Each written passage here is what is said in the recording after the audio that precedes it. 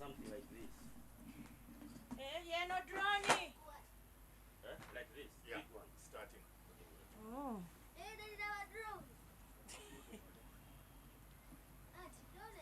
So I can start. Okay. Good morning to you all. Right here from the Lugogo Cricket Oval. A bright and sunny day. A good day of cricket. It is going to be match day 9, which is also the final match day of the Great Lakes T20 men's tournament.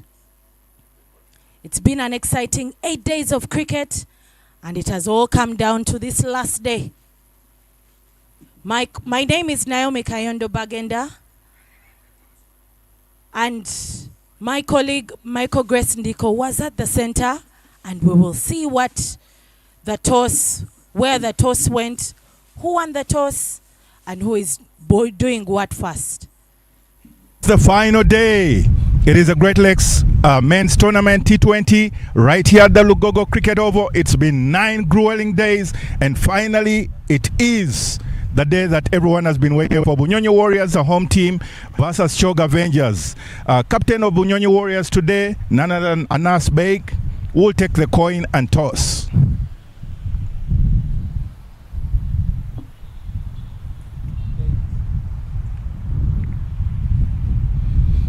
It is a tails call indeed, and Juma Miyaji, you do win this toss. What would you want to do? We're going to have to bowl first. Why bowling? Looking at the conditions, we're giving ourselves chance to come and restrict them under 150, which will be easy for us to come and defend. Yeah, it's been a long week of cricket. Any changes, any adjustments to the team? Yeah, I've been out, and I'll be coming in for Baidu, and Divya will be also out, and we'll have two changes. Yeah. All right, wishing you all the best in the game. Thank you. And as Beg, you would also have loved to win the toss. What would you have wanted to do? It's a good toss to lose for us. We wanted to bat anyways. Oh, very interesting. I know you always a bat and you would love to bat. What are some of your targets now that you will actually be batting? We are looking at a score of 160 plus, around 180 to 200, because the wicket looks good and flat. So we're looking to build on that. Any changes to the side? Yeah, Robinson Obuya is out, and Amir Ochaya comes back in. All right, wishing you all the best in the day. Thank you. Indeed, the news coming out of the middle, it is the Choga Avengers, Juma Miyaji captain, having won the toss. He has opted to bowl first.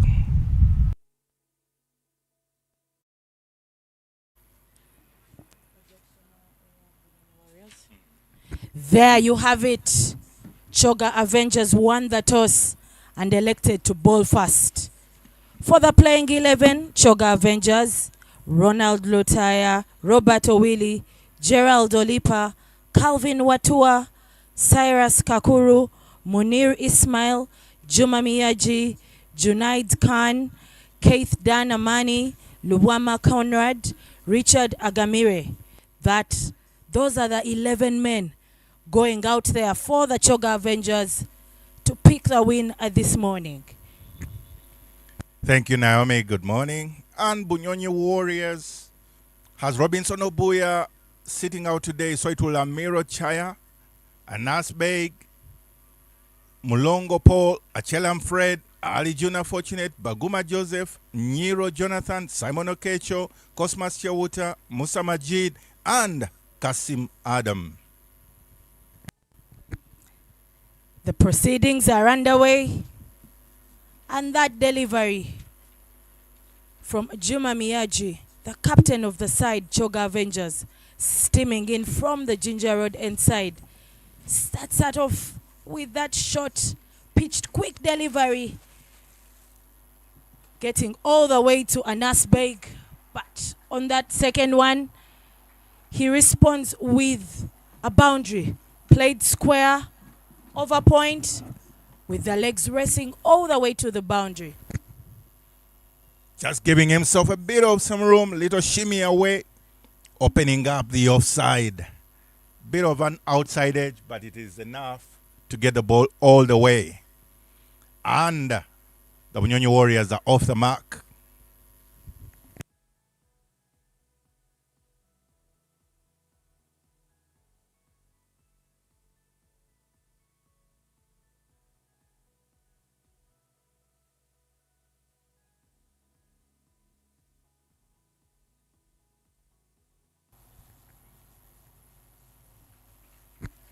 Another short pitch delivery. Miyaji Juma, that gentleman who has had an opportunity to bowl to stars in the Gulf, will continue to stem in.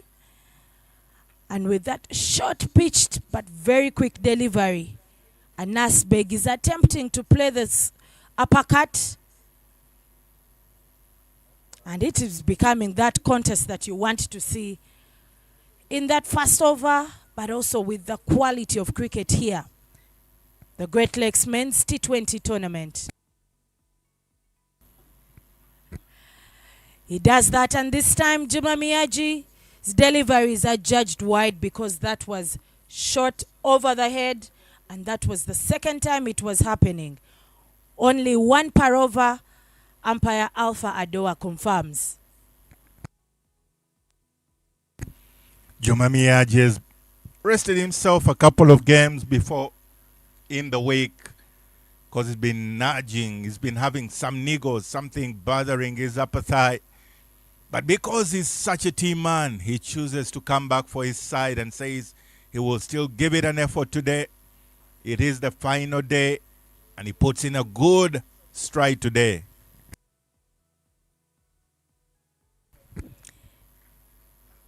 Good line, good length, and even better, good pace. Anas Beg will know that he'll have to try and play Juma a bit cautiously if he is to see him off and continue to score for the Bunyonyi Warriors.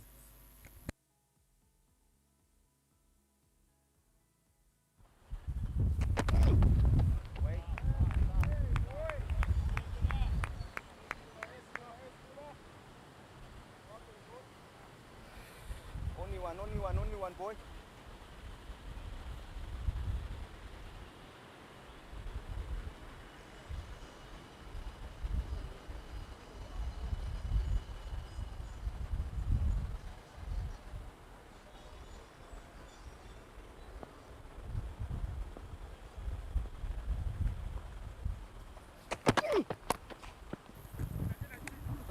And the attack on Juma Miyaji continues from Anas Beg, who is not bothered, knocking that one through that vacant deep mid wicket region, allowing them to take 2 runs. And that will bring a close to the first over. The Bunyonyi Warriors are 13 for naught.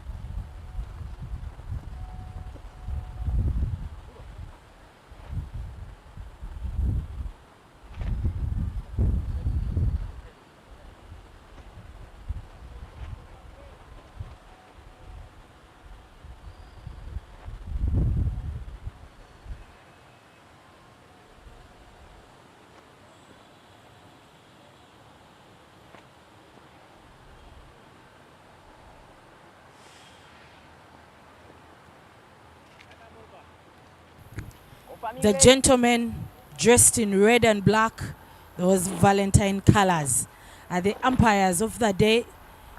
And the main umpire there is Patrick Makumbi,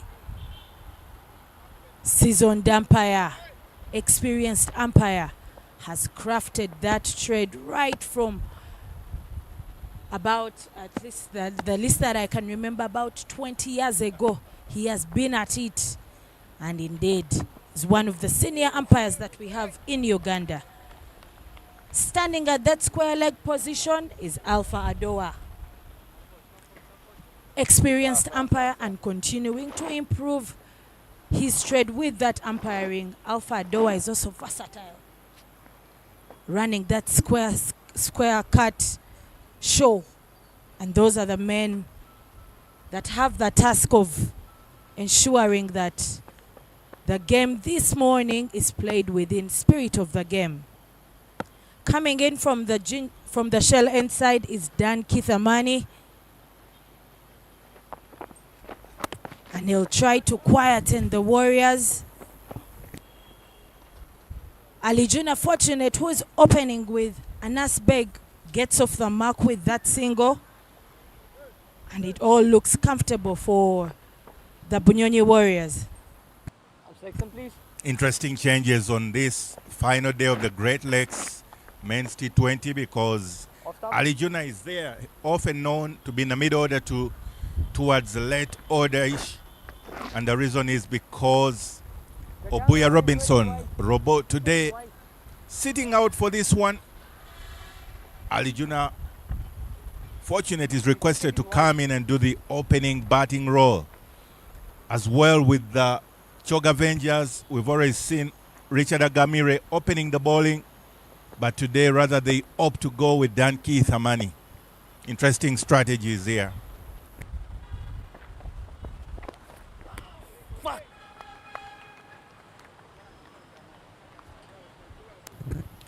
Swing and a miss. Dan Kithamani delivering that line that keeps the batter asking whether to move forward, whether to move back, and try and connect. But he'll be happy to take that dot.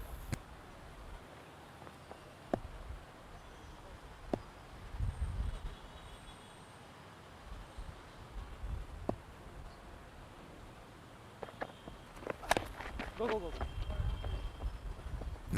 And this time Anas has some little baton to that ball,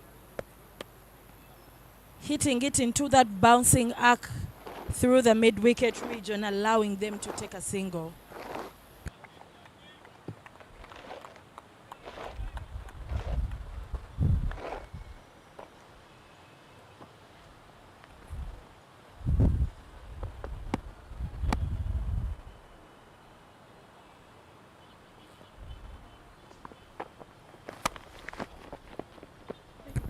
Ali Juna striking hard. We saw Ali Juna Fortunate yesterday against the Mburo Blasters, going hard, going big, picking those sixes and fours. It's been interesting cricket right from match day number 1. But it all comes down to today, the final 2 games of this tournament. Not the finals, but the final 2 games. And you can see this morning that the Avengers and the Warriors are also changing their playing tactics just to ensure that they go away with wins. Unfortunate goes big. I beg your pardon, Anas Beg goes big. It goes miles. And it is a maximum. Picking it up, Ali, strong wrists. He just manages to get good bat speed on that, and is able to pick up that perfect maximum earlier on in the second over of the power play. And what a display by that young man, Anas Beg. Bringing up the end of the second, 22 for 0 after the second over.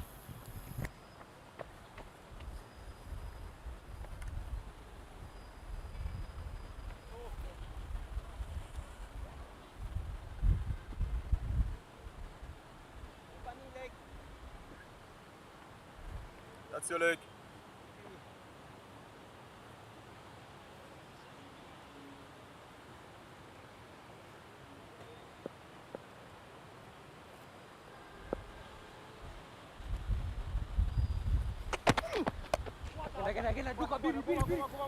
Juma Miyaji back into that bowling attack, and this time Anas Beg strikes that over that point region.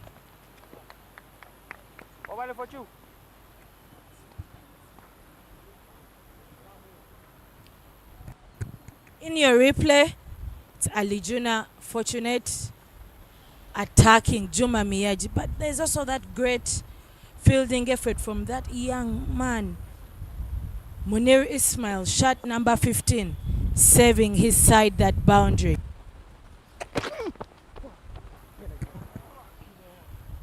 Shot pitched, bouncing over the batter, bouncing over the wicket keeper, and racing all the way to the boundary. 4 runs.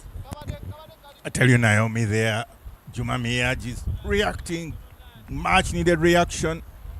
And indeed, Cyrus Kakuru has to place himself, I think, slightly behind. Because Juma Miyaji, that must have been way above the 145, at least 145 clicks from Juma Miyaji. Very quick onto the batter, no time to react. And Ali Juna is given a bit of width, and he obliges as he strikes that through that vacant cover region. Giving himself a bit of room. He's able to just open up his legs, left foot, and make sure he gets a full bat onto that. Another perfect boundary for young Ali Juna. Fortunate. Cruising comfortably here, Bunyonyi Warriors.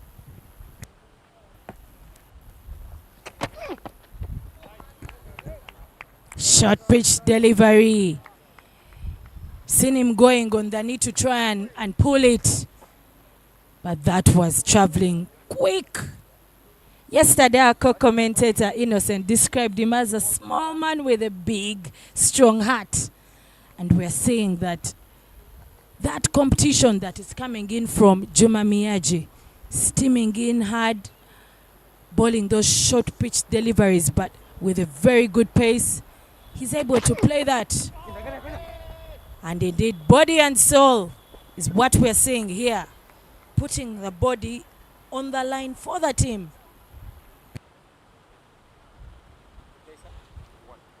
Anna, it's only one, eh?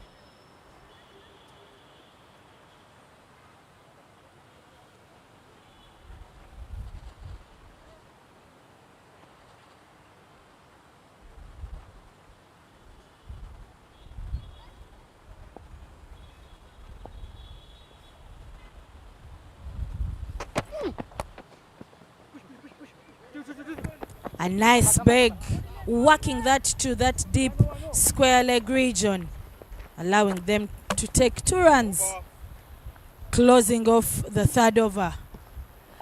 The Bunyonyi Warriors are 35 for naught.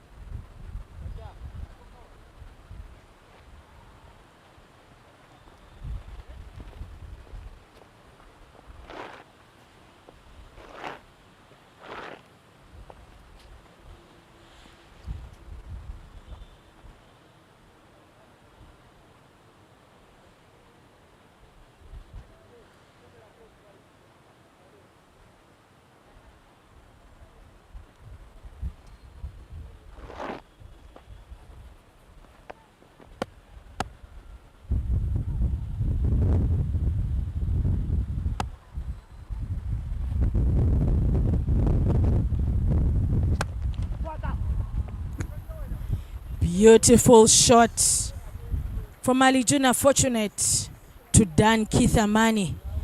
And of course, Mokasha Felicia Chintu, one of those senior players that I encountered when I joined the setup then, is happy to show the fielder in Agamiria where the ball has gone, because that was hit perfectly well from Ali Juna Fortunate by Ali Juna Fortunate. Dan Kithamani bowling his second from the shell end side.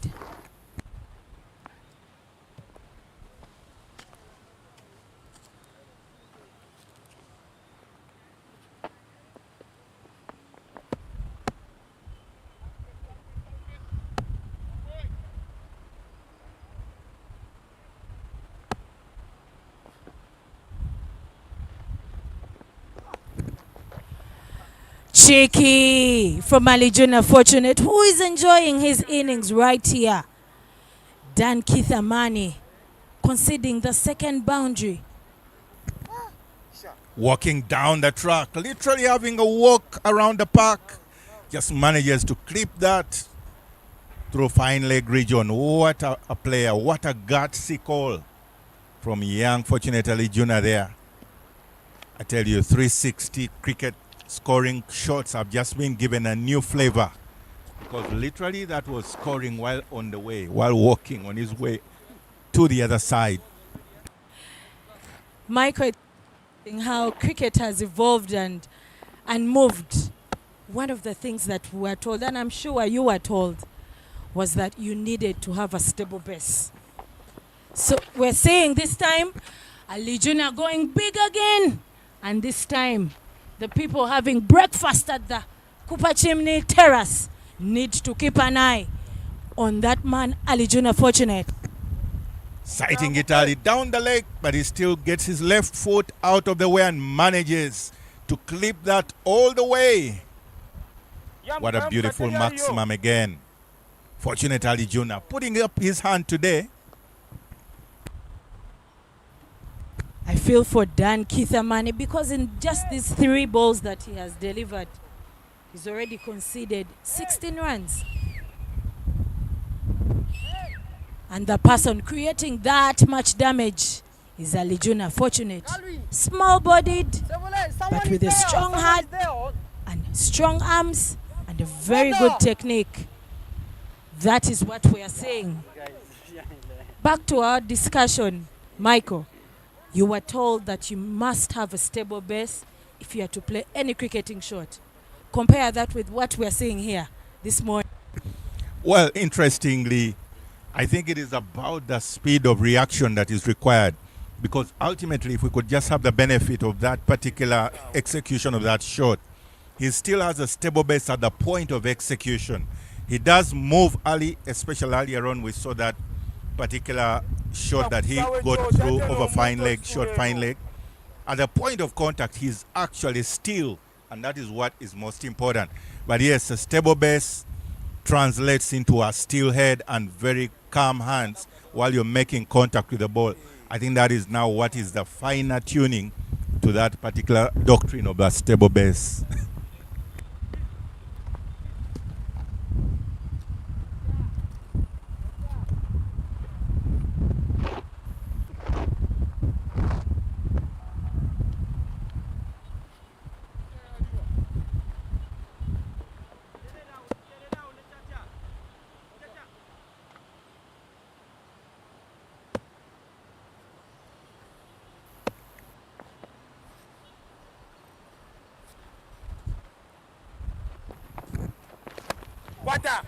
Fortunate Ali Juna attempting to go big, but this time the odds are not in his favor as he strikes that up in the sky, flying all the way to Fly Gully, and Junaid Khan, shot number 4, completes that catch. Probably that little break had an impact on Fortunate there. Lifting his head earlier, doesn't make full contact with that ball because the swing is way outside of the off stump. Just manages to get a thick edge and sends it up into the sky. Very high, but not distance on that particular shot. So within the 30 yard is caught. With the 12 balls that Ali Juna Fortunate has faced, he's already piled 22 runs onto that team score. And while we see the back of Ali Juna Fortunate, brings the entrance of Molongo Paul, a man whose Classic batting yesterday was put on display. Strong arms, striking from all angles all over the park. He joins Anas Beg, who is already at 17 runs off 10 balls, and they know that they will have to score something north of 180 runs to be able to defend. You do mention indeed 180. Interestingly, very calm and very humble projection from Anas Beg, the tossing captain today. He says that he felt they just needed anywhere between about 160, thereabout. Yet you can see the way they are going about this power play period. They certainly are looking with 200 on for the score. On the cards, it's clearly available for them to go all the way.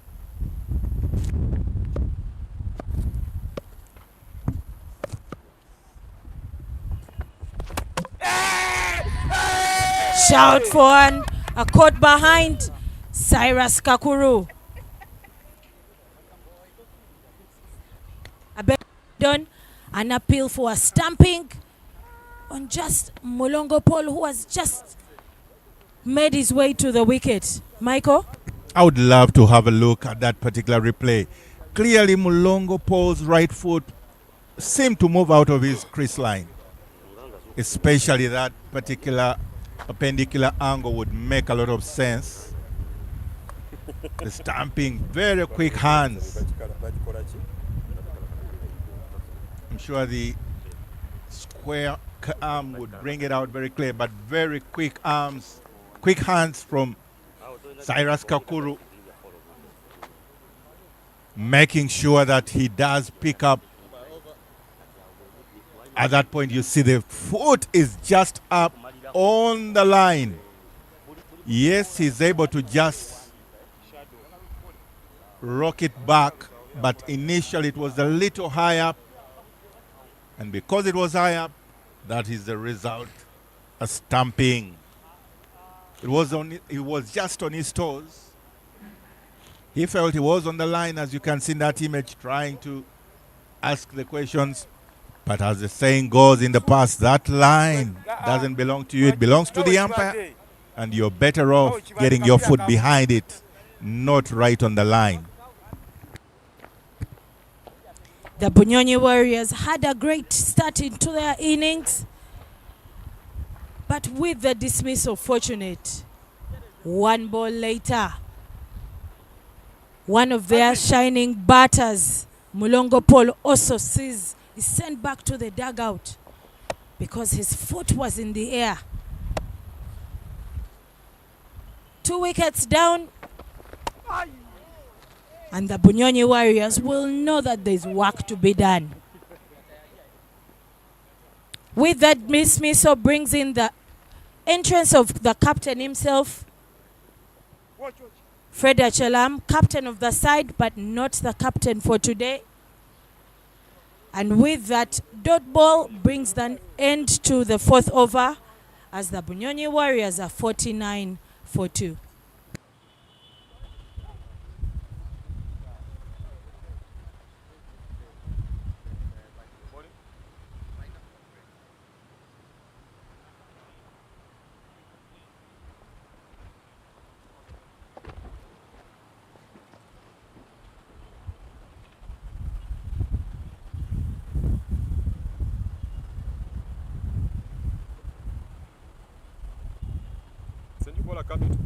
Over.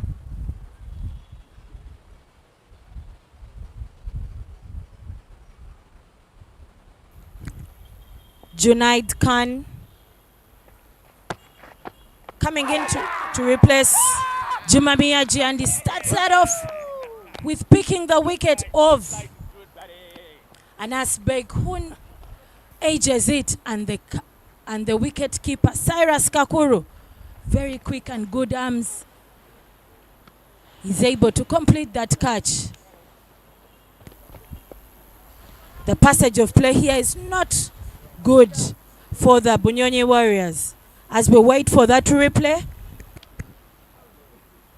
Junaid Khan's very fast ball is able to just snare Anas Beg in trying to guide that. He's trying to glide it down to slip region, and the able hands of Cyrus Kakuru just lands right there into a net, into a web of gloves. Thick, faintest of touches, but it's still a dismissal. And I tell you, the Bunyonyi Warriors are just beginning to collapse like a pack of dominoes. Already 3 in quick succession. Just the 4 balls have amounted to 3 wickets of the top order. Their scoring rate is still very good. It's still the power play, but that wicket column is really appalling at the moment.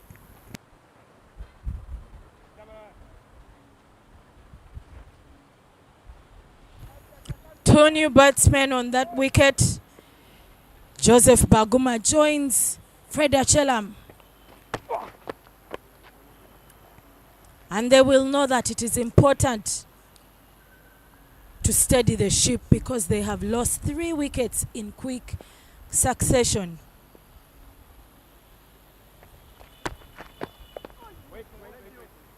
Both gentlemen still on that 0-run mark. And it's getting hotter for the Bunyonyi Warriors.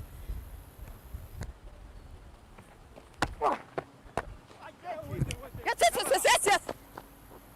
Baguma Joseph strikes that to the further right of that short cover fielder in Dan Kithamani. But even that attempt to take the single is stopped by first time fielding piece of work done by Calvin Watua. Baguma trying to play around his pads, nudges that to the mid-wicket region, but they still are not able to take that single run.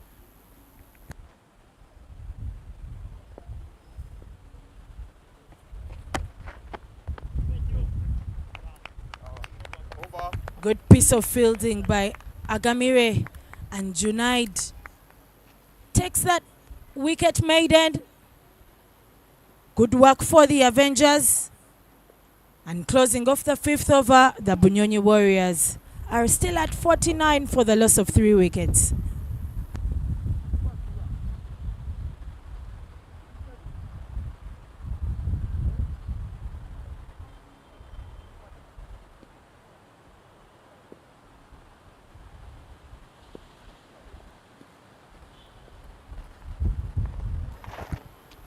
In that 1 over, Junaid has delivered, picked a wicket, conceded no run, and I am certain the captain of the side, Juma Miyaji, will continue to use him to be able to break through for the Avengers. But from the Shell End side is Agamire. It's been given that ball by his captain, Richard. And the task is to continue quieting the Warriors' batters. Achelam and Baguma know that there is a lot of work to be done. With 1 more over left in this power play, they need to maximize and be able to catch up with that 11-run per over start that they had to the innings. I tell you, Naomi, how many times do you see a power play with a maiden over, a wicket maiden over in the power play? It's all happening. Very few times. Not seen that even in the Women's T20 World Cup. Agamire starts out off with that full-length delivery, and Fred Achelam gets off that mark with a little shimmy down the ground.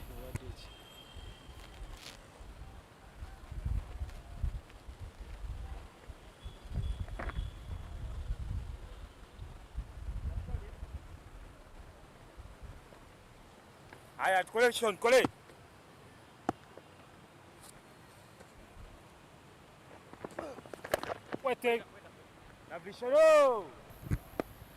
Baguma gliding that to short third man,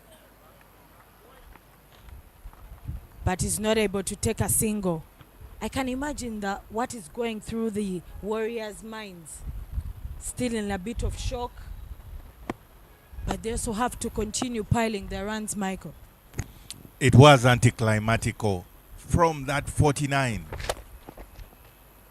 Beg your pardon. While we're still at that, it is Joseph Benjamin Baguma saying, wait a minute, it's not yet, because on the longer side of the pitch, because of this wicket being short on the onside, the offside is the longer way.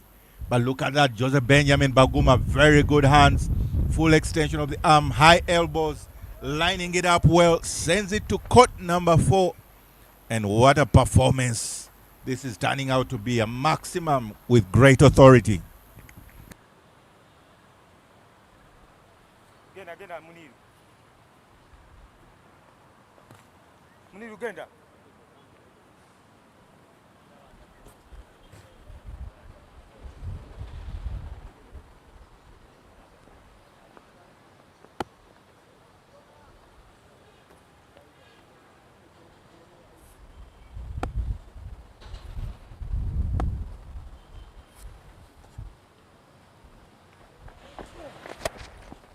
Joseph Benjamin Baguma says, I will also get that second boundary. And this time he chooses that vacant deep mid-wicket area to get another boundary. The reason it's vacant is because the only protection available is deep extra cover as well as long off. Doesn't get the most of that ball, but he's still able just to follow through with a good bat swing. Couple of bounces all the way for a boundary.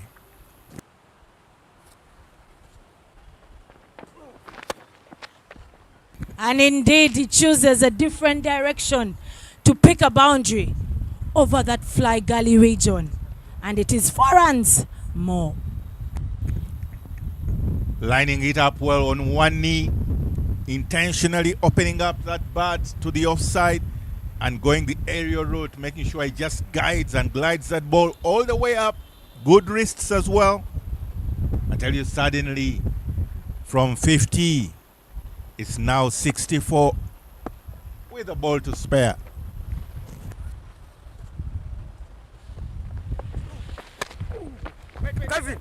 That was the over. Baguma has been able to maximize that for his team. 15 runs off those 5 balls. I beg your pardon, 15 runs off that. 16 off the over, and it puts the Warriors back into some kind of compensation, back into some kind of positivity, because the loss of those 3 wickets did not do them well. Bringing an end to the power play, that is 6 overs. The Bunyonyi Warriors are at 65 for the loss of 3.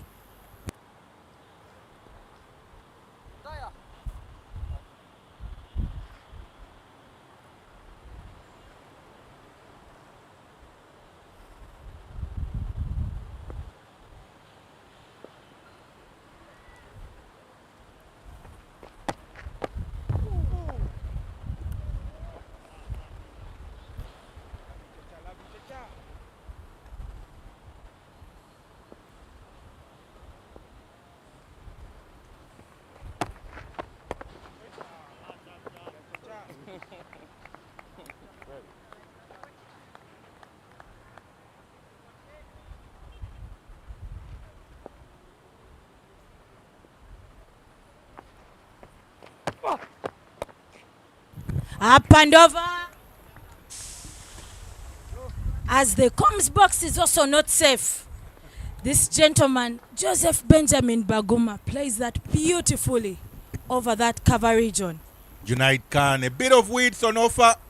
Joseph Benjamin Baguma again with that poise, just holding out the stance. It is this time the shorter side is just able with that little check in that particular drive. Good shoulders, he sends it all the way for a maximum, and we have the best view of that flight of the ball. And this time he guides it to that third man region, allowing them to take to bat. Of course, major effort there from that youngster Munir Ismail, partnering with Ronald Lotaya to ensure that they save that boundary for the team. Very good fielding shift there. Slight cameo recovery right now. Kataso Benjamin, Joseph Baguma. And he does that the second time, but this time the awake and alert Moner allows them not to take any single. And Benjamin will glide that to that back and mid-wicket region. Well done, boy. And very good fielding work done by that gentleman. Coming in, covering ground from deep mid-wicket. Luwama Conrad. Very good athleticism there. Bringing an end to the 7th over. The Bunyonyi Warriors are 74 for the loss of 3 wickets.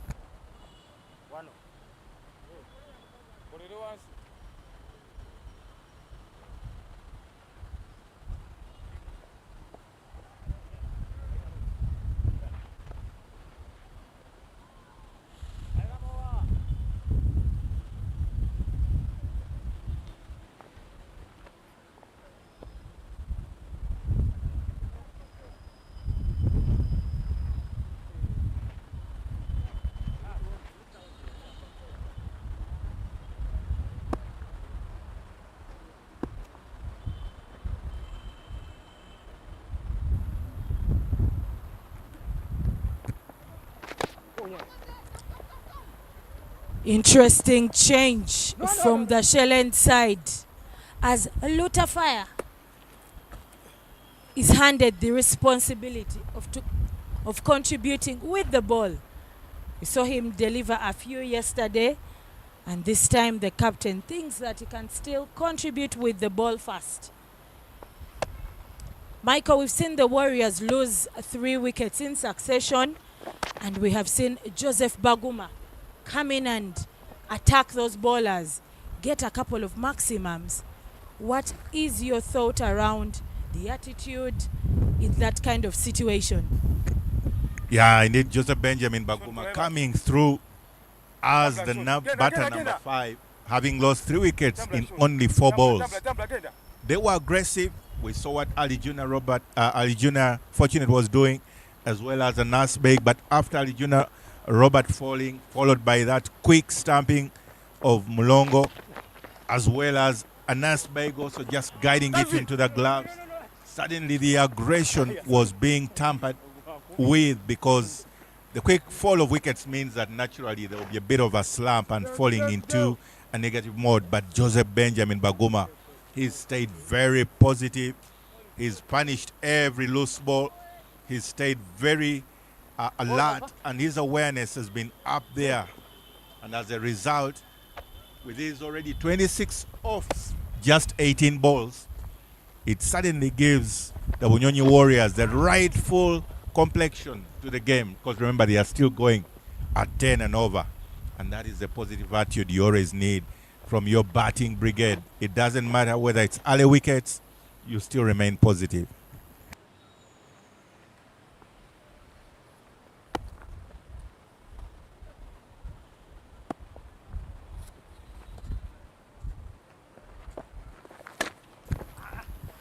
Up and over, squarer, and opening of the bat is what we see from Joseph Baguma, who clears that one, that delivery from Ronald Lotaya, to allow them to have another boundary onto that total score. Joseph Baguma continuing to be positive for his side. And what is interesting, Naomi, even without a reverse sweep, switch hit, he's just kept playing authentic, just orthodox cricketing shots. And I call it orthodox authentic because I belong still, of course, to that old school of the basic cricketing shots. Through extra cover, we've seen his full extension of the arms, elbows up, getting those very good maximums, then the uppercut, all of those shots that will always give you maximum value at lower risk. And the reward is always handsome. But with the end of the 8th over, still going at 10 and over, it is 83 for 3, Bunyonyi Warriors.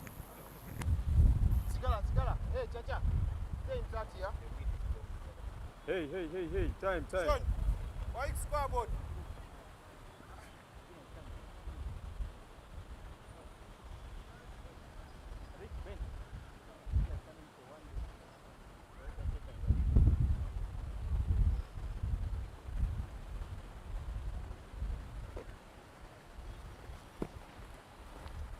Bowler change, right arm over the wicket.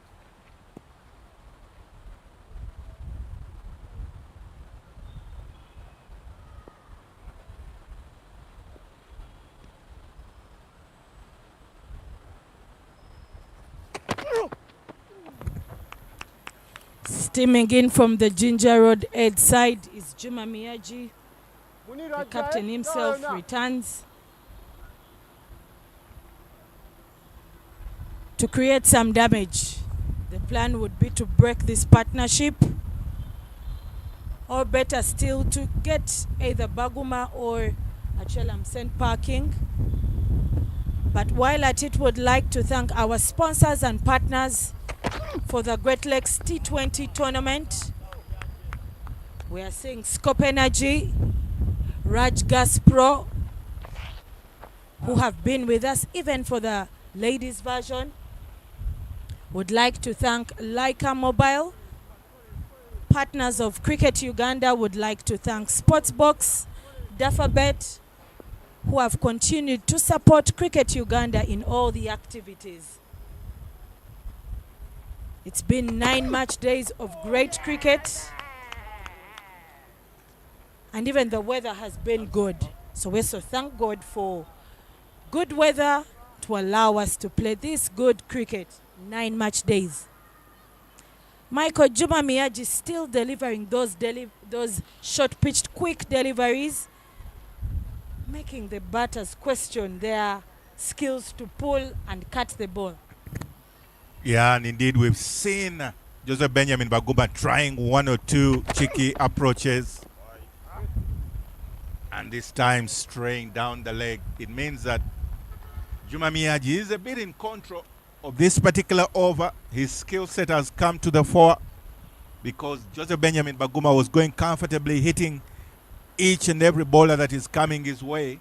But with the added pace from Juma Miyaji, this has been rather a quiet over, uncharacteristic with what Benjamin Joseph Baguma has been doing. Already 3 dot balls in the over. He tries the cheeky one. I was just earlier on giving him credit for not trying to go cheeky and trying to go the switch hit. Trying to go for that one. We saw earlier on Ali Juna Robert attempting the same. Right there, he walks across, trying to have a little shimmy to open up the fine leg region. There is, of course, protection now that we already passed the power play in the middle periods. But that will certainly be the approach. He will do well to just look to rotate the strike, get off the strike, and try to get as many singles in the over, because already the Bunyonyi Warriors are doing well, and Juma Miyaji, for one, has already gone for 23 in 2.4 overs. Actually, in the first 2 overs, he had already gone for 21 runs, and so they shouldn't try to force the issue, but just look to remain clinical in their batting approach. Over. What a delivery to close off the 9th over. Juma Miyaji seeming to win that contest and bringing an end to the 9th over. The Warriors are at 85 for the loss of 3 wickets.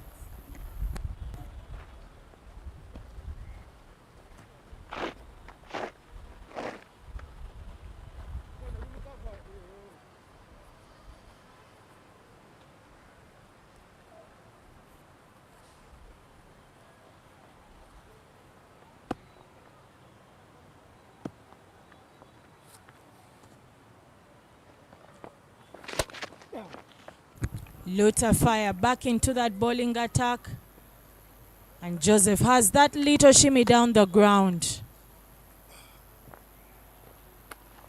Michael, we saw the coach of the Bunyonyi Warriors, Roger Mukasa, share a few tips with the dugout. What do you think he's communicating to them now?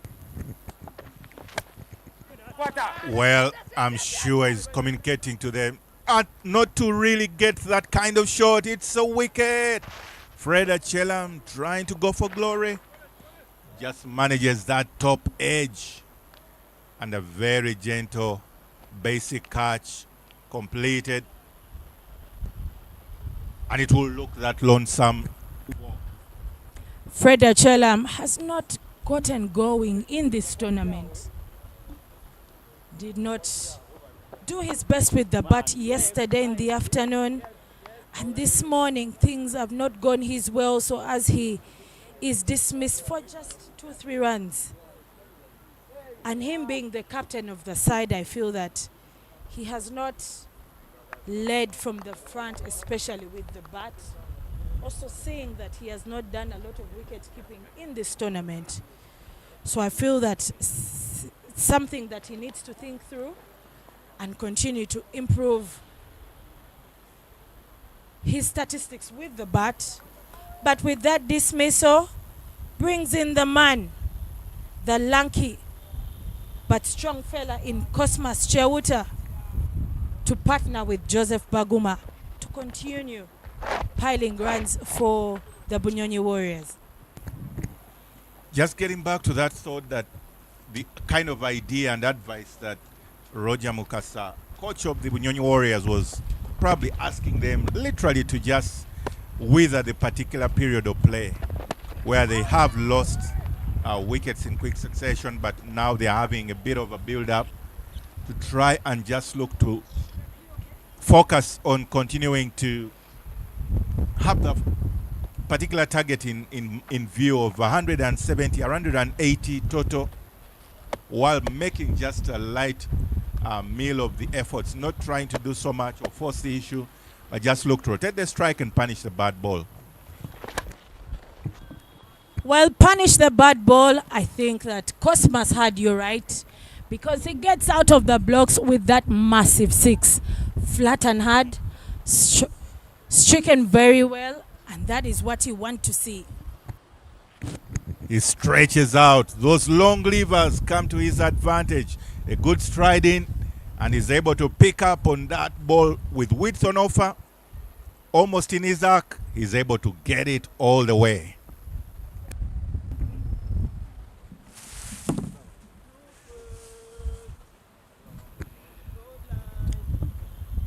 With that strike, and what has been happening in this tournament is that the balls are getting lost at a very high rate, and of course the umpires have to get some replacements so that the play can continue.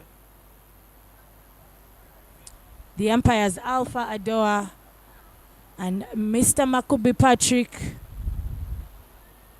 saying we need to get replacements for these balls so that the action can continue. It's all happening here at the Lugogo Cricket Oval. Those of us that are on their way to the Oval, please come down. It's an exciting day of cricket.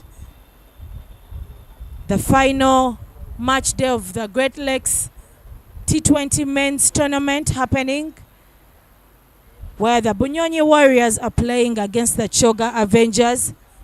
And for the afternoon fixtures, we will have the Victoria Strikers take on the Mburo Blasters.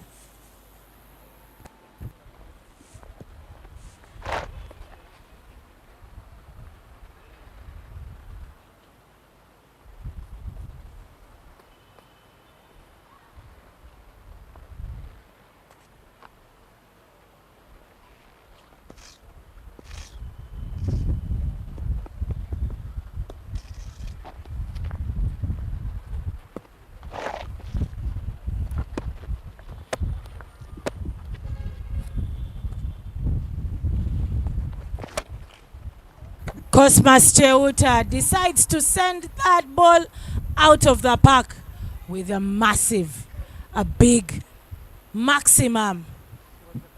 With that energy, looking at the replay, he lines that up and he strikes that over the bowler's head, sending it out of the park. But this time, the umpires are lucky because it does come back. And it will not be one of those whose statistics say lost ball.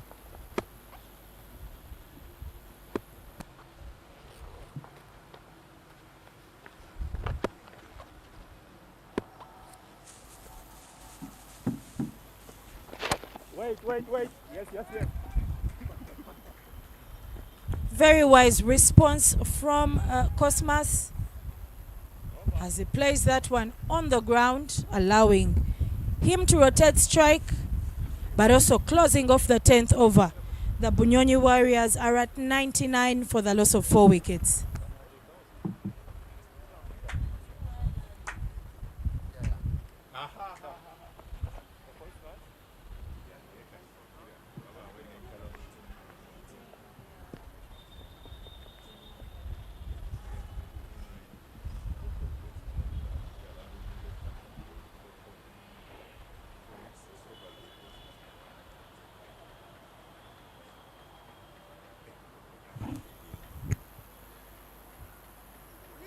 Bunyonyi Warriors having lost those quick 3 wickets within the power play about the 4th over All I change, yeah? Right, time off.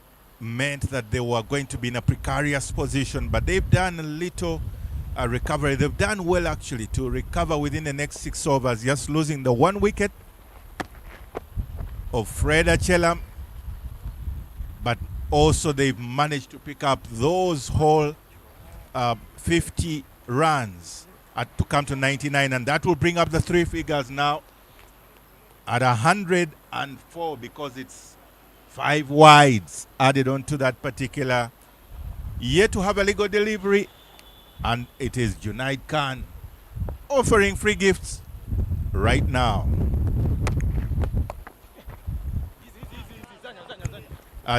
Cosmas Chuta has been playing as more of an all-rounder as a batter because of the concerns, a bit of an ego to his ankles and a bit of those thighs, and it's a concern. Pace bowlers, it's really tough on them with all this heat and the many overs that they have to bowl throughout these days, and he's doing a stellar job already on 14:05.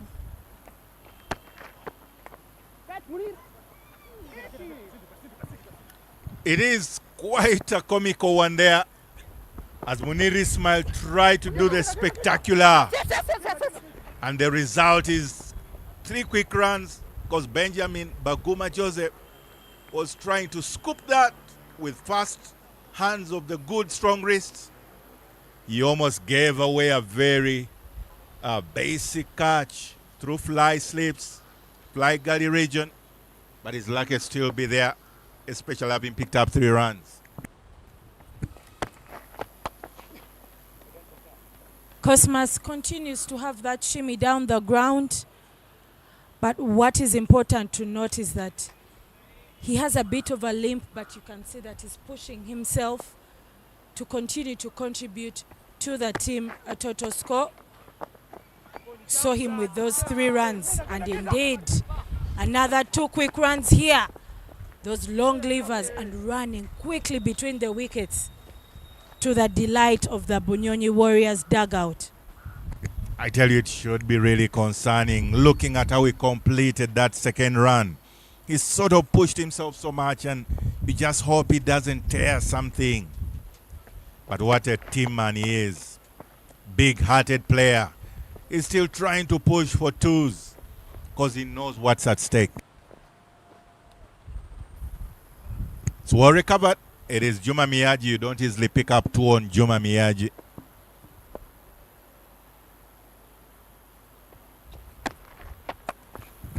And he says, well, I don't have to run those ones because I can hit the ball out of the park.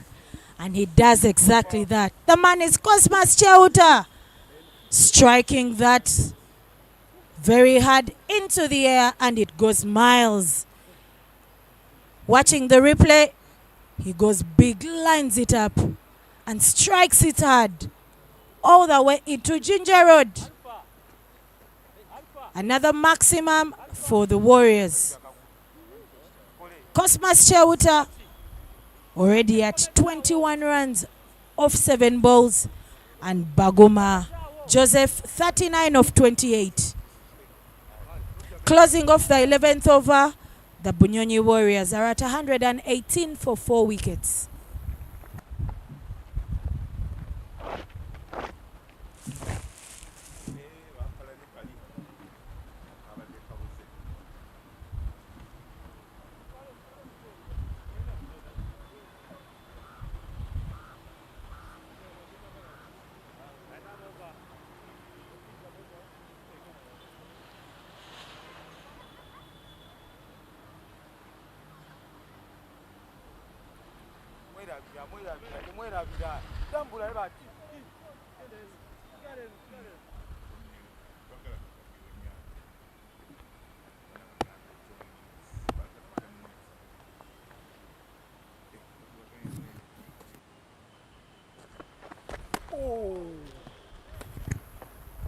It will be Gerald Olipa coming on from the shell end.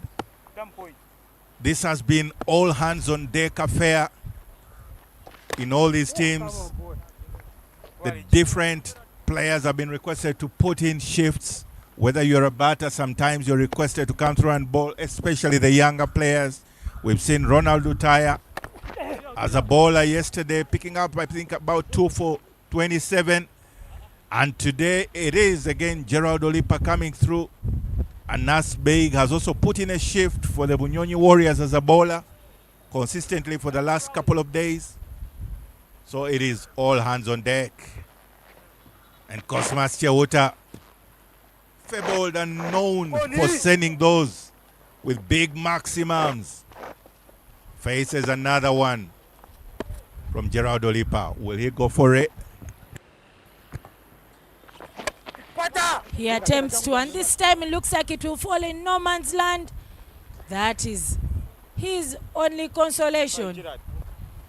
The protection that is there in this 12th over is boundary riders in that a deep cover region, the long on, long off. You have someone at that deep cow corner area and deep square leg. All protection for the bowlers.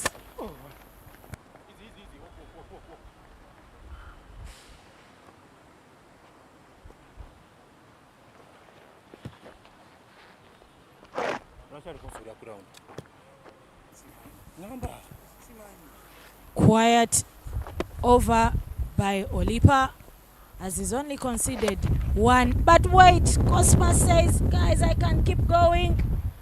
And this time he strikes that for a maximum to the NCS officers. Cosmas Chuta in the replay. Lines that up, squares it up very well, and sends it to that area. Second floor on that NCS office building. Bringing an end to the 12th over. The Bunyonyi Warriors at 128 for the loss of 4 wickets. Wait.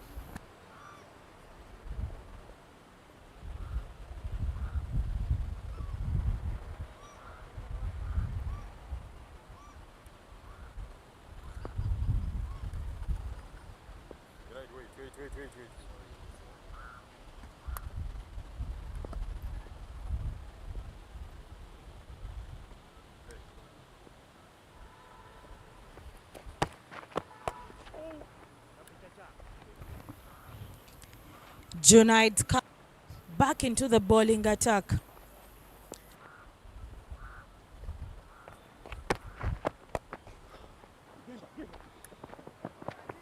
No.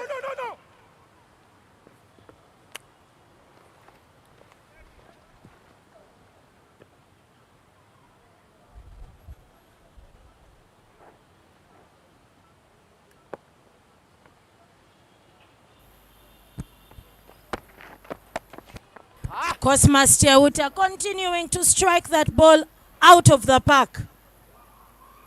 Maximum it is. It's being able to connect that ball, line it up, connect it, and put the required power to it. In your replay, lines it up, picks it up very well, and strikes it into Ginger Road.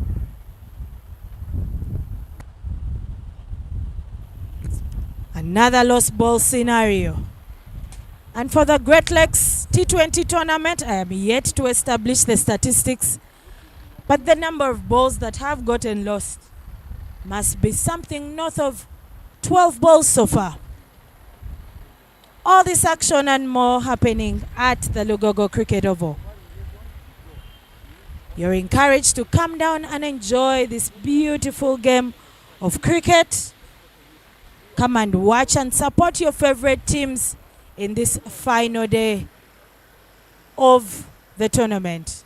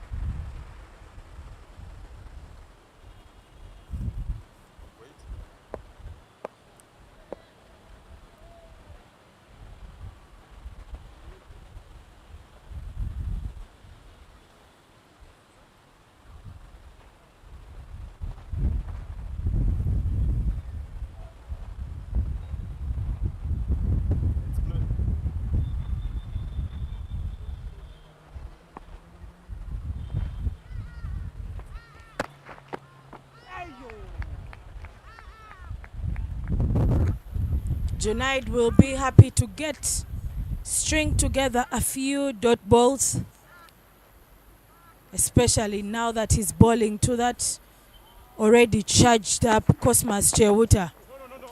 So he'll be happy to get a couple of dot balls because Cosmas Chuta has been going aerial, has been going big, and has been picking those maximums for the Warriors side. Closing off the 13th over, the Bunyonyi Warriors are at 135 for the loss of 4 wickets.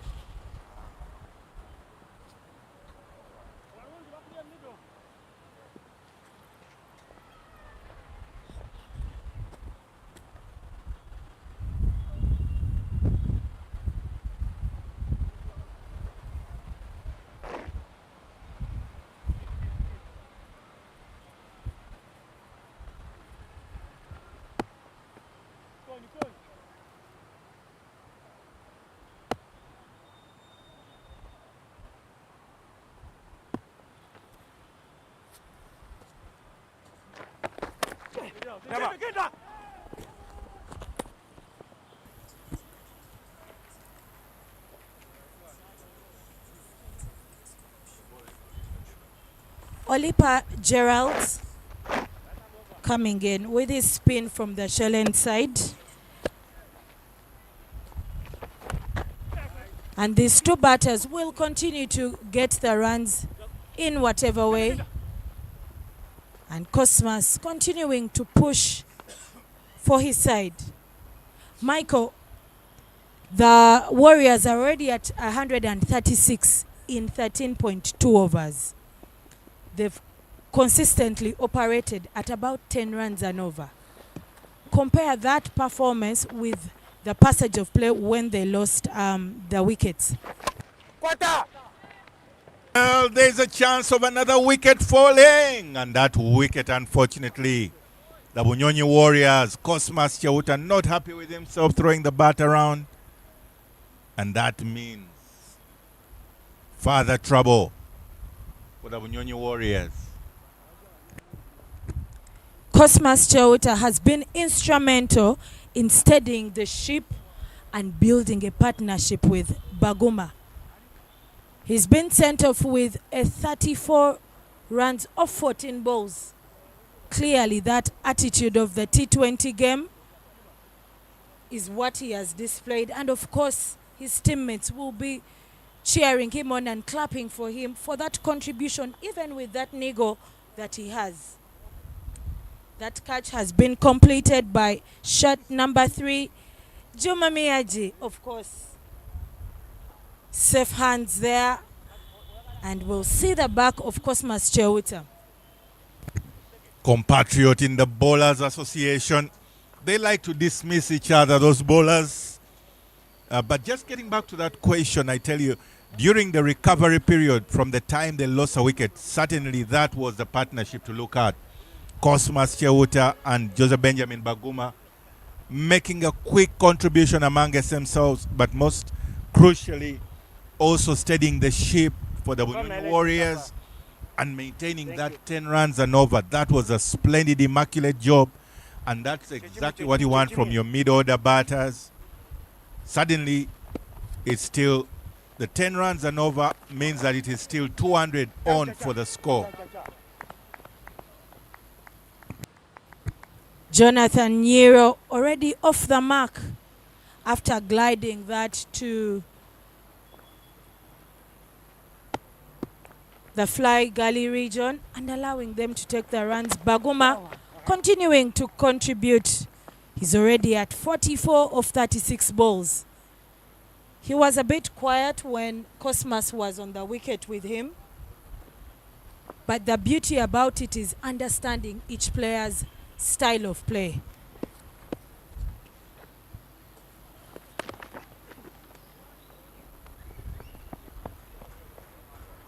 Rotation of strike is important, and that is what Jonathan Nyiro is doing alongside Baguma Joseph.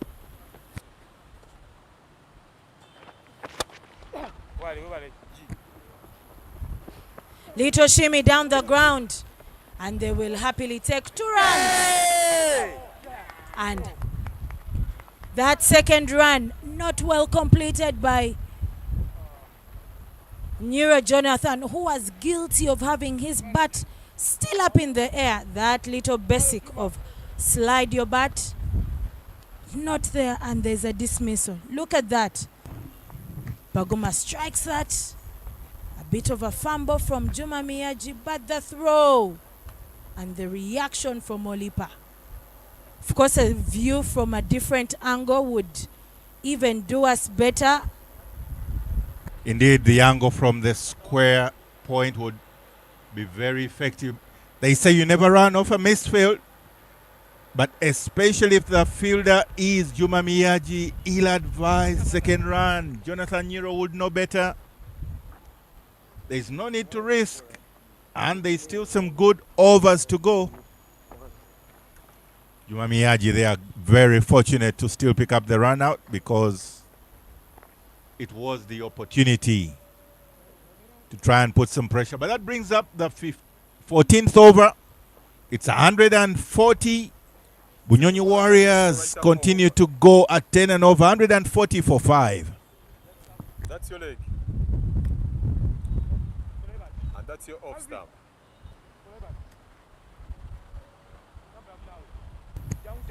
Munir Ismail will be reintroduced from the Ginger Road end and comes in at a time when the Bunyonyi Warriors are looking to try and maximize their score and get closer to that 200 mark. Will give them a good opportunity to try and win this final fixture of theirs. Simon Okecho, one who can hit that ball as well. We've seen him before. Match day number 6, match day number 5, hitting big maximums.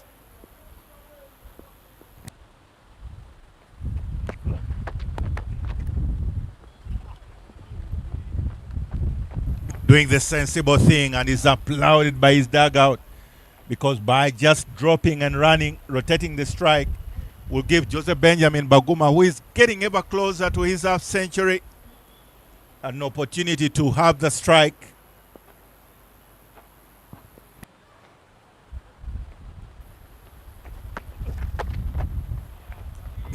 It's a big swing, a big heave.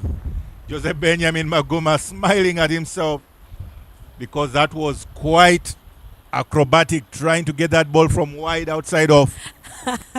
Acrobatic. What a description. But well, he says I'll play it with the vertical bat this time, allowing him to pick another single. Quiet over here by Munir. 3 dots, a single.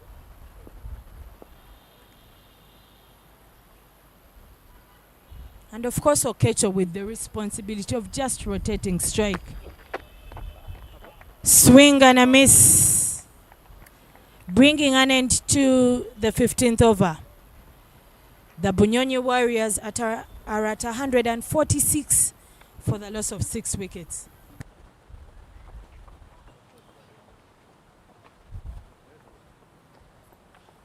Colette, syndiqué.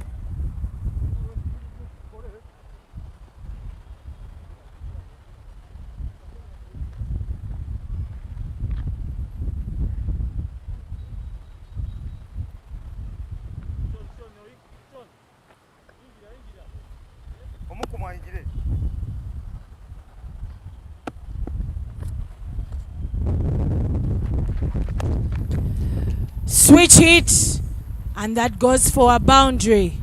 Very good recent. A swing by Joseph Baguma. Watching the replay, already switching that, and of course with the legs, with the way he hit it, it definitely had the legs to round to the boundary. 150 already on the cards for the Warriors, on the board for the Warriors. And Joseph Benjamin Baguma brings up his 50. A patient knock of 53 so far of 40 balls. He has contributed massively for the Warriors, but he has also held his nerves and maintained a very good attitude, despite the fact that wickets were falling on the other side. That is the man, Joseph Benjamin Baguma.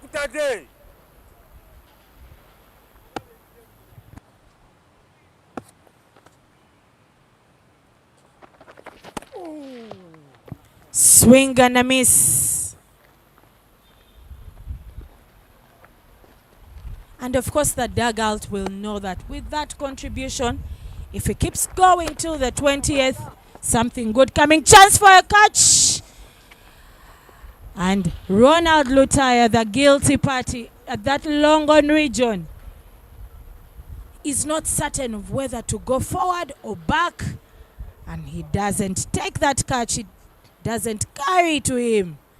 And it also continues all the way to the boundary for 4 runs. Indecision indeed is always very costly. That is the lesson we learn from cricket. And Ronald Lutaya, they are paying the price, because by picking up a wicket of Joseph Benjamin Baguma, it just can mean the difference between 200 and 170 to a total for Bunyonyi Warriors. Very quick and clean hands there by Cyrus Kakuru, that wicket keeper. Shot number 5, doing a good clean-up job for the Avengers. And this time, was even considering chasing that little nudge played by Baguma to the square leg region, bringing an end to the 16th over. The Bunyonyi Warriors at 158 for the loss of 6 wickets.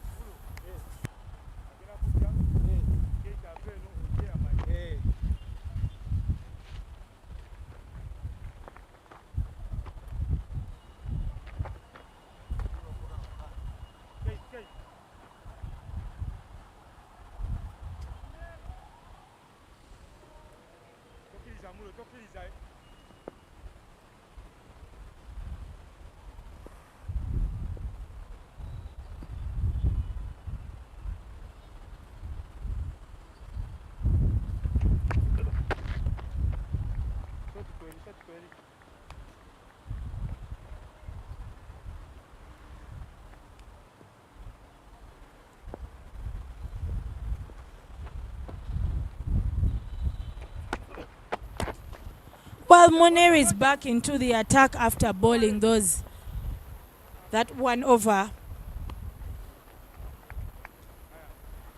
But of course he has found a charged Baguma and a Simon Okecho, whose role is to just continue rotating that strike as Baguma continues to go big. Well, Simon Okecho says, I'm not just a rabbit in the hat, as he strikes that for a maximum. Lines that up, goes across the line and swings out of the park big. Full extension of the arms. He does make good contact.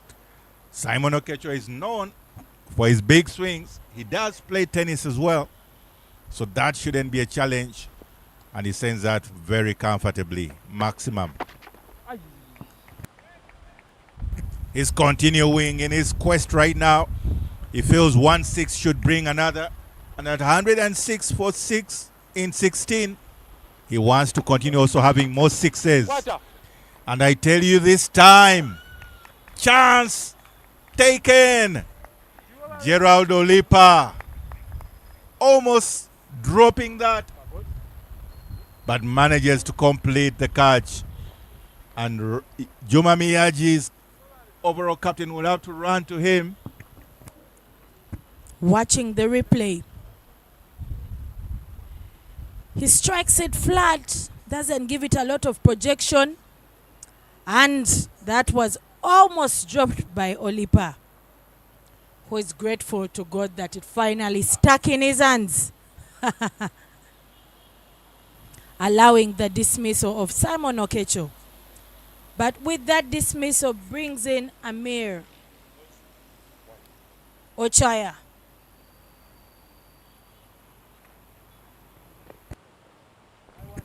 That's your one. Suddenly, That's your middle. it's still on for the Cards, but quite a tough ask, and it will have to be Joseph Benjamin Baguma to be there to the end if the Bunyonyi Warriors are to make 200.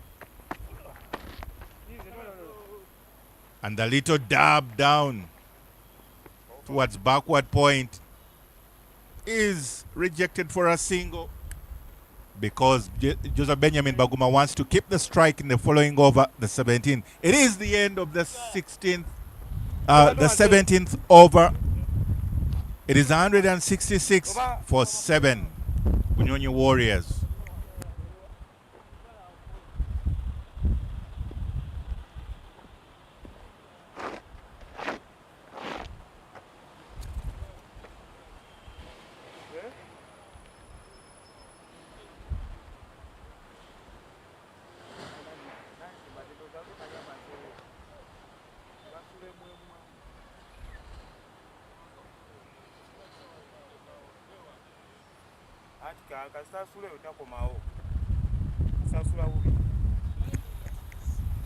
Felicia Mukasa Chintu there with the young one already being immersed into cricket.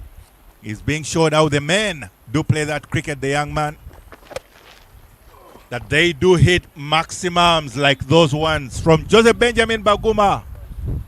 Another one sent flying.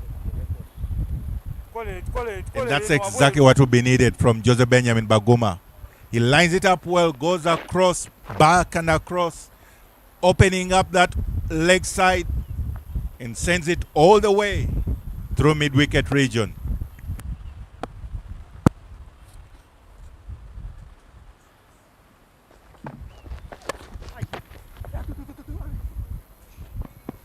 A lower full toss delivery by Dan Kithamani. And Joseph Baguma obliges, strikes that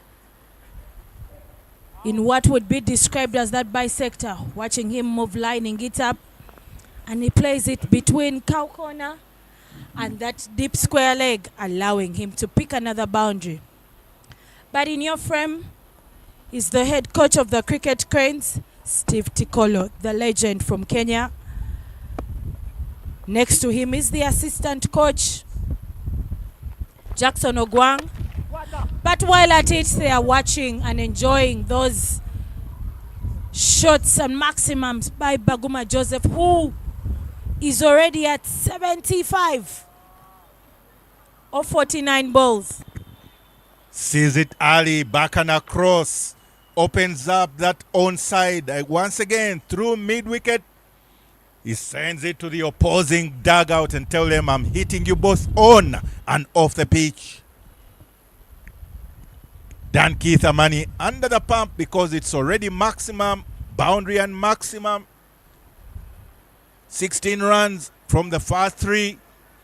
Will this be the 30 run over that suddenly turns around the fortunes for the Unyonyi Warriors?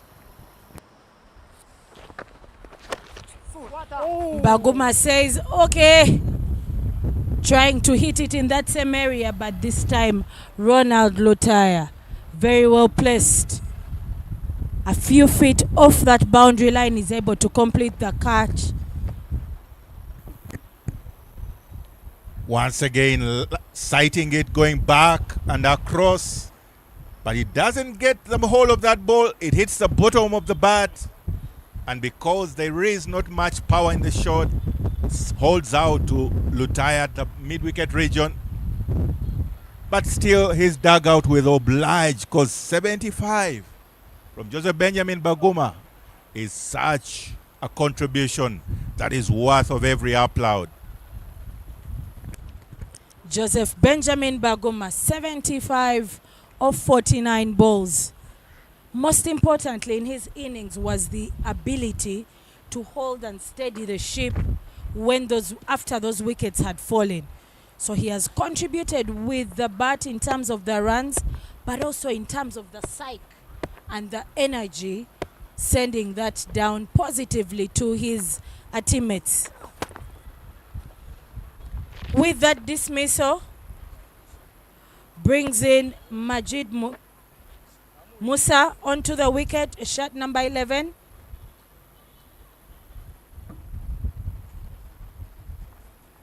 And they will know that 180 is not the target.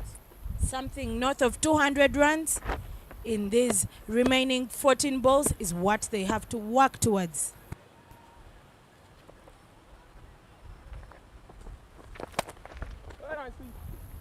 Majid Musa has been known to have some maximums out of his arsenal. He can hit it, he can hit the big ones, and just like many a bowler, he likes to hit fellow bowlers for maximums. But that will bring up the close to that particular over. It's 182 for 18 overs. Oftentimes regarded the most important over, the penultimate over, and who better to take it on than the captain himself, captain of the side, Juma Miyaji. He feels this is an opportunity to cramp down, just like his third over that came through, just giving away 2 runs. If he can look to replicate that over and finish up with very good over bowling figures, maybe of 25, that is exactly what he would want to do.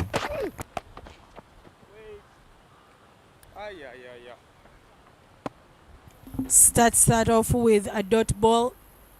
Musa and Amir know that with just 11 balls to go, the minimum would be 18 runs to get to that 200 run mark.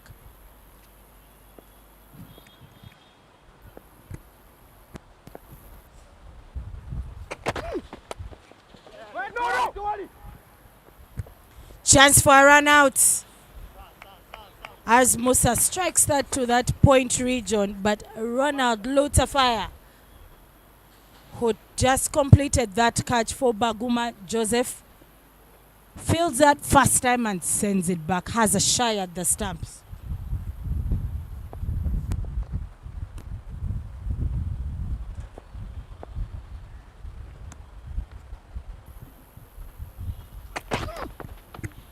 Amiro Chaya taking evasive action there.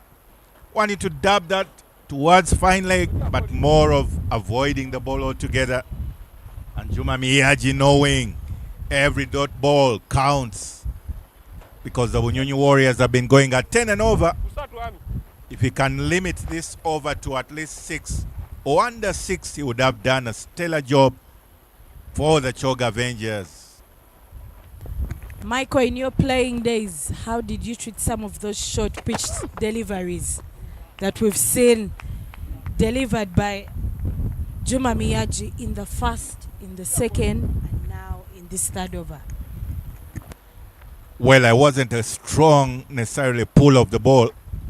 Sometimes hook shots, yes, but I would prefer to give myself room and cut that. And with that kind of pace, you would definitely get a maximum. So you are not the type to be cramped up the other side. I think Amiro Chaya should get some notes from you. But Juma Miyaji continues to destabilize the batter in Ochaya,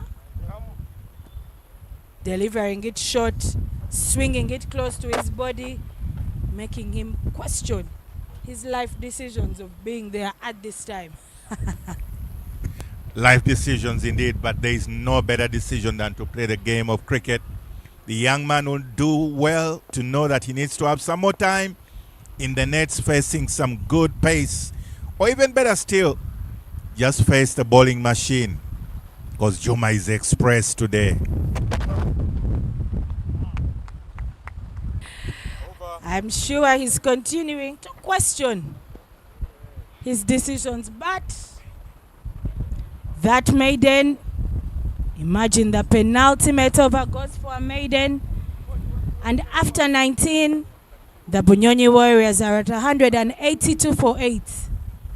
While it is that beautiful aerial view of the areas surrounding and nearby the Lugogo cricket oval.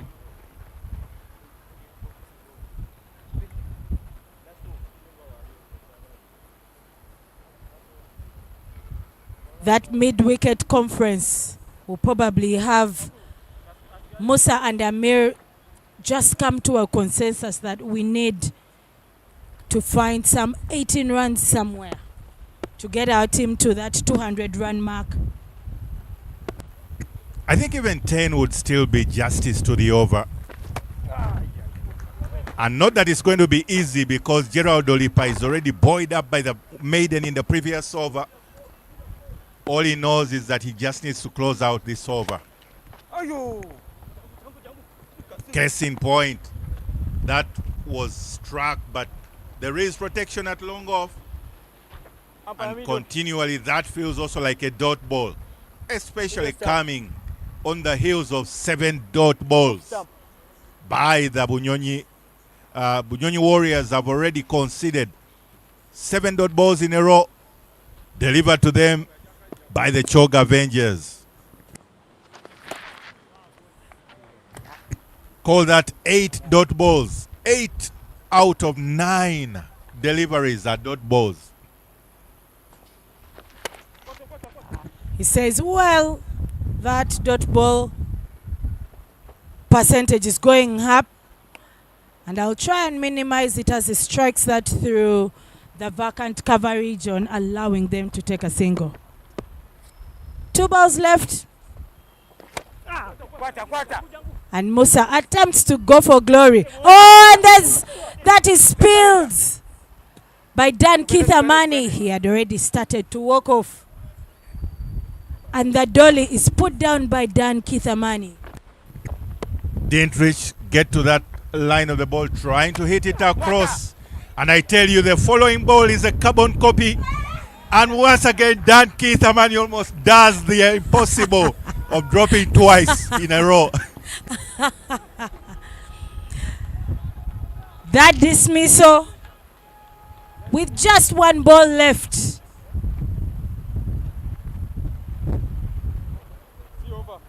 And his teammates will congratulate him because he spilled the earlier opportunity.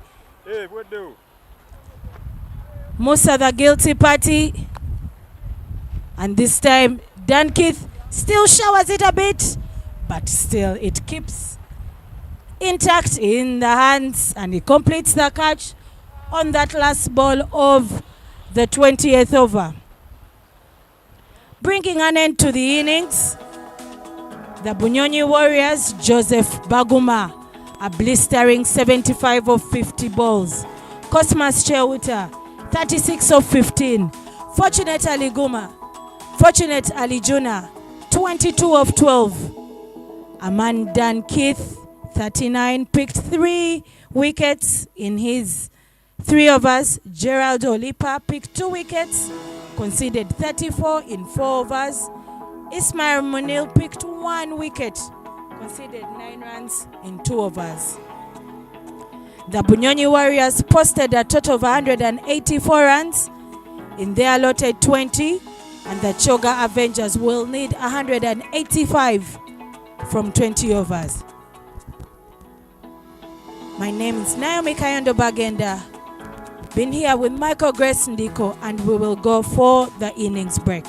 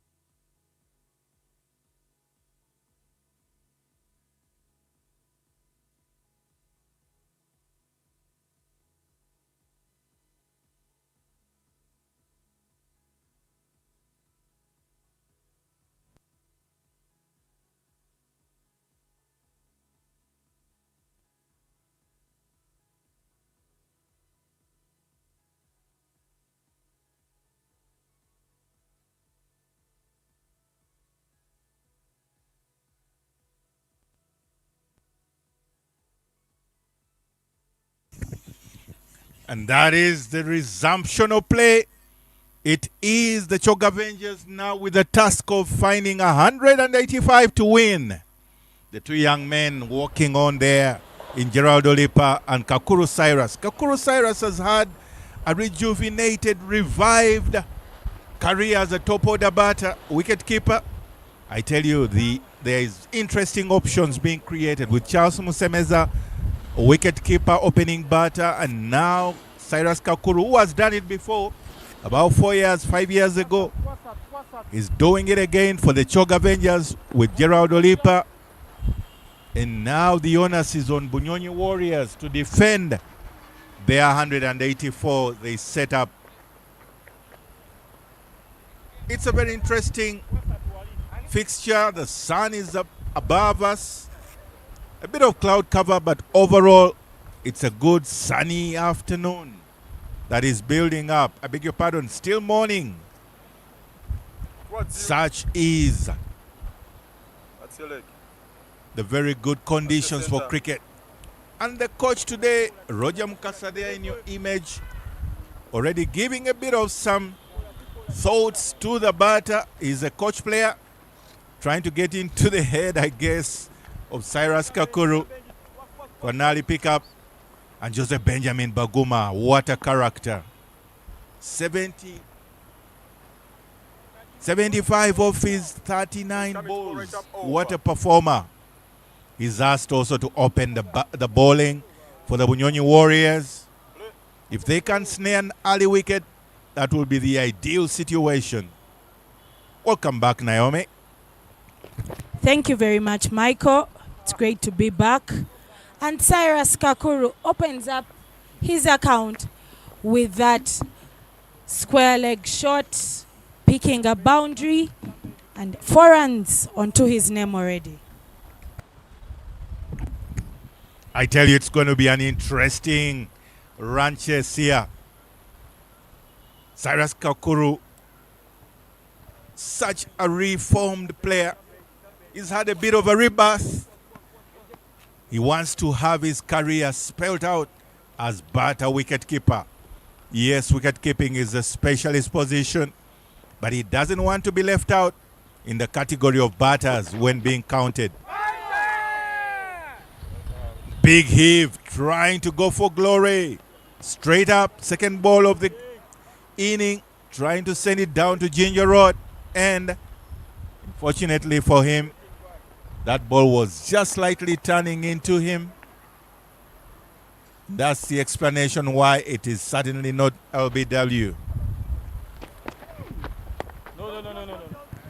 Joseph Benjamin Baguma will know that even after such a performance, stellar performance from him, the real impact now will be concluded with his bowling figures. Because Cyrus Kakuru is in the mood. He says, you are going at 10 and over. As Bunyonyi Warriors and as Choga Avengers, we can equal that feat. Already maximum. Sighting it early, full extension of the arms.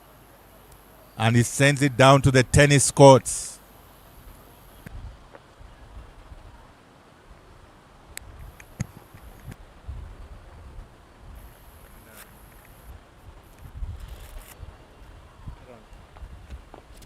It's changing and coming from right arm round.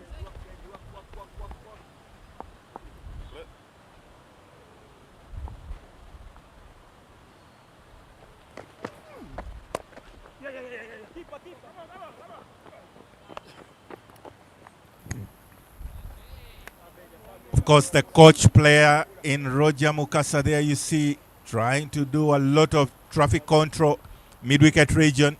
Just a little bit. He's on because the man, Chewuta Cosmas Chuta, And want to play. such a big-hearted player. Despite the niggles he's feeling in his ankles, he was still able to make a shift as a batter for the Bunyonyi Warriors. That's why Roger is in. A top edge for Olipa Gerald.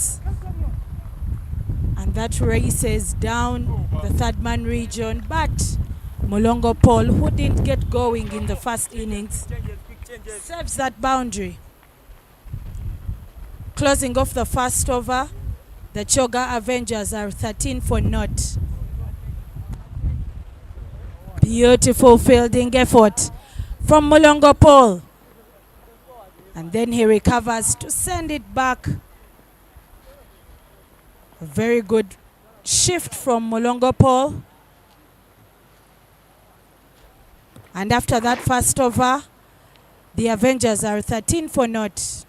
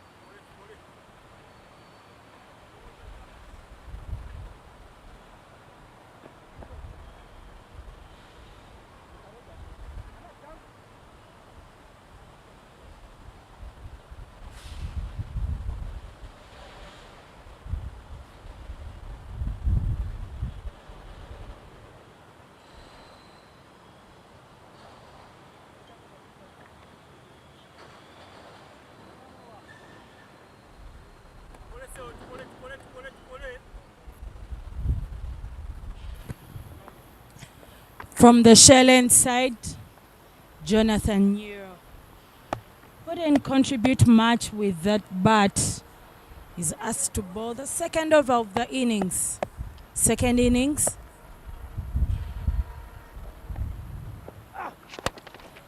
Starting it off with a pace of delivery.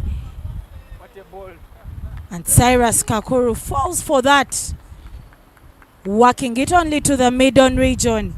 And that catch is completed by Anas Beig.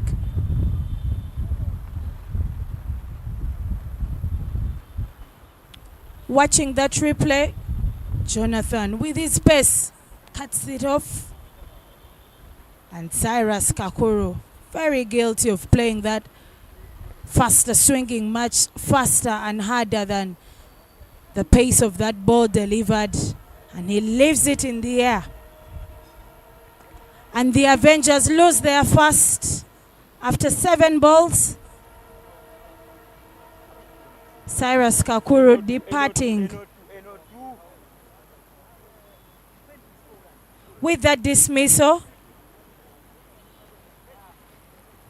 Brings in shot number 9 of the Choga Avengers, Robert Owili, to join Olipa Gerald to build a partnership that should be able to chase down the remaining 172 balls, 72 runs, I beg your pardon.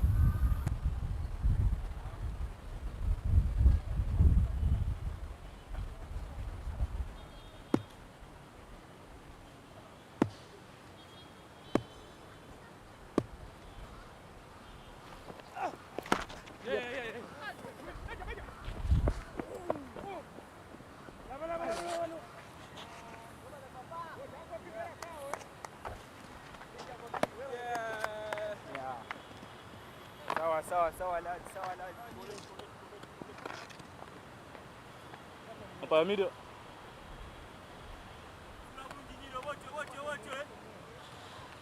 Middle Sam.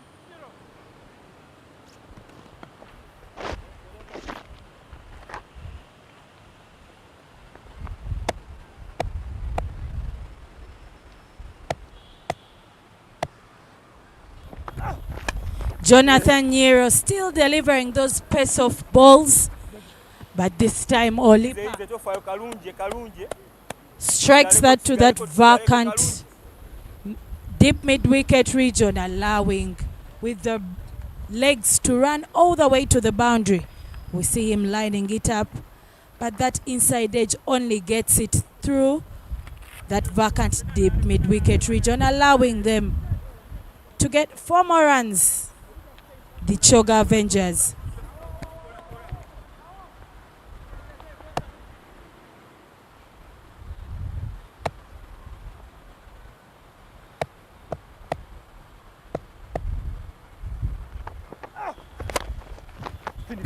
Another pace of delivery.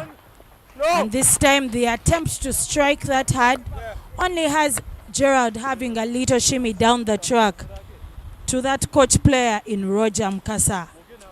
Nambemu, as he was called and is still called. Just rotation of strike by the two, Robert Owili and Olipa Gerald.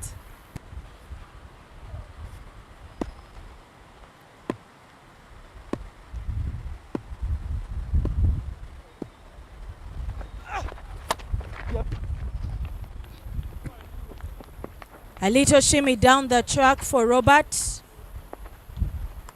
And it's good to note that when Olipa is the one facing, there is a field change. So the long on will come in to the 30 and deep, and the mid wicket will go deep. Those are the areas of protection: long off and deep mid wicket.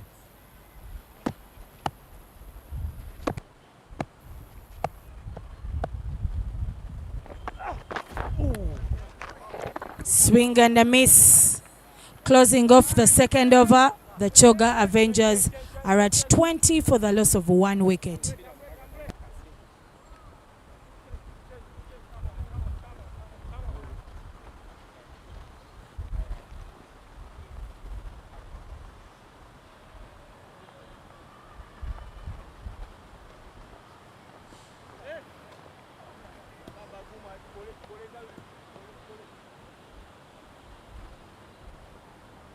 Round.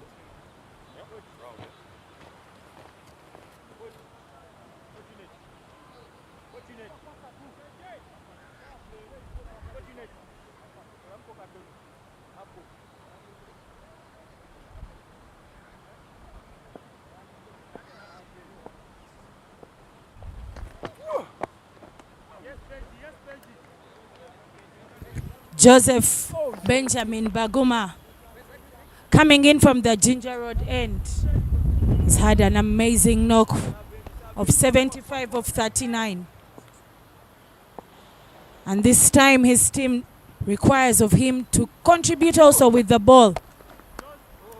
And indeed he's stringing together a few dot balls to the much delight of his teammates as well as the coach, who is also on the field this time round. Roberto Willie is known for those big heaves. He can hit the ball and he can hit it miles. I tell you, we should just get ready. If he connects with just one, it will certainly be out of the park.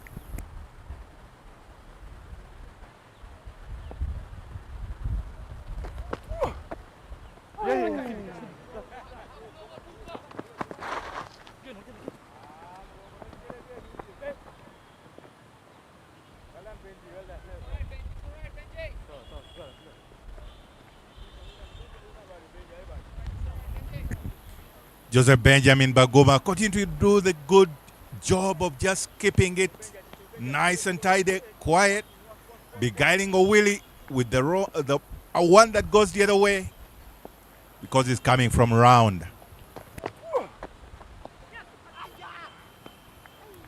Swing and a miss. The expression of fielders there made it look like he nicked it a bit, but Willie will know that he has work to do if the Avengers are to cross that line. No.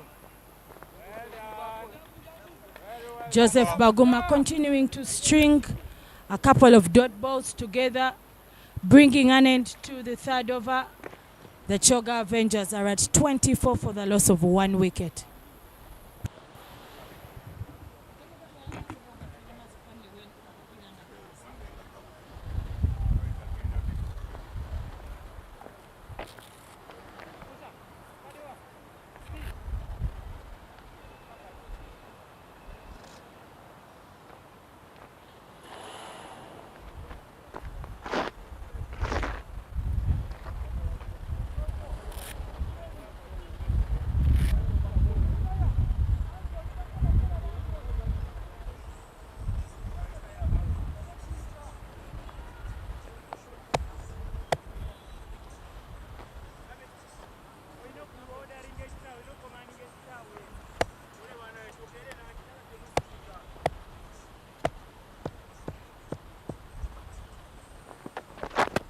No, no, no, no, no, no, no, no.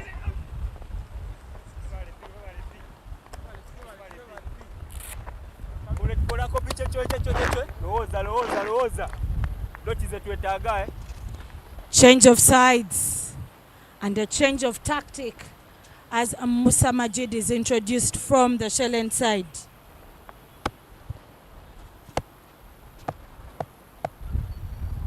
Starts that off with a dot ball, but the second delivery is struck hard by Gerald Olipa, sending it out of the park for the maximum. Watching the replay. Lined up, stand tall, deliver. That is the business of Gerald Olipa. And that will be another case of a lost ball.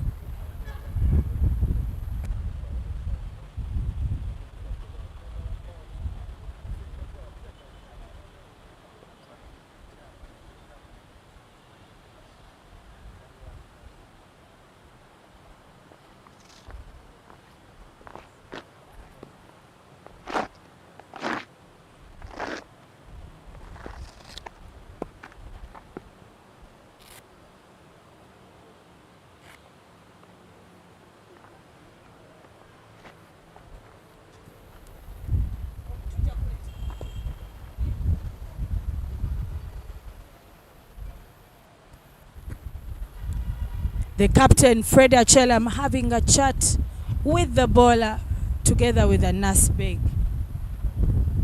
telling him to mind that bowling arc. Otherwise, Olipa will continue to hit that ball out of the park. And the beauty about tournaments like this is the opportunity, even for the youngsters in that setup,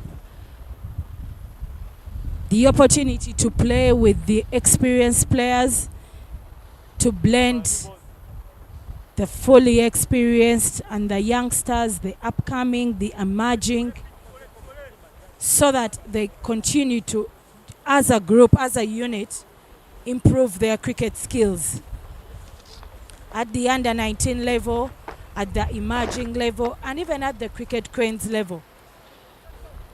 This is happening at the Lugogo Cricket Oval, where the Great Lakes Men's T20 tournament comes to an end today on March Day number 5.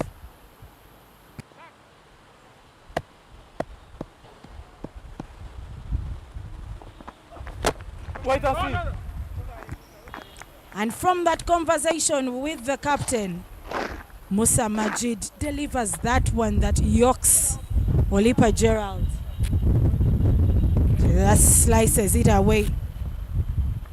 But with no attempt to take the single, the Avengers have been kept a bit quiet, operating already at 10 runs and over. Full toss, and that is struck hard by Olipa Gerald. Stand tall and deliver is the business.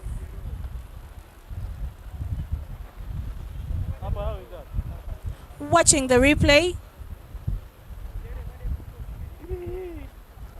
that full toss, he extends his hands across the line and strikes it hard. 6 runs.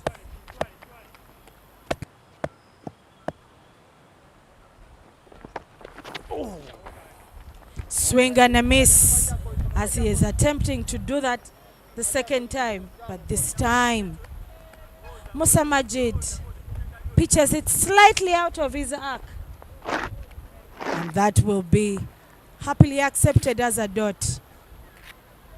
The Choga Avengers playing against the Bunyonyi Warriors. The Avengers require another 149 runs from 16.2 overs. Shimmy down the track, and even with that fielding effort from Anas Beg, he's not able to stop that one. Over. And another boundary. Watching that replay, he strikes that on the onside. And Nasbek getting there a few seconds late. And that brings an end to the 4th over. The Choga Avengers are at 40 for the loss of 1 wicket. akakapira tekaise momo tekaise wakati yao Kakakagude mchinyi. wakati yao somewhere olaba wakati wa screen Wawe chini ya kirimu ebizi.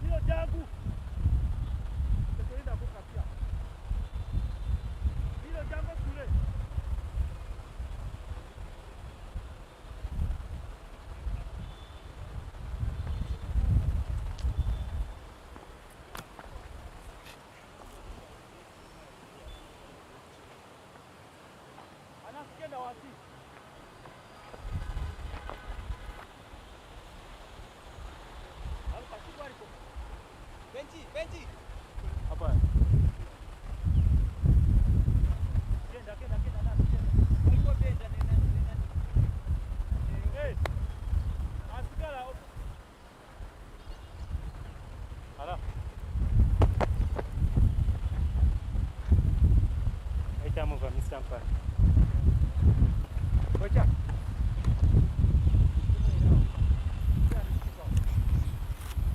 The standing cases of lost balls is becoming a usual occurrence, has been a usual occurrence in this T20 tournament. It's coming to ball right up over.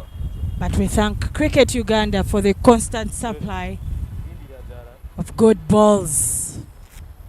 Well, it's actually our co-commentator the other time, Innocent Ndaula, mentioning that indeed the procurement department will have to have a bit of a headache arguing their cause with the chief executive probably for such an increment.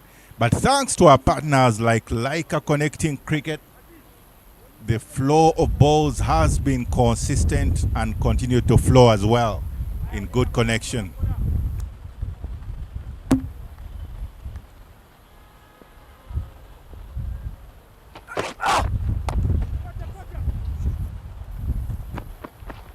Nero Jonathan conceding a boundary on that first delivery in the 5th over. Benjamin Baguma, the field at the boundary because O'Willie has given himself some space, and Benjamin Baguma, they are not being able to close that off space and found the gap through the cow corner region for a boundary.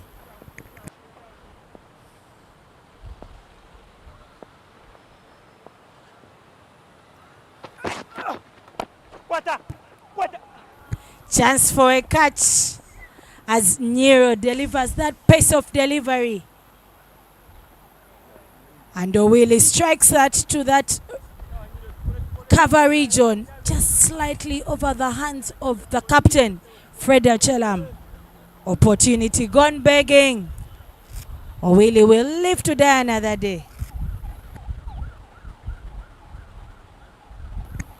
Well, thanks to Nero Jonathan's attempting to snare that wicket of O'Willie, because they know if he's able to stick in even for just 3, 4, 5 more overs, he can cause a lot of damage to any bowling side.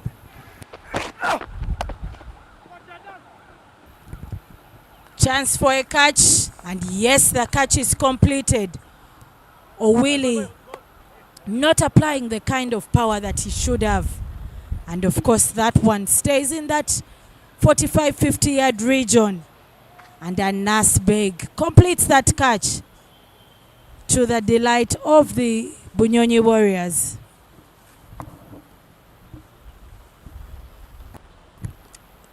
Critical looking at that replay. He strikes that hard, but not as hard as he should have.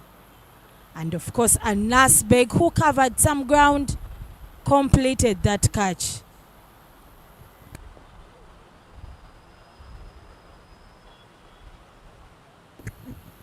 Running in low, hard, but a Nasbeg makes it look so easy. It's not the easiest of catches to be completed. And that means it will now be Lutaya Ronald in his suddenly new role, coming into down. He will have to come in at 48 for 2. The Choga Avengers with a lot of work to be done. Remember, the Bunyonyi Warriors were 49 for 3 in the 4th over. So the game is evenly poised. It's very similar in outlook. Our co-commentator Davis Karashan, he likes to call it pound for pound. Evenly paused arrangement here. But with that dismissal of Robert Willie, brings in the man Ronald Lutaya. Lutafire, as is commonly known. We've seen him bowl, putting about 3 overs in the first innings. But his major task is here and now with the bat.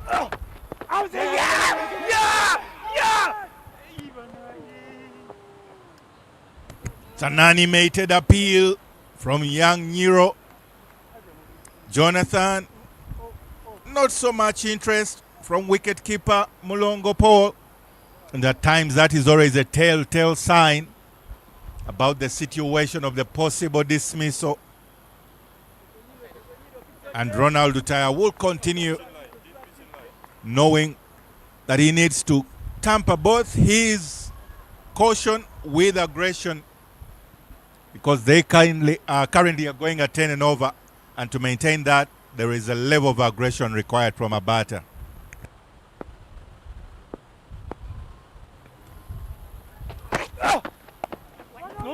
Pace of delivery. And I think it's important that the Avengers batters quickly observe the fact that both Musa and Nero are delivering those balls not too fast. Something that they must think about and execute better.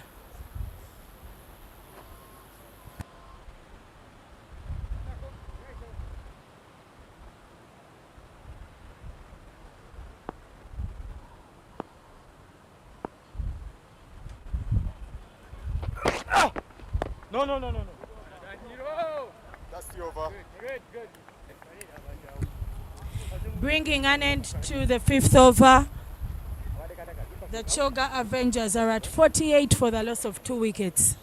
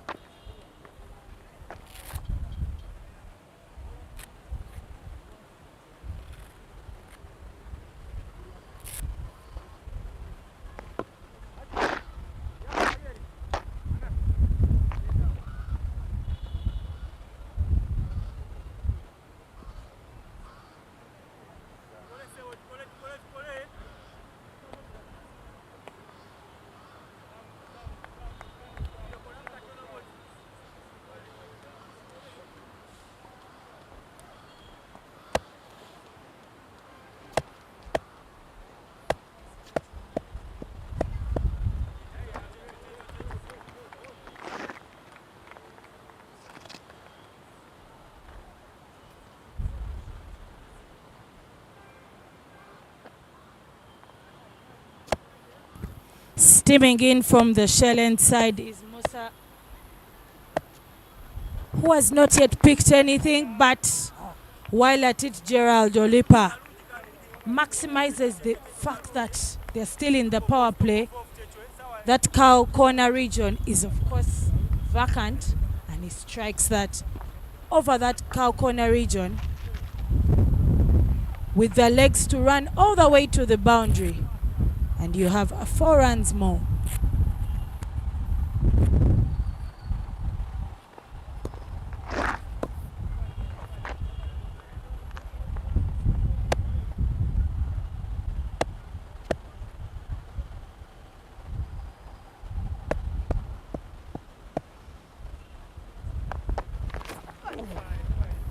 Swing and a miss. Olipa Gerald, who is already at 27 runs off 11 balls, is continuing to go for that big hive. But at this particular point, Mosam will be happy to take that dot ball for his stats.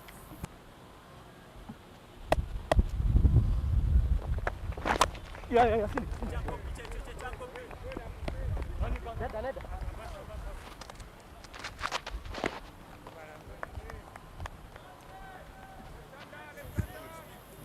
Rotation of strike is the business that they are going with. Still operating at 10 runs and over. Should also be known that the Warriors in the first innings, throughout the 20 overs, generally operated at 10 runs and over.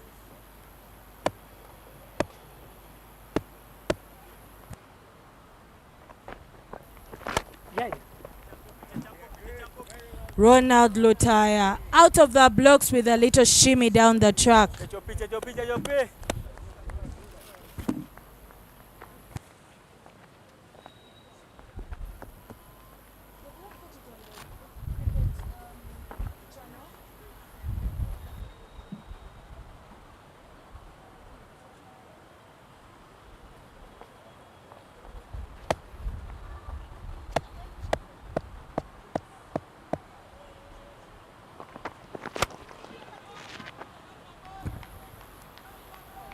Olipa Gerald going hard, going big, and playing that right over the bowler with the legs to race all the way to the boundary.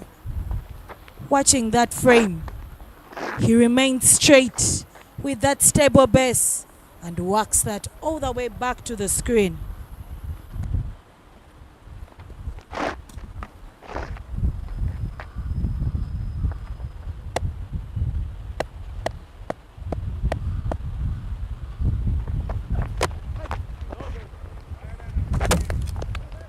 Very good aggression.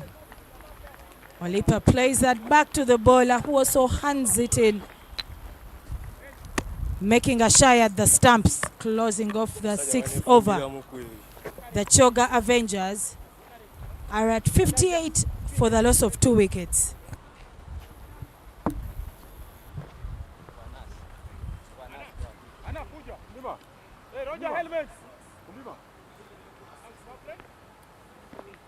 Yeah, power play done.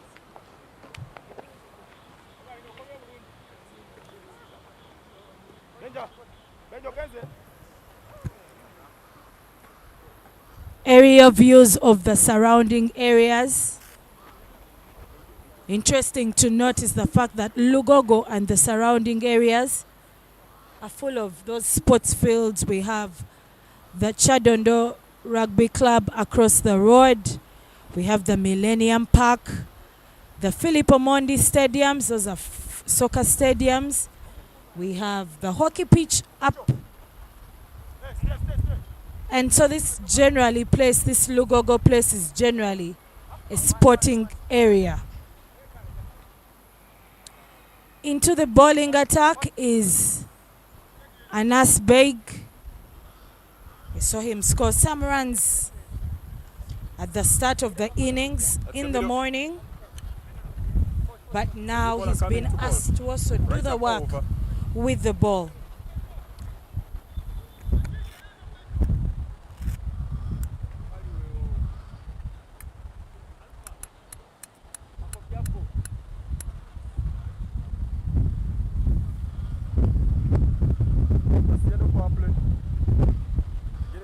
Powerplay.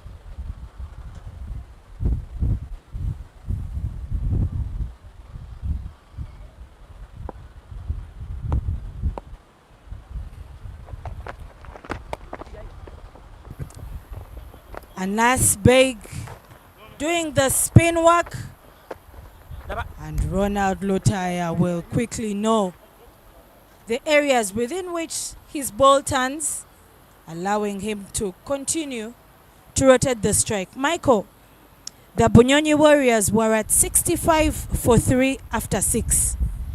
We have seen the Avengers at 58 for 2 after 6. Share some insights with us on that.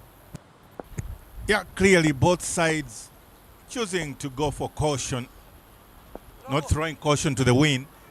And right now, especially for the Chog Avengers, they know that they need to keep that wickets column in very good care, because it's mainly the top order batters who have been performing. And that also explains that both teams were quite evenly matched, and they were going about their power play period with such effective considerations. And that will now set up for a very good completion to the game, and the middle periods will now be key, because the Chog Avengers will need to both run hard but also find those boundaries almost in every over to stay within touching distance of that particular total. Olipa Gerald going big, and that goes out of the park. He has done a lot of delivery with this standing stance, as you see him lining it up and working it out of the park. All this action at the Lugogo Cricket Oval. It's the men's T20 tournament of the Great Lakes edition. And he goes big again. This time he chooses court number 2 to be the beneficiary of his big strike. Already at 40 of 17 balls.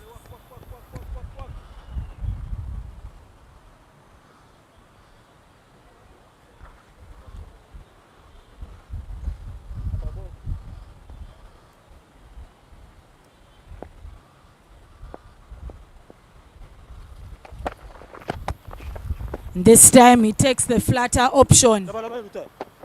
Fortunately, a very good fielding shift put in to save the boundary. Olipa is the man. He's going big.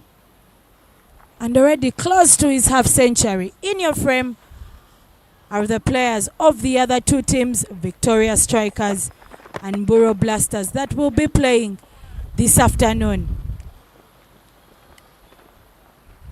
Ronald Lutaya continuing to rotate strike, and that brings an end to the 7th over. The Choga Avengers are at 75 for the loss of 2 wickets.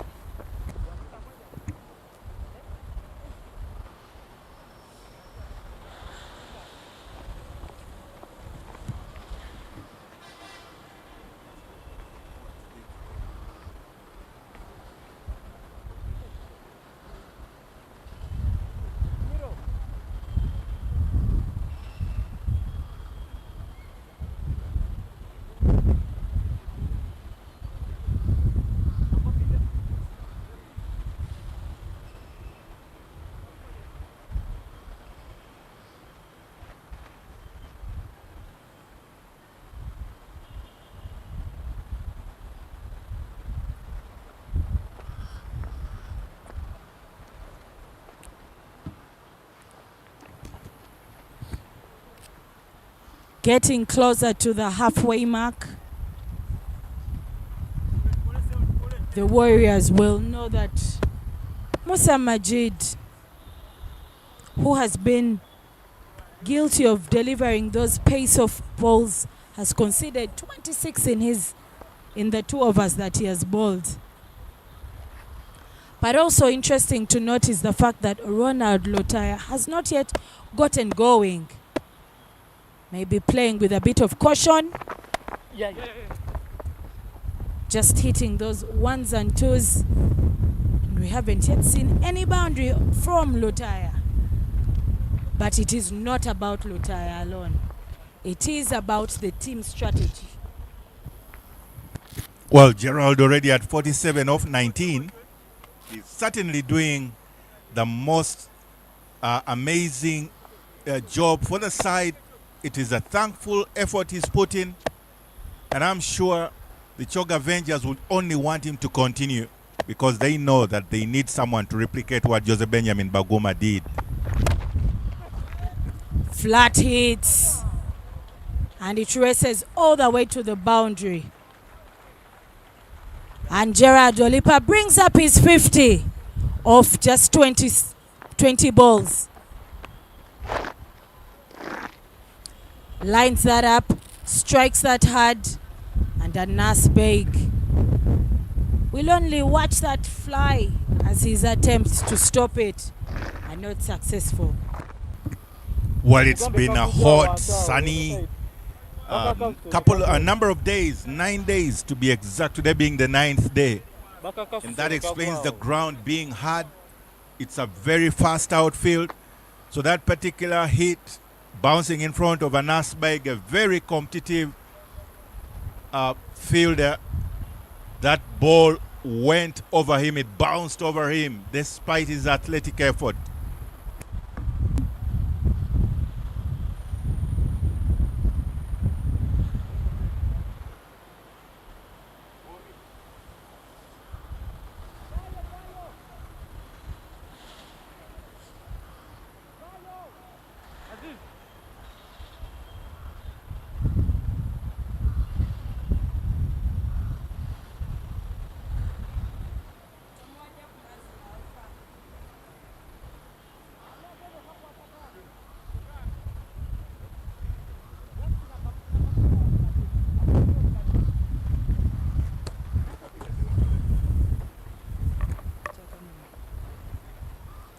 Cases of lost balls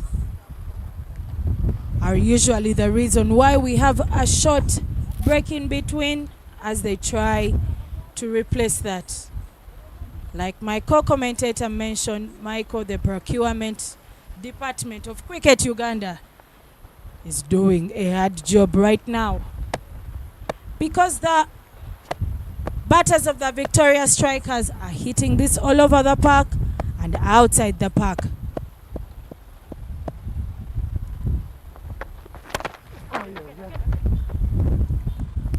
Well, this has been an anomaly in terms of the expressions and expectations in all the tournaments held. Being Lugogo, it's an outlier kind of setting.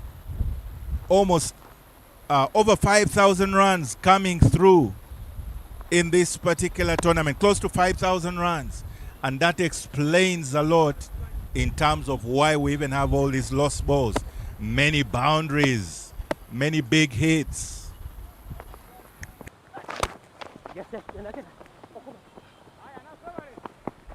No. Good fielding effort from Anas Baig, sliding in, running through hard, making sure that there is nothing left to chance. They know that the Bunyonyi Warriors have a chance to defend. Interesting conversations there from some of the other players. Pius Soloka giving some thoughts with Christopher Kidega in that image before we return to Gerald Olipa, who is meaning business. 52 of 21 at the moment. Continues on his quest to give the Chog Avengers the success today. Strike rate has been very healthy, consistently just above that 10 runs a mark.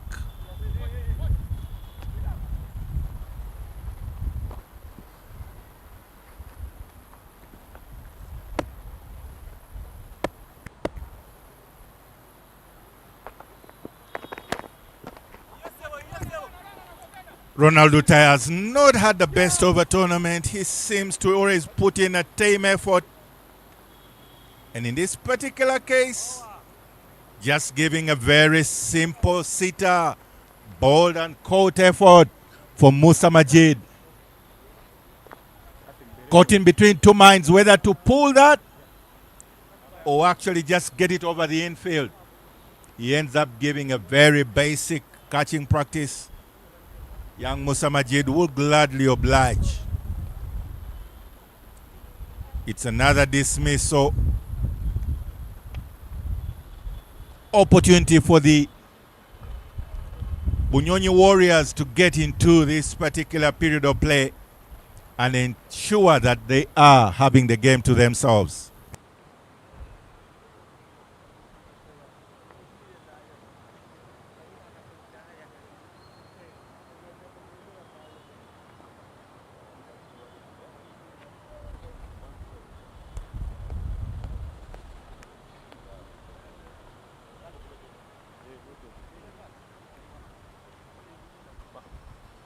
Time, mano.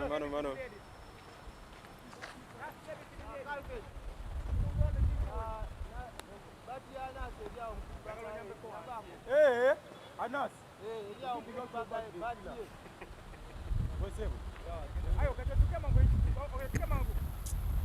With that particular wicket, it is Juma Miyaji who comes in. And Juma Miyaji, he is a batter. He likes to think of himself as a batter. And he has an opportunity right now. A whole 102 runs for glory required. And with Gerald Olipa already going strong at 53 of 22, he finds a very able partner in this quest of the team for the Choga Avengers to make the particular target. In the meantime, it will be young Kasim Adam coming in from the Ginger Road end. No. And Juma Miyaji, right from the start, he expresses himself. He wants to go hard. Olipa Gerald wants to go hard because he knows he can still trust Juma Miyaji the other side.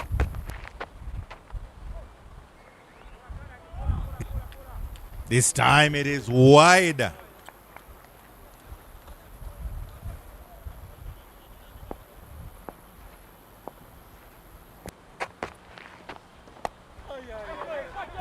Chance for an opportunity to be taken, and indeed it is completed as Olipa Gerald, who had brought in his half century earlier, attempts to go for glory, but this time that top edge flying high in that 30-yard mark, but the catch is completed. Looking at that, he attempts to go big, but he doesn't give it the right projection. And Anas Beg completes that catch to the delight of the Bunyonyi Warriors. The Choga Avengers lose their 4th wicket, and Junaid Khan joins Juma Miyaji on the wicket to look for another 101 runs.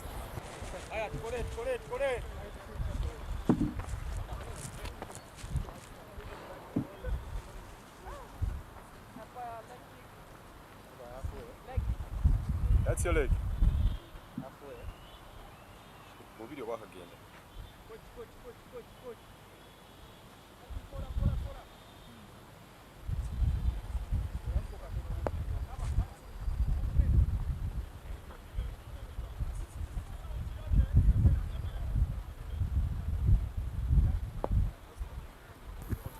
Junaid Khan.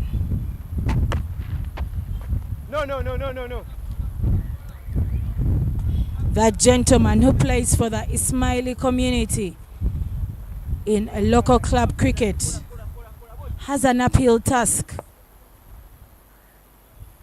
of building a partnership with Juma Miyaji and looking for another 100 runs. Out of the blocks already, he gets those 2 runs to his name. A bit of some juggling there between Choto, Cosmas Chuta, and Simon Okecho.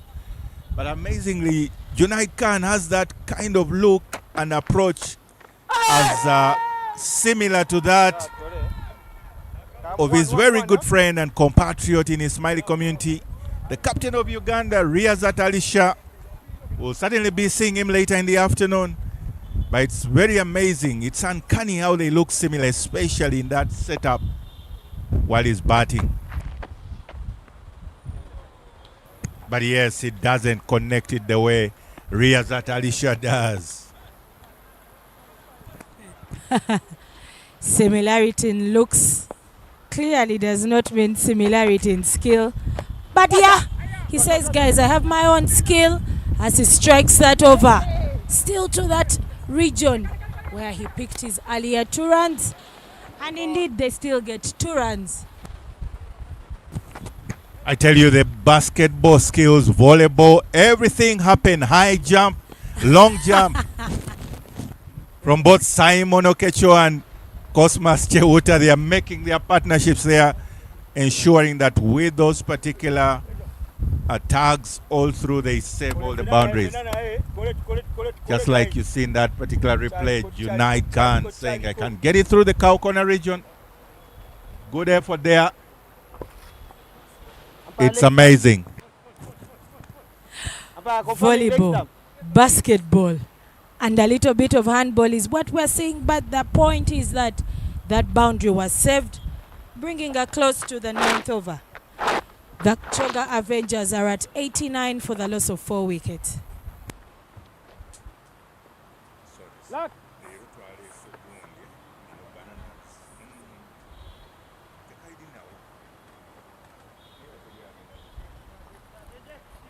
Benji, walk.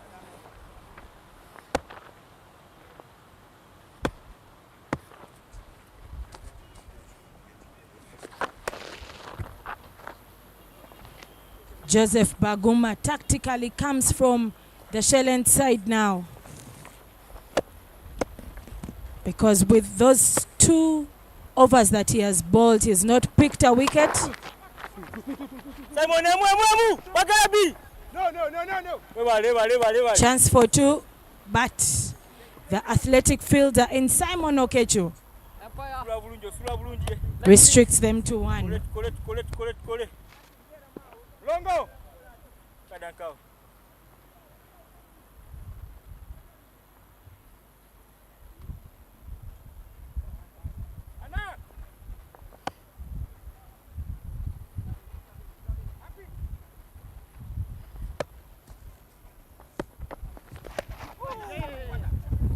Junaid half-cock is what you would describe that as, through that vacant cover region and allowing them to continue to rotate strike. It's also important to note that at the 9th over, they're still operating at 10 runs and over, and in just 9.2 overs, they have 92 runs. The Avengers will have to look for a boundary and also be able to run either 2s, 3s, or the singles to bring up that total, that consistent total of 10 runs every over. The only way back into this for the Bunyonyi Warriors is wickets, and more wickets. The only way you get wickets is not necessarily by being wicked, but you need to be wily to pull off some efforts that will keep your opponent guessing. And that's exactly what Benjamin Joseph Baguma is going about. He first of all hides that ball behind, not giving an opportunity to Junaid Khan to pick up on what delivery it will be until it's too late. But also that Bunyonyi Warriors have to create those pressure moments, the dot balls, restriction on the boundaries, and the singles of rotational strike. And they are hope that any kind of eventual hit will be taken as a catch. Opportunity for a catch, and it is spilled as Junaid Khan will live to die another day. Strikes that to that square leg region. But Musa Majid not deciding on what to do with that, spills it even after he puts in that dive. Closing off the 10th over, the Choga Avengers are at 94 for the loss of 4 wickets.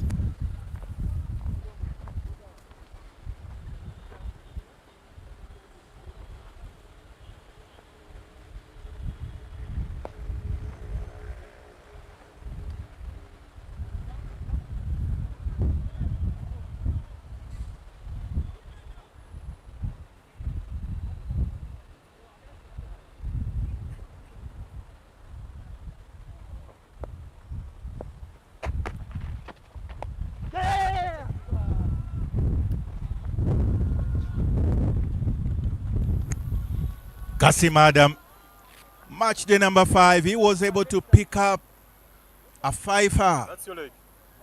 Not to be. Some fans there just cross-checking with the facts online. What's happening right here in the middle. But Kasim Adam, to his hero, Juma Miyaji. There is a chance that it will get into his mind, as seen in that particular moment. Wicketkeeper Ochaya Amiri sort of left bewildered. He didn't even make any effort going across, trying to explain to his captain and mates. But they will definitely require him to do much more of the thankless job, wicket keeping. Throw his body around. Kasim Adam being able to stop that return from Juma Miyaji. Of course, Juma strikes it hard, and you can see that he felt the pain. Chance for a catch as Juma Miyaji strikes that to that deep cover region, extra cover region, and guess who completes that catch?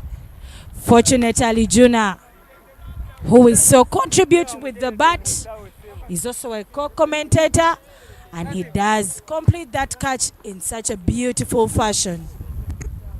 Dropped it short and wide, and Juma Miyaji would wonder what he was up to.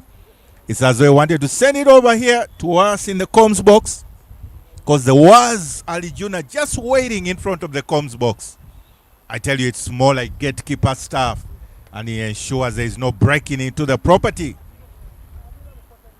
This trout with himself, because that could easily just mean the turnaround in the game. An opportunity for the Bunyonyi Warriors to just snatch away this particular game, because Juma Miyaji was the mainstay left in the batting arsenal for the Choga Avengers.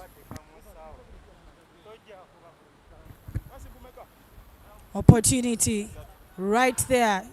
Juma put his weight on that back foot, but the timing, the power was not at 100%, and the catch beautifully completed by Ali Juna Fortunate.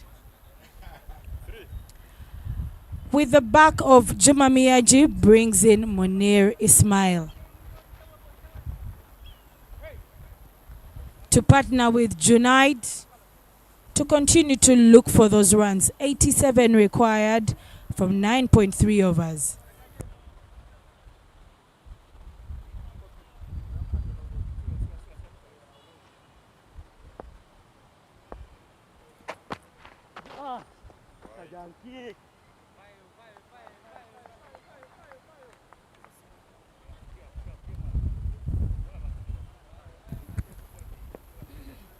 Some of the fans in your frame, many have come down to watch the proceedings of the final day of the Great Lakes Men's T20 tournament, and would like to thank our partners and sponsors, Leica Mobile, being with Cricket Uganda all the way, Scope Energy, supporting the Cricket Uganda activities, Raj Gas Pro, supporting Cricket Uganda through the different activities, both the men's and the females edition of the Great Lakes T20 tournaments. Dafabet, Sportsbox, shout out to that whole production team of the Sportsbox.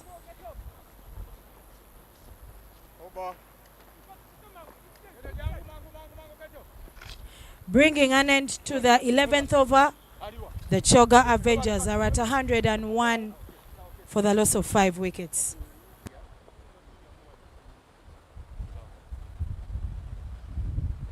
Tufanye. Kola bro, tukola nyo.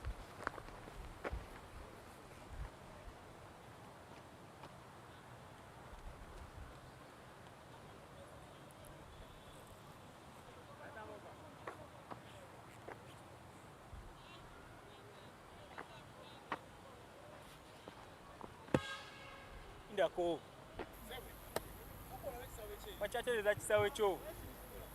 Simon Okecho is introduced from the shell end side to continue with the business.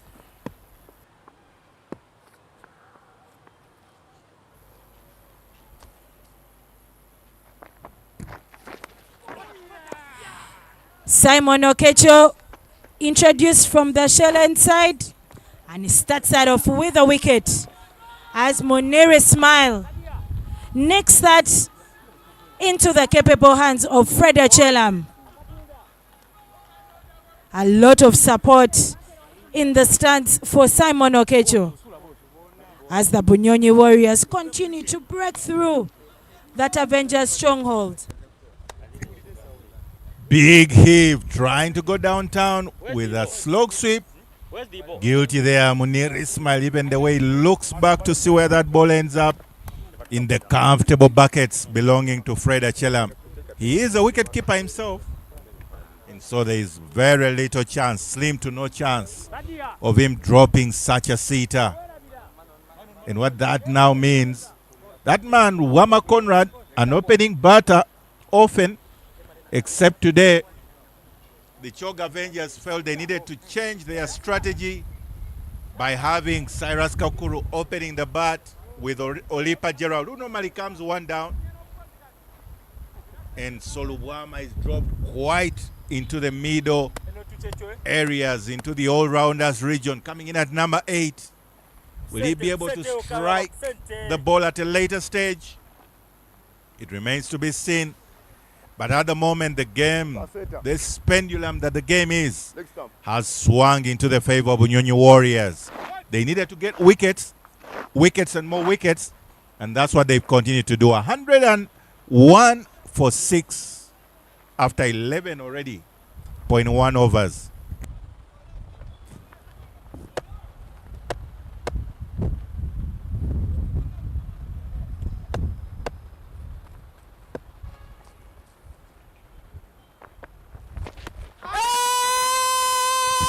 A big appeal, loud appeal from Simon Okecho, his wicket keeper, and the captain in Fred Chelam. Of course, piling pressure onto shot number 8. Lon Luwama Conrad, who has just walked in. You can see Fred Chelam changing a few of those field setups just to ensure that they pick another wicket. Wickets is what they are looking for. In your frame are the players from the other teams, the Victoria Strikers and the Mburo Blasters.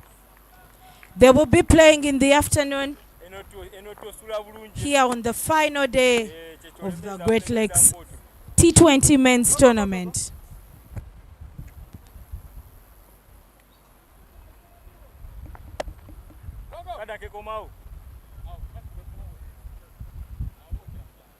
The disease.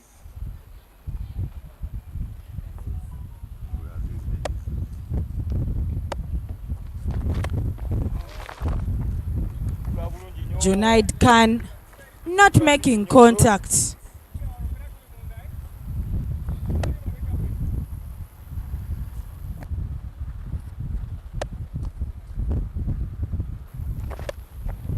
Well, this time he does, and he strikes that to the square leg area,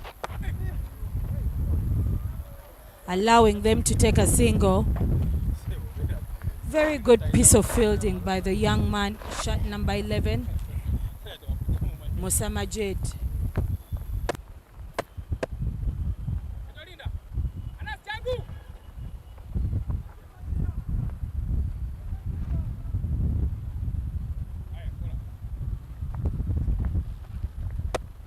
Looking at that Avengers dugout, we know that someone has to raise their hand this time round. With those remaining 8 overs, if they are to chase that 185 total. Bringing an end to the 12th over, the Choga Avengers are at 103 for the loss of 6 wickets.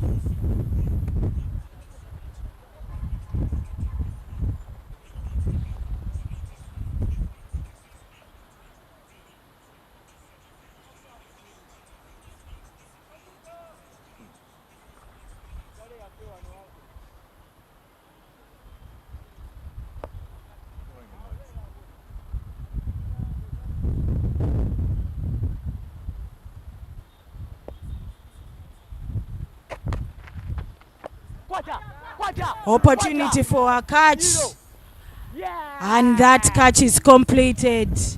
Junaid Khan attempting to go big in that square leg region, and ground is covered. As you can see in your frame, he goes big into that square leg region, but a catch is completed. And the Choga Avengers lose their 7th wicket. Kasim picks his 3rd wicket in the allotted, in the 2.2 overs that he has bowled.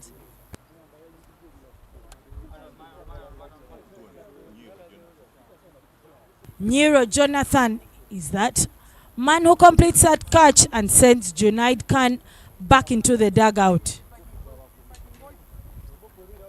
Luwama Conrad is joined by shot number 12 of the Avengers, Calvin Watua.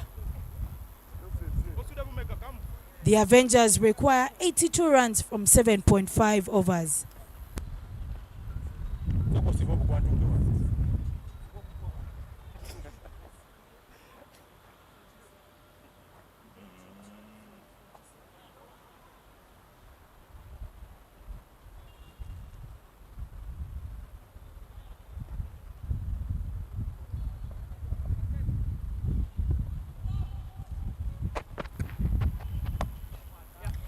Starting off the proceedings by Calvin Watua, striking that to the deep cover area and allowing them to take 1 run.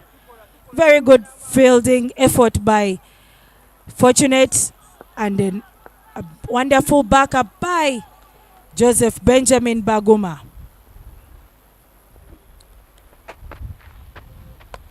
Conrad going big, and this goes over for a maximum.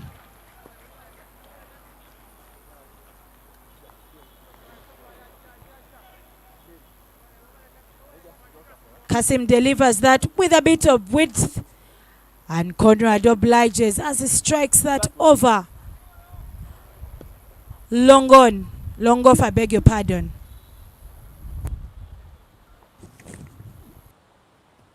Bit of the shorter side, this offside.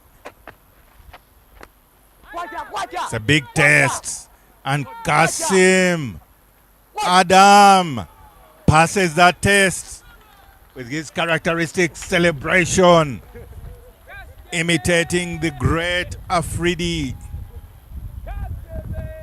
Conrad Lubuam after the maximum. Next is sits out again to young Jonathan Nero. Watching that, he skies that. And Jonathan Nero, who took the earlier catch, also completes this one. We'll wait for the graphics, but Kasim Adam, picking 4 wickets, completing that 13th over. I beg your pardon, yes, completing that 13th over. I beg your pardon, with 1 ball to spare. Kasim Adam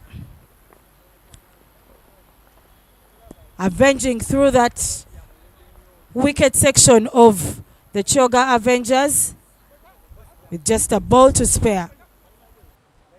That's your leg. That's your middle. 2 balls.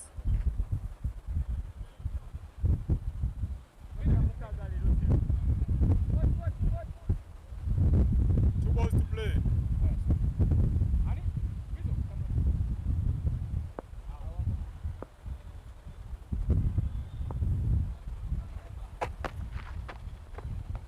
No.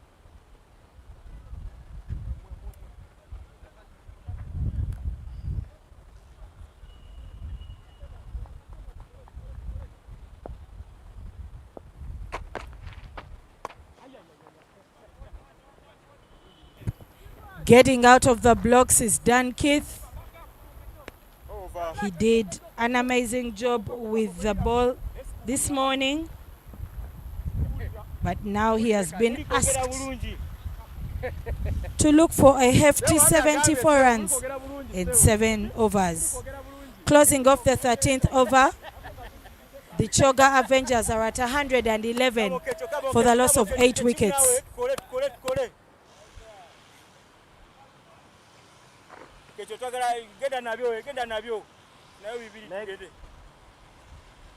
Middle.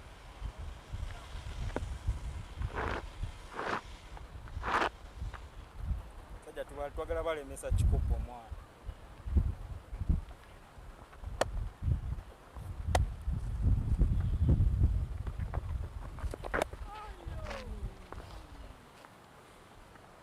Simon Pichecho mulabye azina. Simon Okecho from the Ginger Road end. He's bowled just that solitary over and picked 1 wicket, but he's been given the responsibility by his captain to deliver the goods for the Warriors.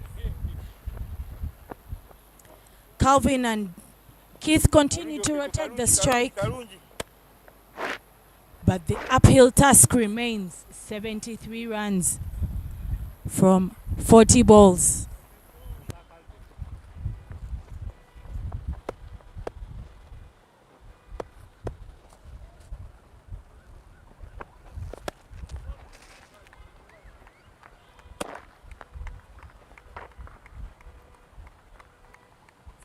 Sao Kecho, keep dotting, bro, keep dotting.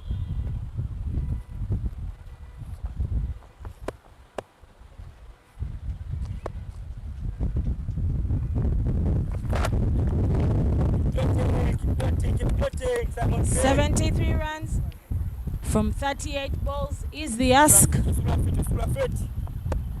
And the bowlers in Dan Keith and Calvin will have to find a way.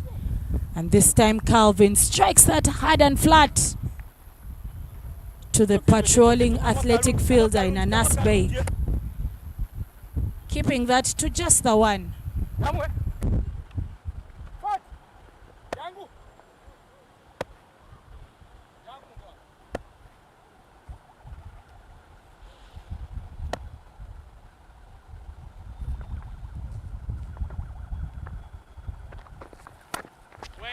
Keeper Sebo mpaka pila Sebo. Pasukembiba. Dan Keith Amani in a quiet moment together with Calvin Watua will close off that 14th over at 113 for 8 Choga Avengers.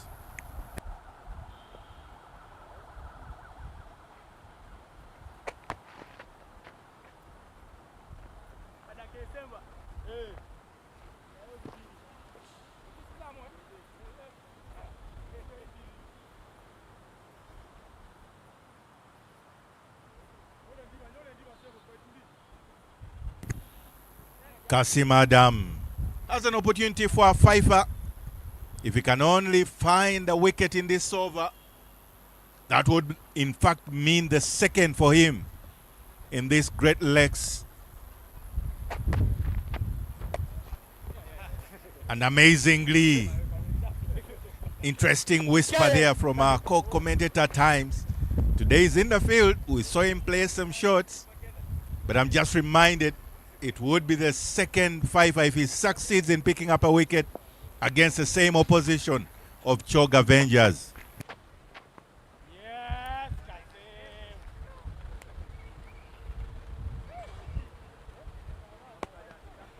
Well executed by Kasim Adam.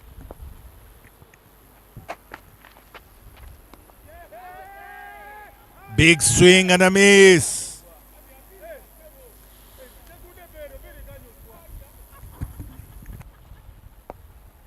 The Avengers batters will have to keep at the back of their minds the fact that there is a quick hands wicket keeper standing right up. But Kasim still has an opportunity with 2 more balls left to pick a second fiver.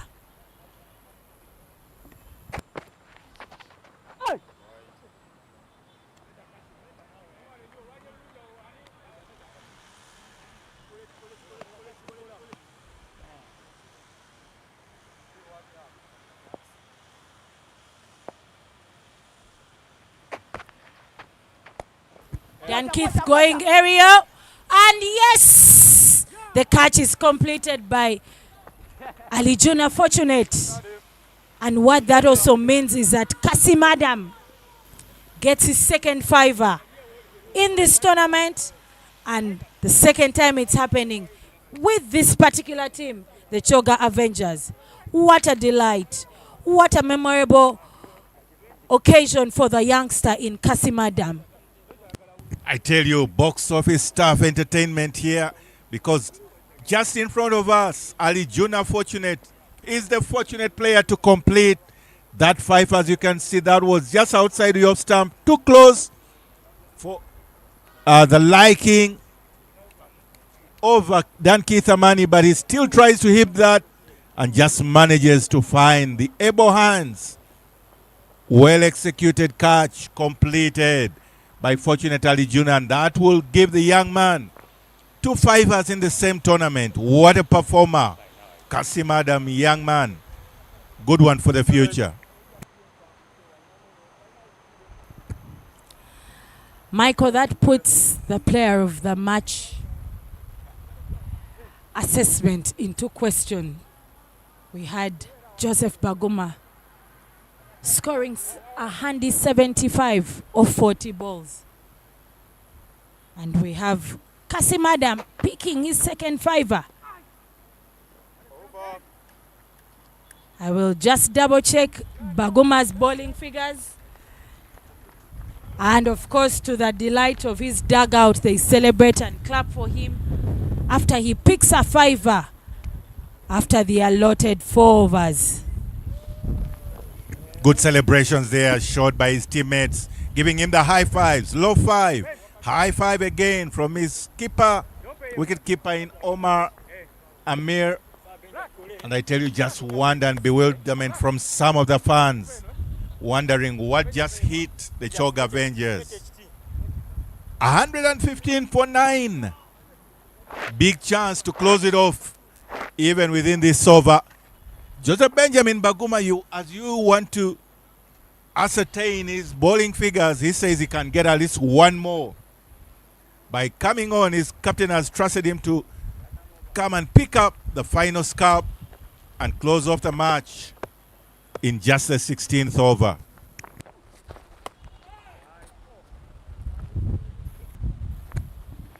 The statistics for Joseph Baguma: bowled 3.1 overs, 22 runs, and that wicket section is empty, has 0 to it. Well, but Joseph, having opened the bowling, different roles, different responsibilities assigned to him, and indeed he's bowled like a real mainstay for the side. He's asked to clean up the tail. Richard Agamire, the opposition, the only hurdle between him and the closing off of this inning. JBB, Joseph Benjamin Baguma.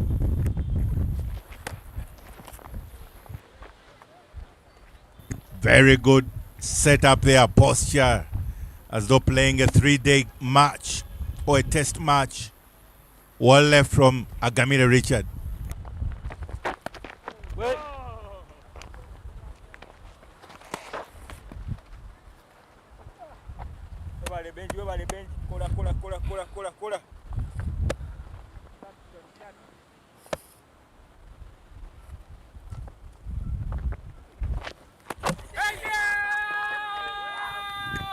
And the wicket is completed. Joseph Benjamin Baguma getting into the wickets column as Richard Agamire is dragged out of his crease, trying to go forward and pick up that ball. Just falling short of his crease, and well executed stamping from young Omar, the wicketkeeper,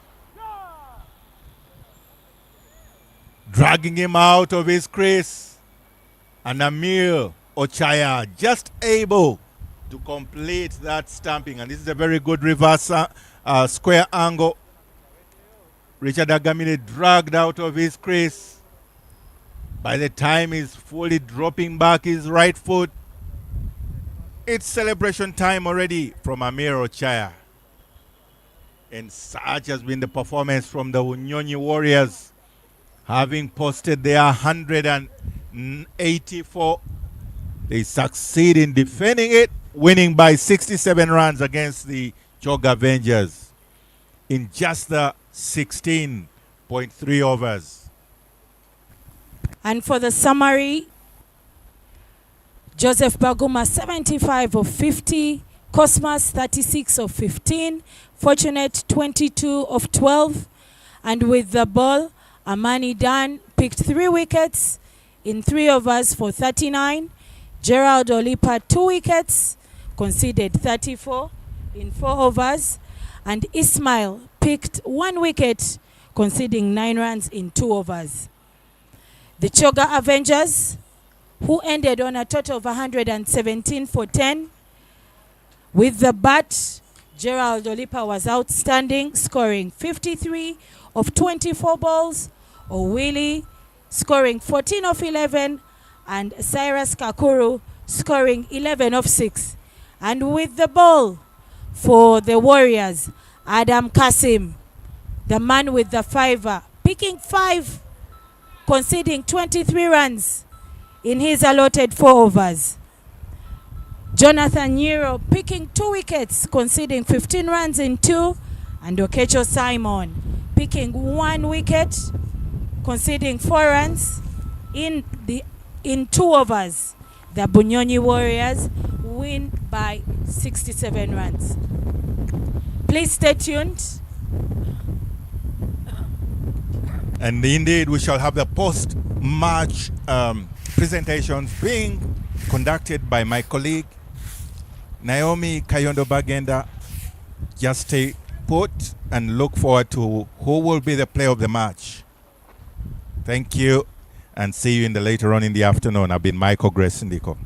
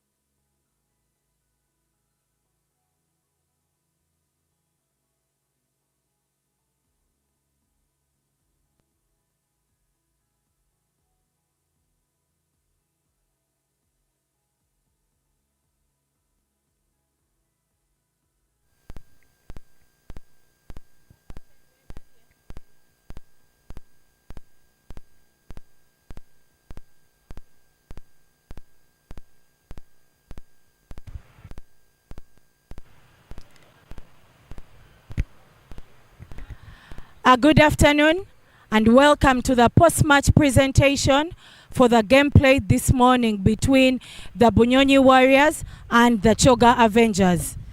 The Choga Avengers won the toss and elected to bowl first. The Bunyonyi Warriors posted a total of 184 runs for the loss of 9 wickets in their allotted 20 overs. In response, the Choga Avengers only ended at 117 runs for the loss of 10 wickets. The Bunyonyi Warriors won this encounter by 67 runs. I'd like to start by having a conversation with the captain of the Choga Avengers, Captain Juma Miyaji. Captain, hard luck about the loss this morning. Yeah. What were the areas that you did not do well that brought you to this position in this game? I think we weren't decent enough with the ball and bat.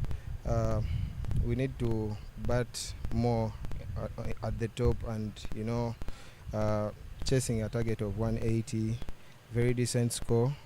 Batsmen have to give us a very good start and we definitely come and chase it up easily. Okay.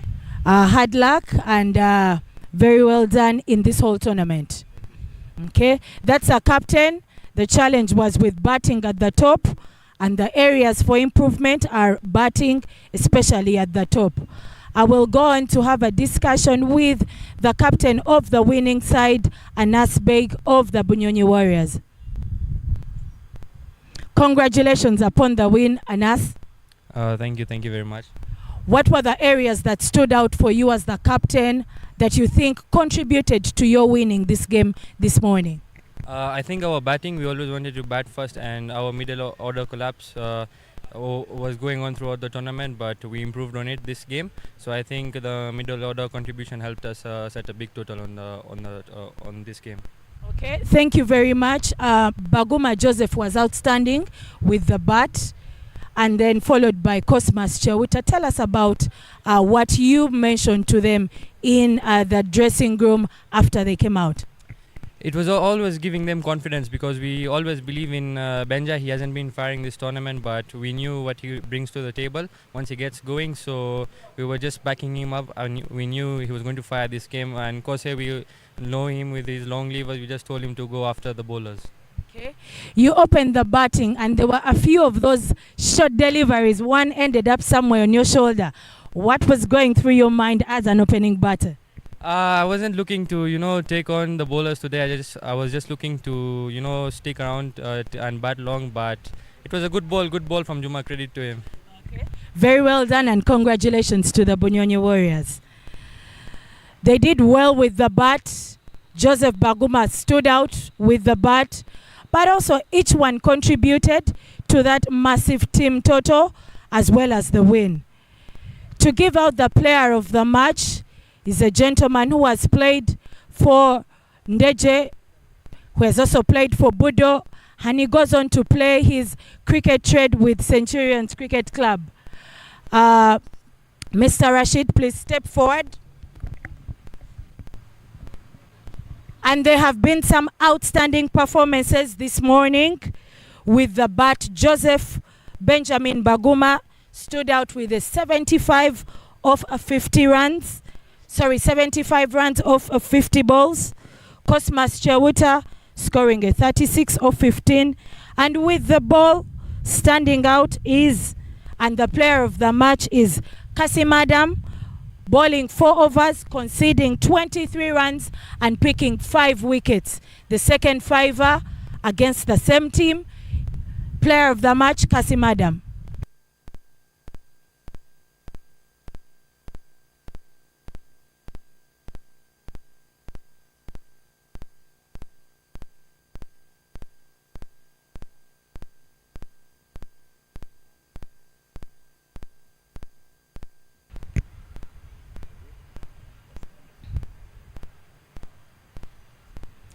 Congratulations, Kasim. He's been given a player of the match envelope as well as that match ball. Congratulations upon winning this player of the match. Thank you so much.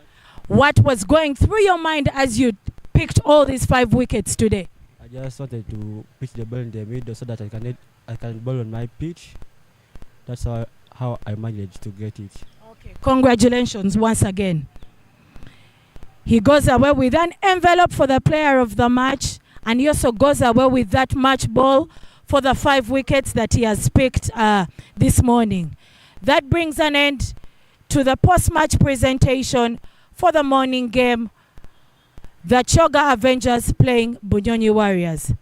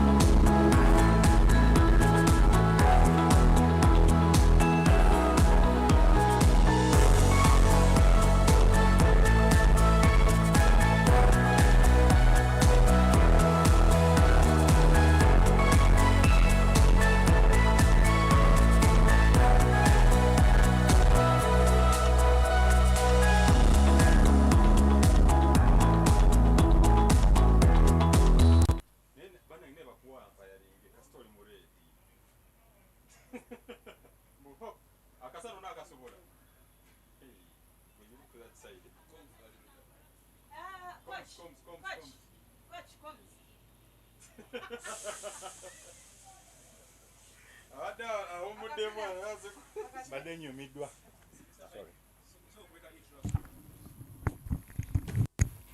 Welcome back to the very final game of this Great Lakes T20 men's tournament. And earlier on this afternoon, my colleague was in the middle for the toss. Let's see what transpired. Good afternoon. Welcome to the last match of the Great Lakes T20 men's tournament here at Lugogo. The Victoria Strikers will be taking on the Mburo Blasters.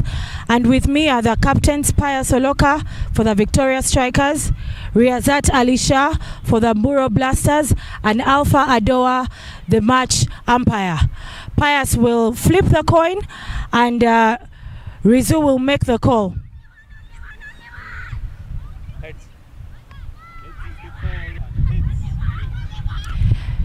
Heads win the toss.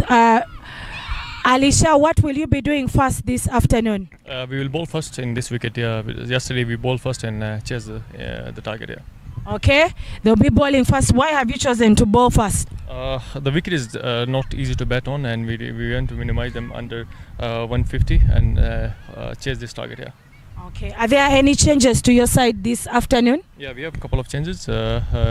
Wabira is coming and Hariom is coming, so 2 changes. Good luck in the game this afternoon. Pius, what would you have liked to do if you had won the toss? I would have liked to bat first. Okay. So it has still gone your way. You're batting first. What is the target score that you're looking to post? I'm looking at 170 and above. 170 and above, okay. Are there any changes to your side this afternoon? No, it's still the same team that played yesterday. It's the same team that's coming back. Okay. You'll maintain the team that played yesterday. Good luck in the game. From the center, the Mburo Blasters won the toss and have elected to bowl first.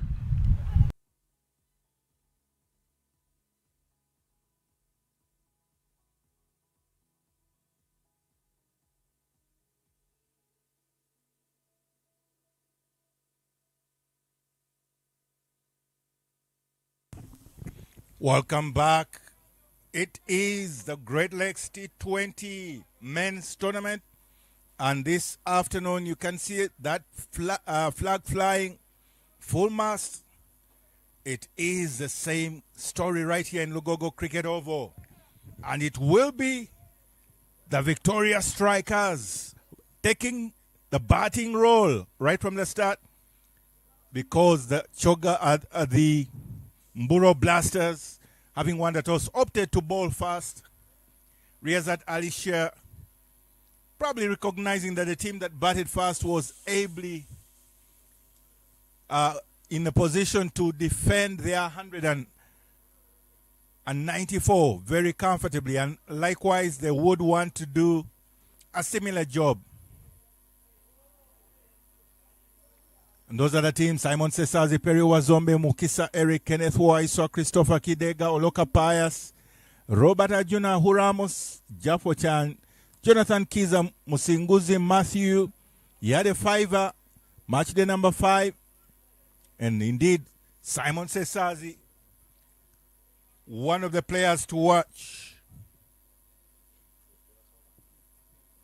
Mburo Blasters, Charles Musemeza, Fad Mutagana, Riazat Alisha, Suleiman Sharif, Steve Wabose, David Wabwire, Edwin Nwagaba, and Hariom de Deregia, Sowabi Yunus, Bilal Hassan, and Hamid Munigwa. And the game is well set. Got 2 umpires walking in, Mr. Makumbi Patrick Busoke and Mr. Alfred Adoa will be the 2 umpires officiating this very final game of the Great Lakes T20 men's tournament.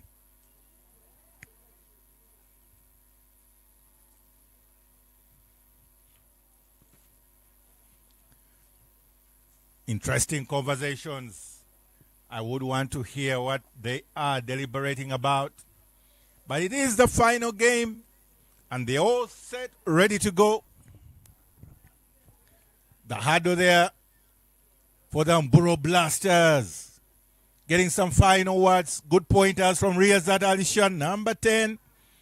Have a little encouragement there from among themselves. The hand club says it all. As you can see, number of yellow caps of the black, yellow, red, representing the cricket cranes, caps, and sun hat. Those are the players that have already made it both to the under-19 baby cricket cranes and the senior side. And those two, one donning the cricket cranes helmet in Simon Cesazi, opening left-hand batter with Perry Wazombe, very electric opening batter too. And the two will walk on, knowing that they need to post an imposing total to give themselves a chance of trying to defend.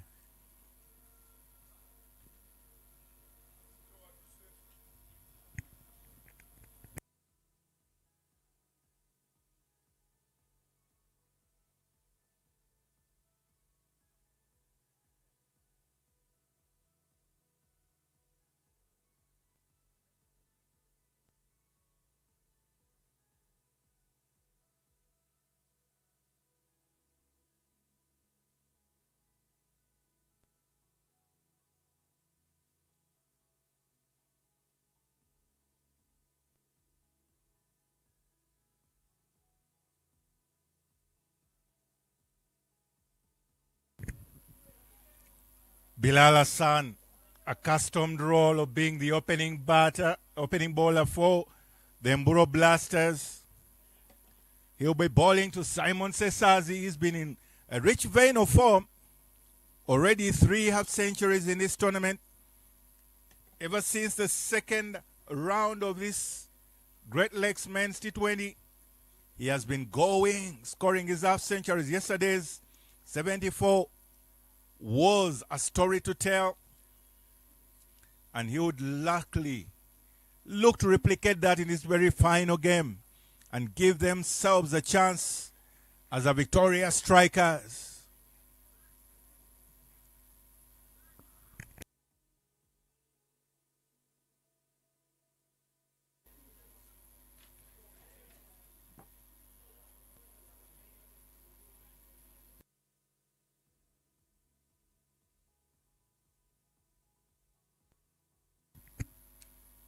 Simon Cesazi and Perry Wazombe have had a rather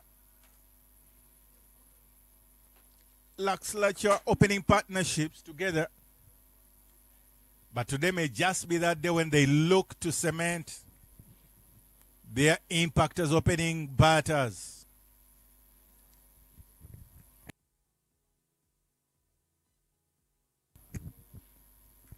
It is a beautiful Saturday afternoon. The sun is up high in the sky, shining ever brightly. And the Mburo Blasters opting to bowl fast. We see them right there in their black, shiny outfits.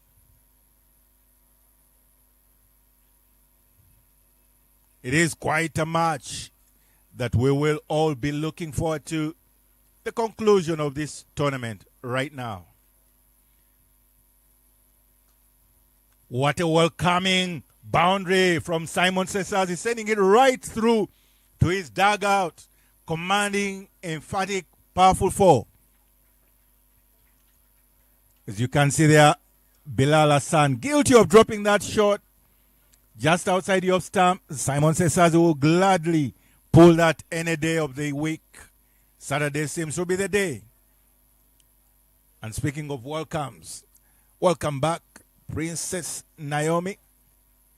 Thank you very much, Michael. It's great to be back. At the toss, the captain of the Victoria Strikers today mentioned that they would like to score anything above 170, 80 runs. And they feel that that mark would be an easy one for them to defend against the Mburo Blasters. So Simon Cesazi is starting off the proceedings with the boundary communicates a message that that is the team plan, that is a direction that they want to go as the strikers. Interesting indeed. Team strategies and goals set by the different teams. I would also want to know what was the kind of image, what was the framework, what was the idea, the purpose behind fielding fast, bowling fast? The Blasters chose to bowl fast, and their idea was to be able to restrict the strikers to a very small total so that they can quickly come and chase. Also because it had worked for them on match day number 8.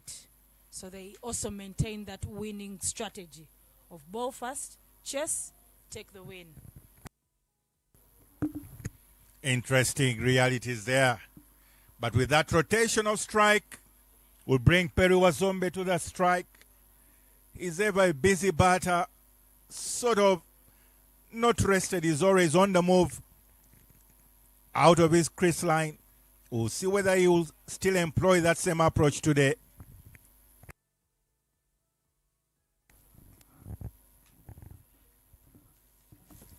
Textbook cover drive is that first encounter with Billy's delivery. And of course, in the fields there, Wawire does the easy peasy work of fielding and returning that to the wicket keeper.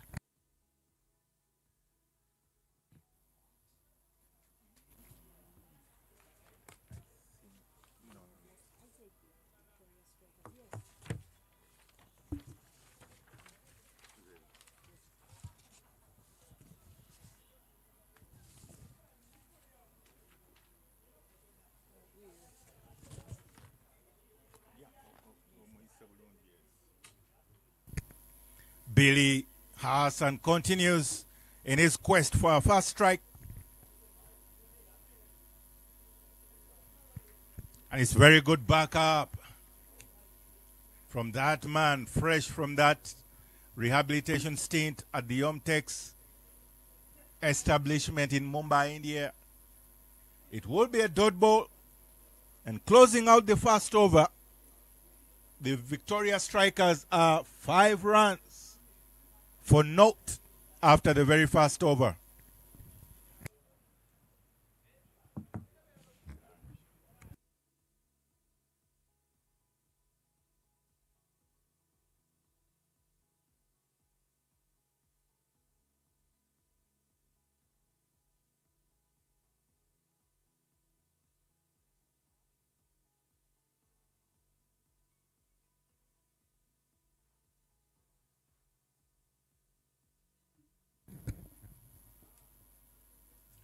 Opening the bowling from the Shell End side is David Wawire, a young gentleman who has maintained his pace even with that short break from cricket, especially when he was involved in his academics in medical school. He still had time to come and chip in with that pace bowling of his. And it's great to see him back in the setup to deliver the goods for the Mburo Blasters. David Wawire bowling to Simon Cesazi. Here we go.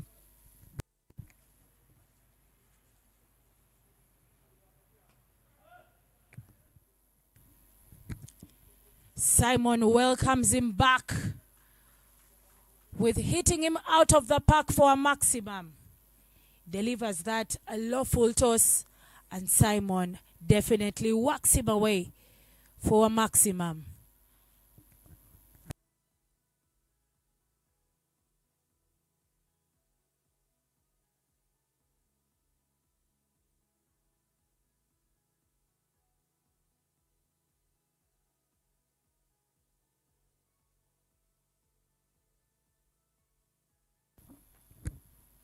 Silence on the field for the Mburo Blasters. But of course, they've only been out in the sun for just the 7 balls.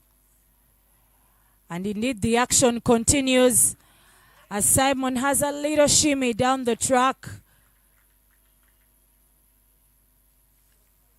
With an effort from Suleiman Sharif, but he doesn't get hold of it. Not able to keep it within the boundary. And another 4 runs. Seeing Suleiman Sharif attempting to dive to keep that in, but is not successful. Back-to-back boundaries.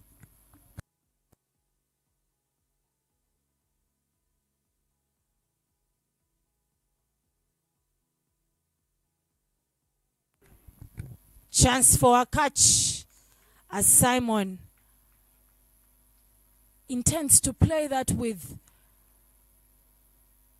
a horizontal bat to stop that, but it gets off a bit. But David Wawire, not expecting it, does not make that much effort to get to it. Simon will continue to look to either hit those out of the park or really play the ball on the ground, the safer zones.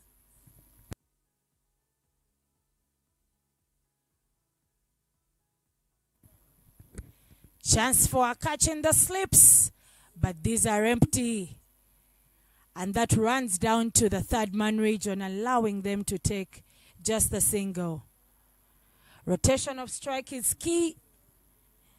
And these two, Perry Wazombe and Simon Cesazi, are a fundamental opening partnership for the Victoria Strikers.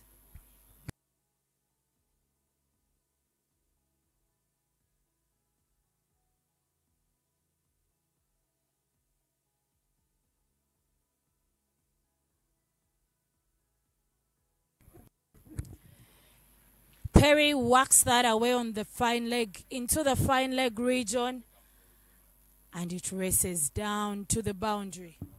Watching that in your frame, delivery turning into that body line, and he definitely whacks it away for another 4 runs.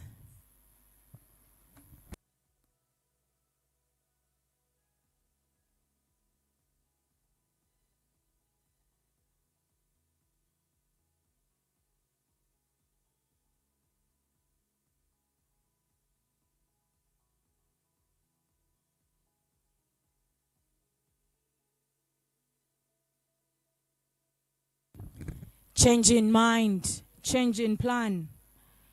David Wawire, in just his first 5 balls, conceded a total of 15 runs. He definitely has reason to rethink that last delivery.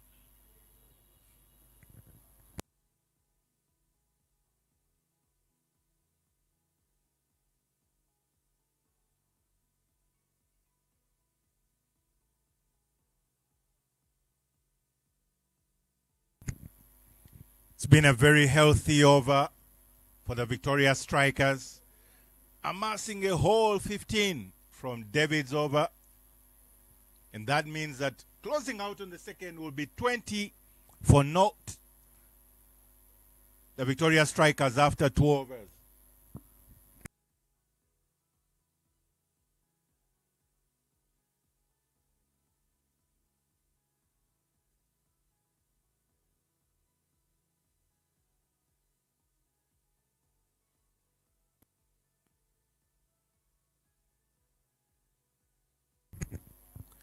And Billy Hassan will continue with the 3rd over, knowing all too well that the wicket, the prize wicket right now, has to always be Simon Cesazi.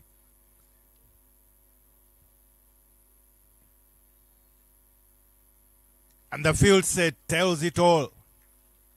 Whether it will be a double bluff or intentional, with deep square and square, mid-wicket and deep square leg are the 2 fielders for the protection that Bilal Hassan will have.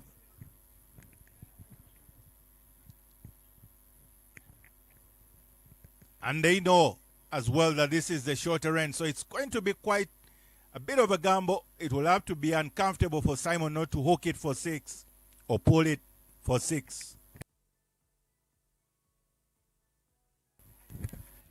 Pulling it for 6, not exactly. but striking it over that middle fielder. He obliges and he sends that off, traveling like a bullet. Simon Cesazi in the thick of things. Yeah, but that was really up there within his slot for Simon to just free his arms. And he loves to do that earlier on in the innings. He knows he's in form. He's the man that has been doing the heavy lifting for the Victoria Strikers. And he knows that his team heavily relies on him. Because look at that total, 24 runs. But 20 of those are from Simon Cesazi.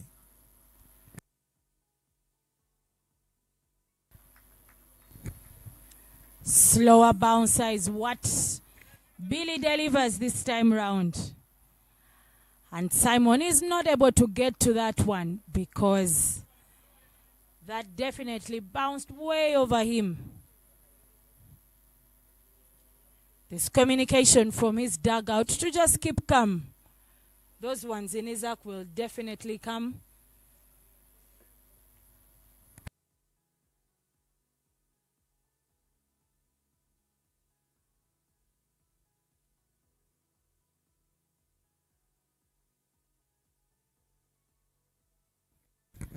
And that is one of those that will come in his comfort areas. Billy Hassan in that replay, delivering it into the pads, and Simon whacks it away. 4 boundary, 4 runs.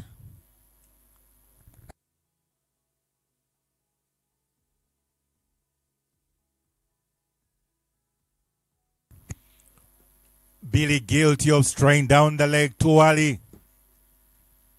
Suddenly the over is a very healthy one. First over just worth 5 runs.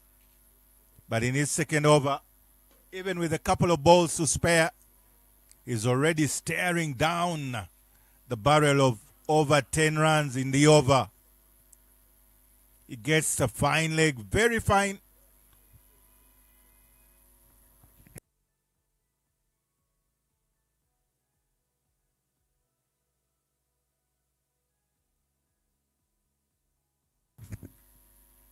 It's a good bluff because he keeps on the offside. No protection, of course, whether it's long off or deep extra cover. The protection is clearly only a deep square leg and mid-wicket.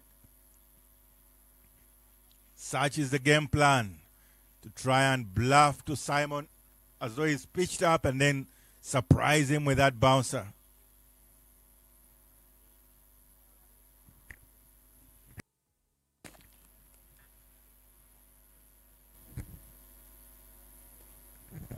Chance for a catch, but not a catch anymore because that goes way above David's reach. And that only means that Billy Hassan, for that last delivery of the over, has been struck for another maximum by Simon Cesazi. Closing off the third over, the Victoria Strikers are 34 for naught.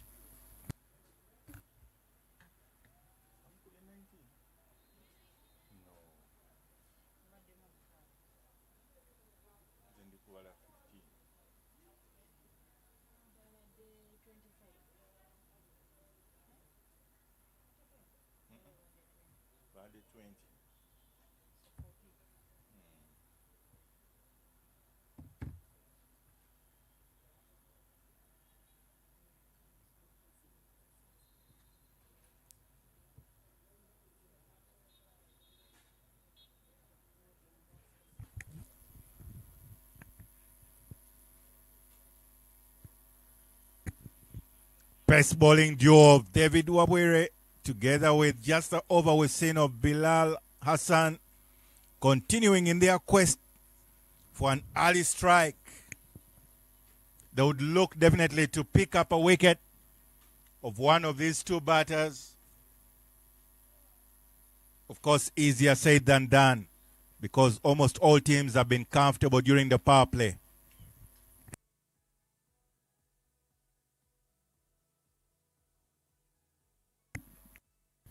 Thick inside edge from Perry Wazombe. dancing down the track. Watching that replay, the wicketkeeper in Charles Musebeza made that effort to dive for that one, but was traveling faster than his reaction. And 4 runs more.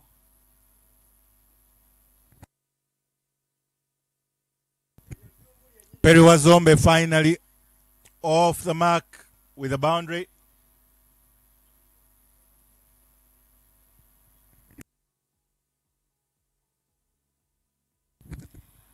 And he pulls this one to that deep square leg area that is patrolled by Fahad Mutagana.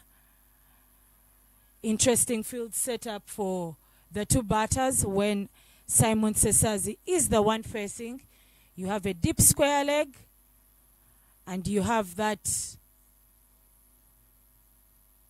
third man. And then for Periwazombe, you have the third man and a deep mid-wicket. Interesting tactics here.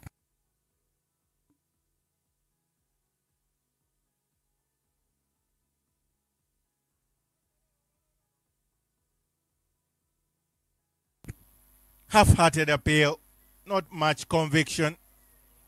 And the support also from the wicketkeeper, Charles Musemeza, is rather tame. And Simon will continue to wait. He would want to build up on his momentum. He has already gotten his 30 or 15.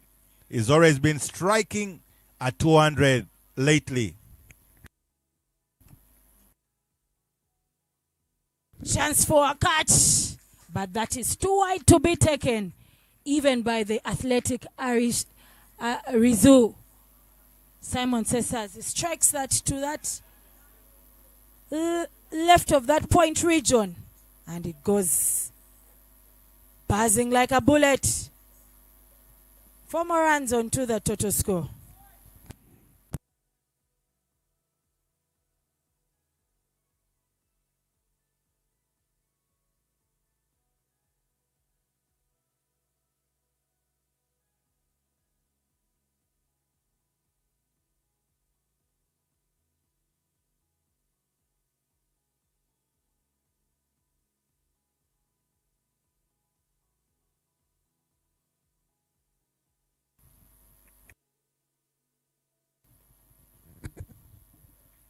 Simon Cesazi, busy batter. Anything around that leg area, he will confidently work it away, and he does so this time around. Through that fine leg region, and it races all the way to that boundary. Closing off the 4th over, the Victoria Strikers are at 47 for naught.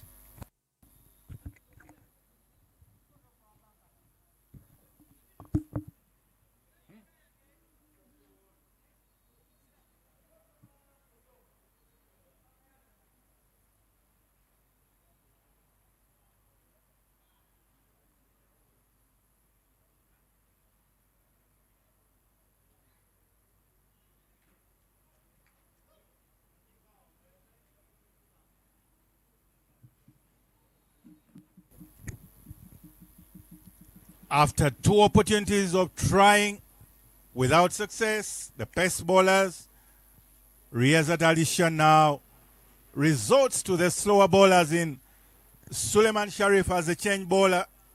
He's always known to either bowl a bit of medium slow or leg spinners. What will he go for today? It's a bit of slower bowling with a spin action, although that was straight.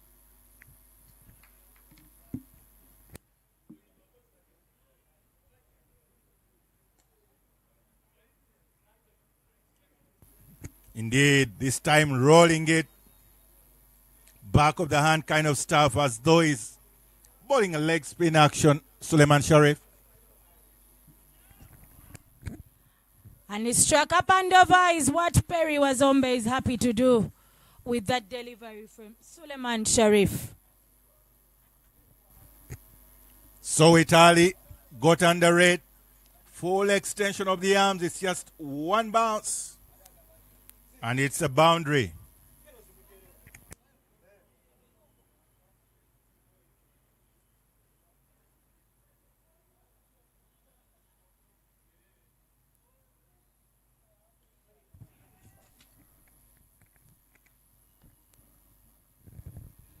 Perry Wazombe still going big, maximizing the opportunity of the fact that they're still in the power play.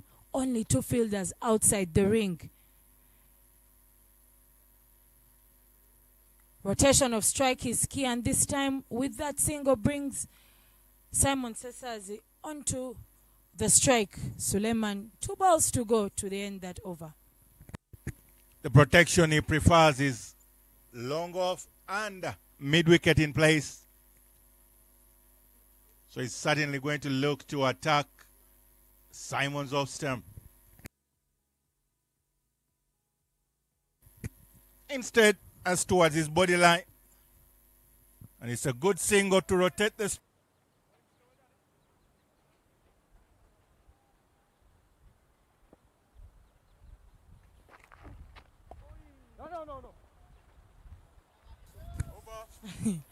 Closing off the 5th over, the Victoria strikers are at 53 for naught.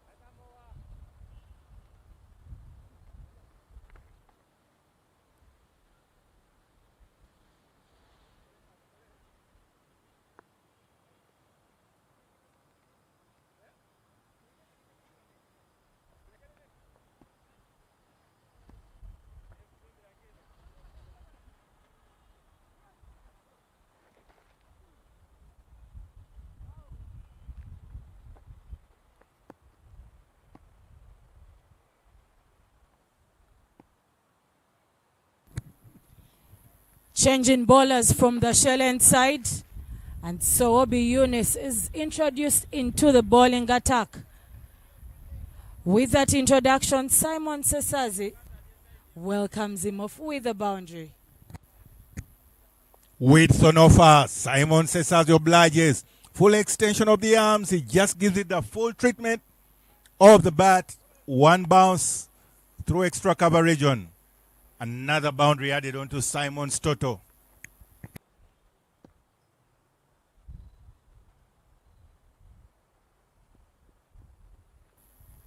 Once again, already 43 of 19 of the 57 runs in total in just 5.1 overs. Such is the impact of Simon Cesazi. As we see those wonderful, beautiful drawn shots of court number 3 and 4 and Lugogo and that whole industrial complex area.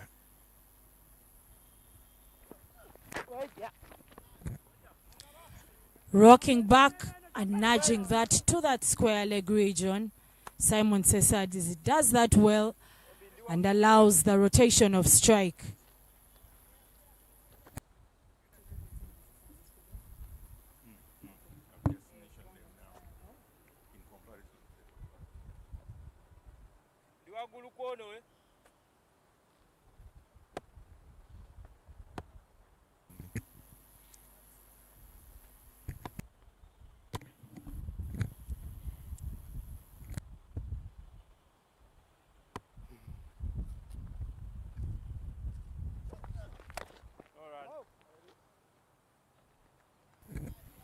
Creation of space to free the arms is what Perry Wazombe is doing. But Michael, The strikers are already at 57 after 5.2 overs. But 43 of those have been posted and struck by Simon Cesazi. Continue to share insights about the value of his presence on this strikers squad. Absolutely amazing. He's been a gem to the Victoria Strikers. When he scores, they look good, and they've gone on to win actually 3 games in a row thanks to his big half centuries, especially like yesterday's. But what is interesting is today, what is unique is it is 5.2 overs, still in the power play, but the combination, the partnership with Perry Wazombe, he's been more restrained in his approach. Well, except for that kind of swing, but still he's able to rotate the strike. But speaking of the previous Perry Wazombe, who is always trying to be busy and trying to do one or more things, ends up forcing the cause, and the result losing his wicket early, not giving Simon Cesazi the partnership. So yes, he may be 11 or 15, but he's made an able contribution to this partnership, enabling Simon Cesazi to confidently express himself on the other end. And that is the benefit of a partnership in such a match of such a magnitude. It's their final game that they are playing today. Going about his business. And that means that Simon Cesazi gets to face the final ball of the power play.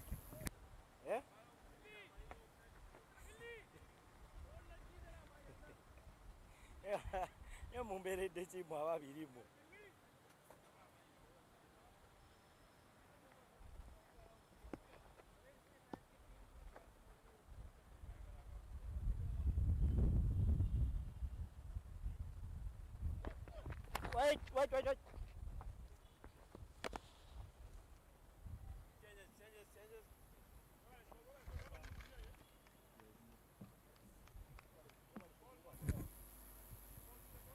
Closing off the power play, which is 6 overs, the Victoria Strikers are at 59 for naught. Batters, fielders, captain, we are beginning the second power play.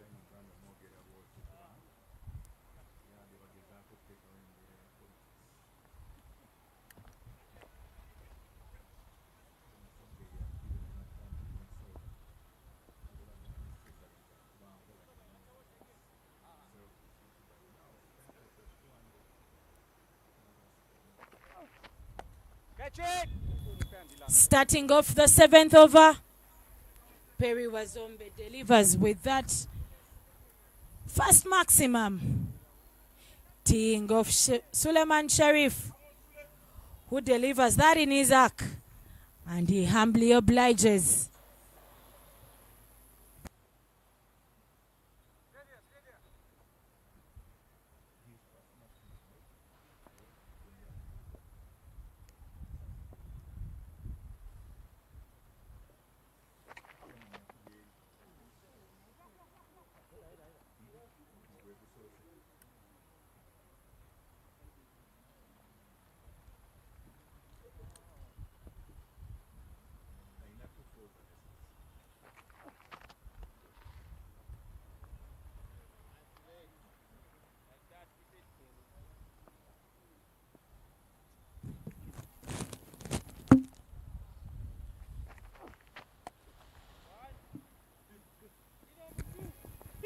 Flat strike through the same area, this time between the cow corner fielder and that long on fielder. Guilty of dropping it short, Suleiman Sharif. And without pace, it was always easy pickings. And Perry Wazombe picked up the gap, bisecting the 2 fielders for 4. Following that up with a very straight ruler all the way to the screen for another boundary. Suddenly Perry beginning to step up. That was wider outside of the off stump. He picked his point and dispatched that, depositing it. Also important to note is the reaction of the umpire, Alpha Adoa, because danger lies with those sizzling returns with the bat. Closing off the 7th over, the Victoria Strikers are at 74 for naught.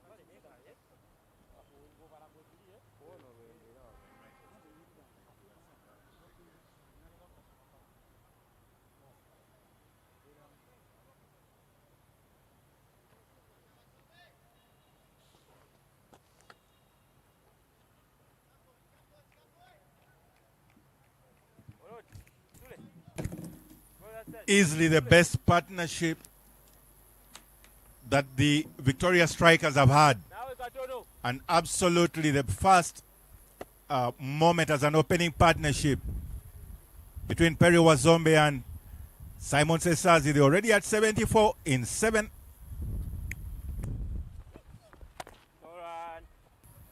This is their best returns in this particular tournament of the Great Lakes Men's T20.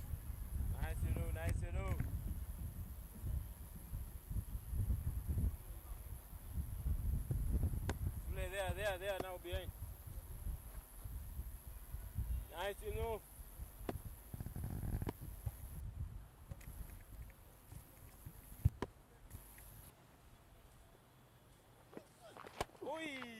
One.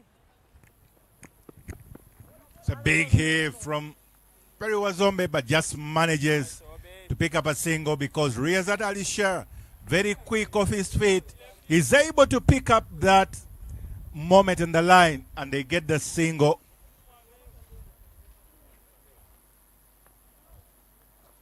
But also with the rotation of strike, it means it is more pressure on the fielding side, who have to keep adjusting in their field placements and the awareness, the pressure on the bowler, how he keeps adjusting the good areas is to bowl into. I tell you, it's all working right now in the favor of the Victoria Strikers. That right-hand, left-hand combination definitely carries some advantages, especially to the batting side. As you can see, Sowobi has not adjusted to the fact that now he's bowling to a left-hander, and that first delivery to him goes wide. Those are the effects of the right-hand and left-hand combination. But of course, it also tires the fielders who have to move finer or wider or cross the wicket. Right. And Simon Cesazi, textbook square drive. And the young Fahad Mutagana fields that very well. First time. Michael, this Great Lakes T20 tournament has given the young men an opportunity to showcase their talent, but to also display improvement in skill after a heavy 5 months of training in different setups, whether under 19, emerging side, whether it is Uganda A or the cricket cranes themselves. Absolutely, perfectly put. I couldn't have crafted it better. And because of that kind of preparation, probably we've seen the most maximums, the most runs certainly in any given tournament over a short period of time in Uganda for the very first time. Because both those from the under-19 setup, emerging in Uganda A, and of course the cricket cranes, everyone has put up their hand with their bat. Several half centuries coming through. The bowlers too have been under the pump, but they've adjusted and come back strongly, as we've already seen 3 fivers in this particular tournament, and we've seen several even part-time bowlers coming through and picking up wickets, all thanks to the ingenuity of their different captains and the setups of the games and the conditions in the different match situations. So it's really been a full package tournament.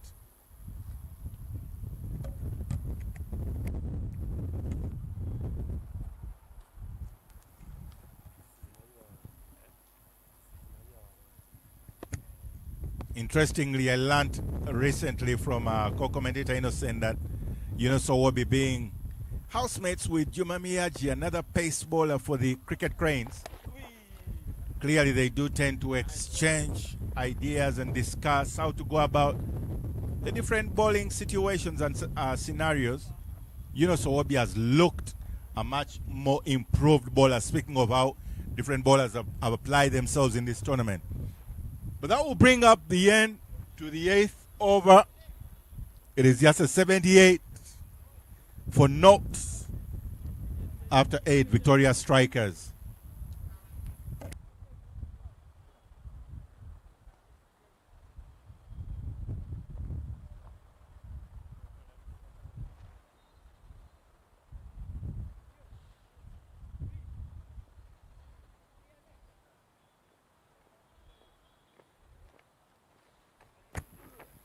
For only the second time in the match, the Victoria strikers' scoring rate, the run rate, has gone below 10.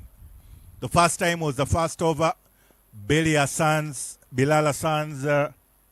first over went for only 5. From there on, they went at 10 and over.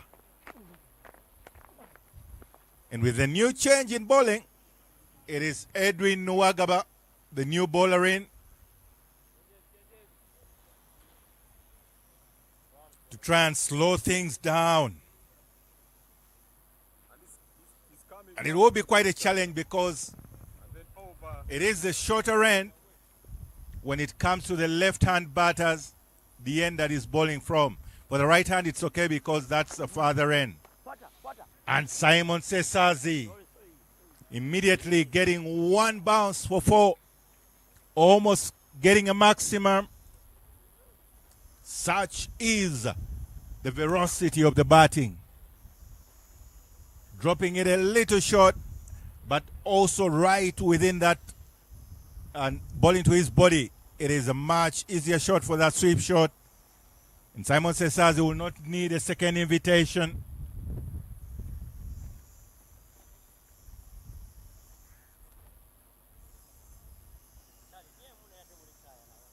I tell you, this has also been, I think, the first tournament of its kind in Uganda where we've had so many balls lost as a result of big hits out of the park. Such has been the nature of the sixes. They've not just been sixes, but very huge. Closer to us here, even to the comms box, is one of those guilty parties. Fad Mutagana, opening batter for Mburo Blasters, is sent a few to Ginger Road. It's now Simon Cesazi's turn.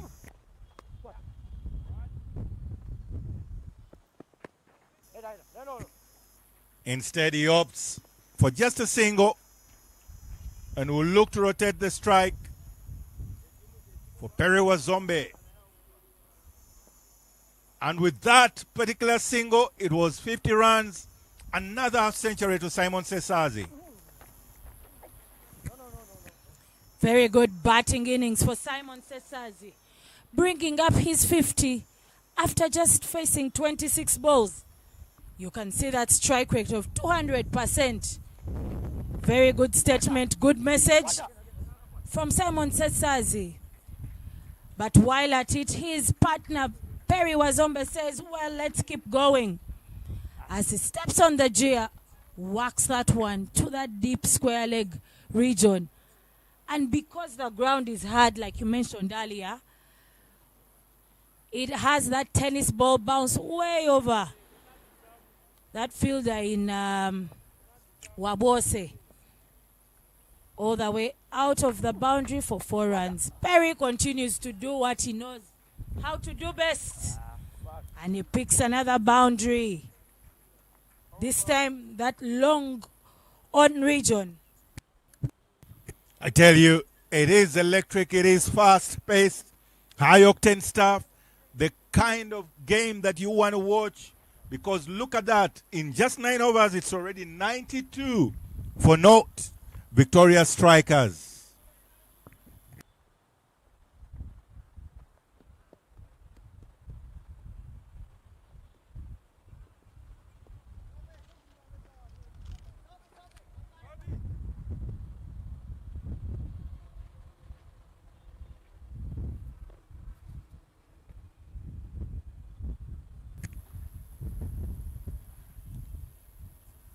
Such an amazing game it has been already.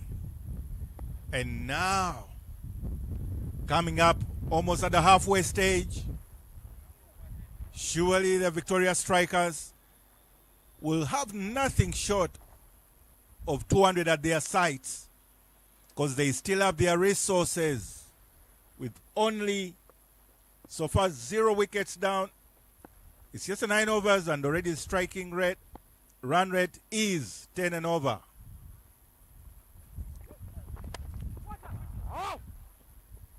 It lands in just no man's zone. Simon Cesazi almost guilty of what he's done before. After getting to his half century, he tends to drop it. But in the meantime, what does that mean for the rest of the teams? Naomi, what's the points table looking like at the moment? Well, interestingly, for the points table, the Mburo Blasters, who are fielding currently, after playing 8 games, are on top of the table because they have 5 good wins. In second position are the Choga Avengers, who lost this morning, having played 9 games, so they are done for the tournament, and also picked 5 wins. And then for the Victoria Strikers, who are on the crease now batting, they've played 8 games and have only won 4, which puts them in third position with 8 points, and the Bunyonyi Warriors with 6 points, having played 9 games and only won 3 games. So this particular game, depending on who wins it, will determine whether the Blasters stay at the top or the Victoria Strikers move to second position if they are able to beat Choga Avengers with the net run rate. So right now the Blasters, the men in black out here in the field, are leading the table. The Choga Avengers, who are donning that neon green, second on the table. The Strikers, who are in the field but on the wicket to do the setting of runs, in third position, and Bunyonyi Warriors, bottom of the table, and have played all their games already. Thank you for that insights into how the whole table is looking and how the opportunities for who can win this particular tournament. And I find interesting there the dynamics of the net run rate. What happens to the Victoria Strikers if they do win? In what magnitude of the win? What does their win imply concerning the net run rate vis-a-vis that of the Mburo Blasters? I tell you, so many permutations still on offer here. It's not yet done and dusted. It's only the Bunyonyi Warriors at the bottom, as well as the Choga Avengers, who can only hope. For example, Choga Avengers will only hope that the Blasters would blast away the Victoria Strikers. Otherwise, the Victoria Strikers have an opportunity to also have a shout in, depending on how they win this. And going by their performance so far, 95 for note in 9.5, that in itself is a story to tell.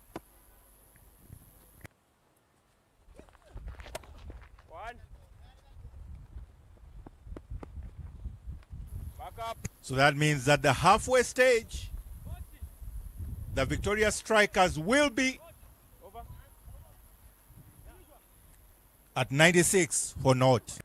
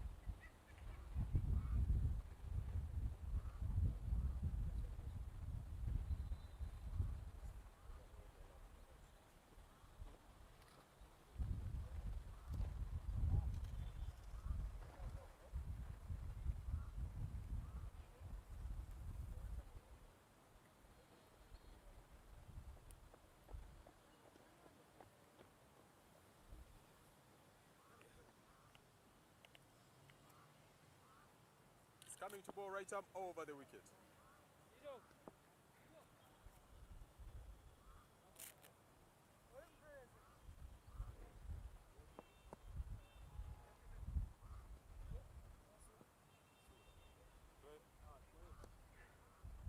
Hey, batting, okay.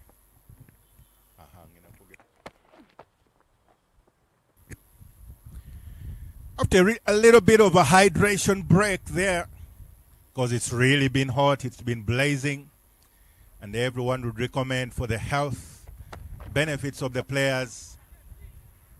And after the break, there's always a chance of a wicket, and it is Periwazombe who chooses to go aerial to send that out of the ground.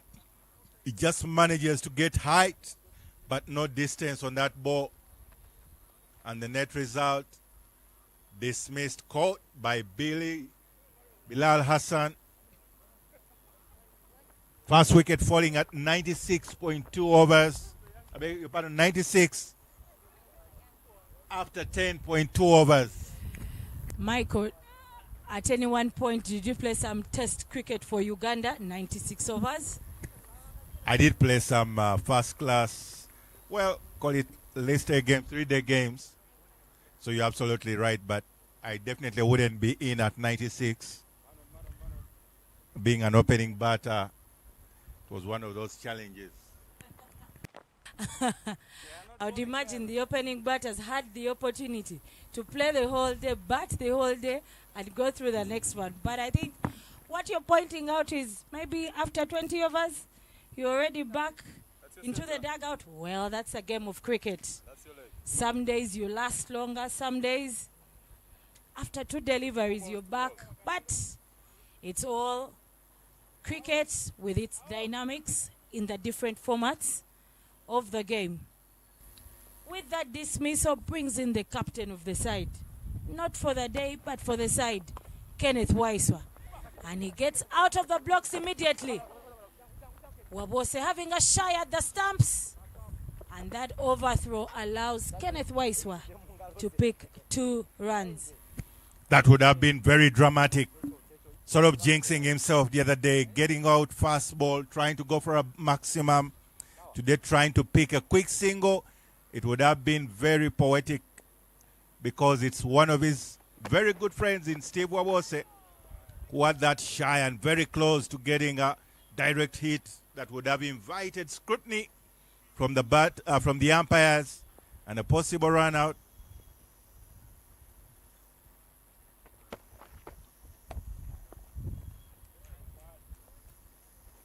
Guilty there of trying to force the issue, trying to hit that ball too hard. Kenneth Waiswa would do well to try and get into the mold of what Periwazombe was doing. But this time hitting it hard has paid off because that bounce once again becomes wicked to Steve Wabose. That ball literally wanted to smash off his face, just got off his fingers and still went for 4 runs. And also bringing up the century, 3 figures for the Victoria Strikers. After the 11 overs, it is 102 for 1.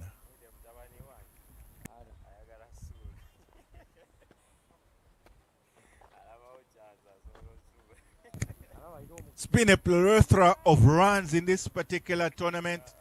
So many sixes, boundaries, galore all through.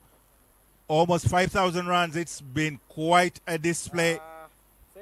And the batting definitely has really taken everyone by shock. Right here at the Lugogo Cricket Oval in Kampala. Such has been the Great Lakes Men's T20 tournament. And altogether, about the batting, Naomi, what do you think has been the turnout this time? Well, the young gentlemen have really turned up with the blades in all shapes and forms. Of course, one bringing together the fact that there have been very many lost balls. It speaks into the number of maximums that have been hit. But with the blade, Charles Musemeza, the wicketkeeper for the Mburo Blasters, is leading that table with a massive 364 runs.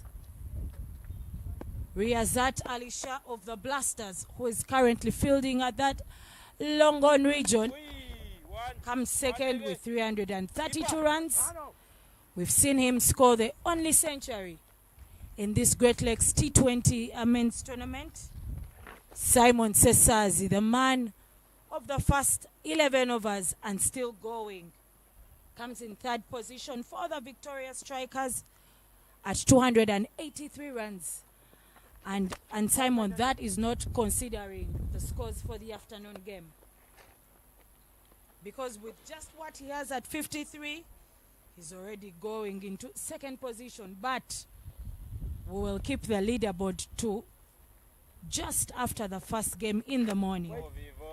Fourth position, Anas Beg, who I spoke to at the post-match presentation, and he said they just wanted to keep piling on runs, and indeed he has done that for his team.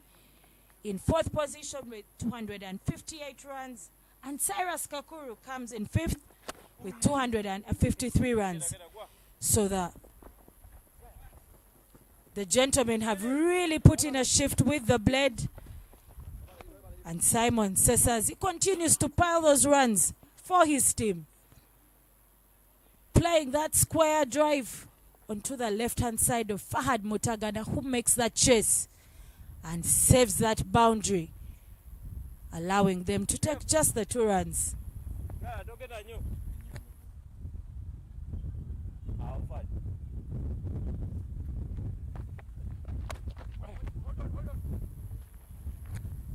Closing off the 12th over, the Victoria Strikers are at 106 for the loss of 1 wicket.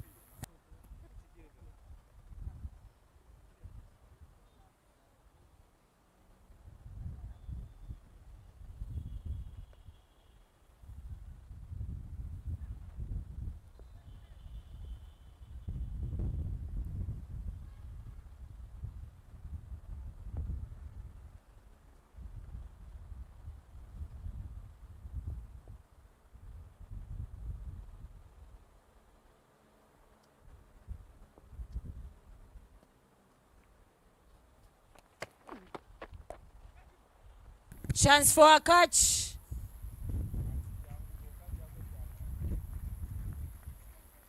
As Kenneth Waiswa strikes that over that cover region.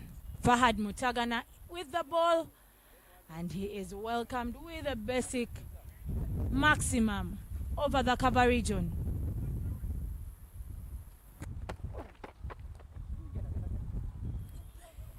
Thick inside edge.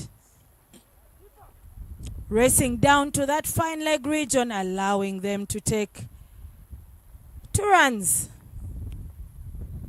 Kenneth Waiswa on strike.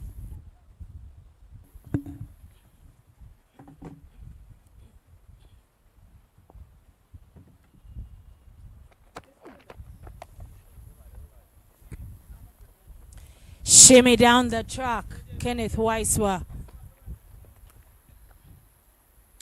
Continuing to rotate the strike so that Simon Cesazi also has his side to hit, to face, and continue to score runs. And of course the field setup changes a bit. You have that deep square leg, you have the cow corner fielder, you have the extra cover, long on and long off.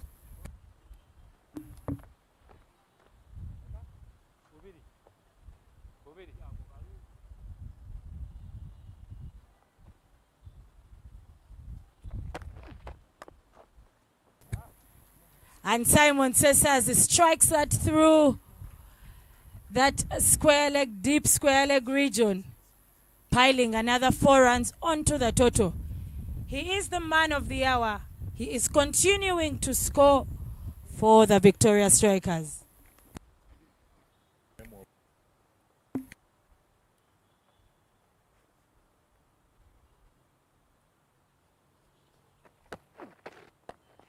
What a strike!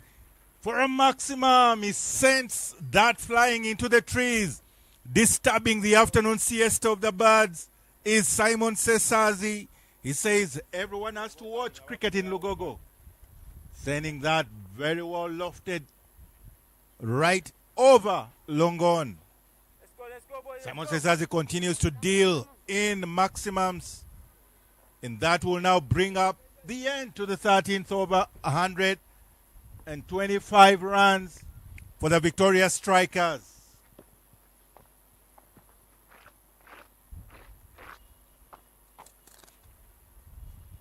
Continues to motion how he wants to hit that. He's certainly a man for the big moment, Simon Cesazi. Recognizing a great opportunity today. He's certainly taken the opportunity with both hands. And is dealing big today. And with that, ably supported by Kenneth Waiswa, who has recognized a great opportunity. Chance of a run out there, but missed out altogether with Steve Wobose not collecting that ball. He found the gap, was risky, not anywhere in the picture of your frame there. Simon Cesazi survives. He will live to fight another day, probably even looking to get to a century today. Another big hit right through the gap. 2 is the call, and 2 they will get. Kenneth Waiswa obliges, gives him the thumbs up, because that is also helping with his total. And you can see that he has been at that wicket from ball 0. And that is why he has a bit of that bending just to catch his breath, because he has definitely been a part of the partnerships that have run the 2s, the singles, even the 3s. Well, Kenneth Waiswa says this time let us not run, as he strikes that up and over straight into the screen, getting another maximum. 6 runs. It's all happening here. What a beautiful hit right into the screen. That's what you want to see from a batter. Finding confidence in his skill set, executing according to his ability, and fulfilling his potential, because he knows as an all-rounder he can bat and bat deep, and that will be through the net benefit of the Victoria Strikers.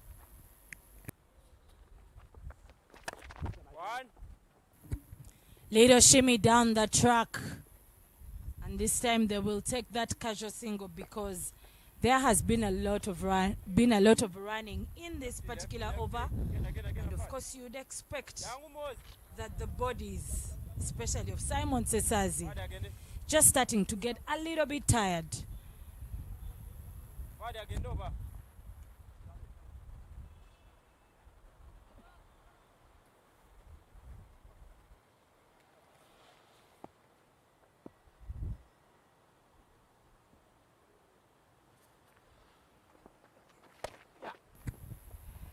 Beautiful shot to that cover region.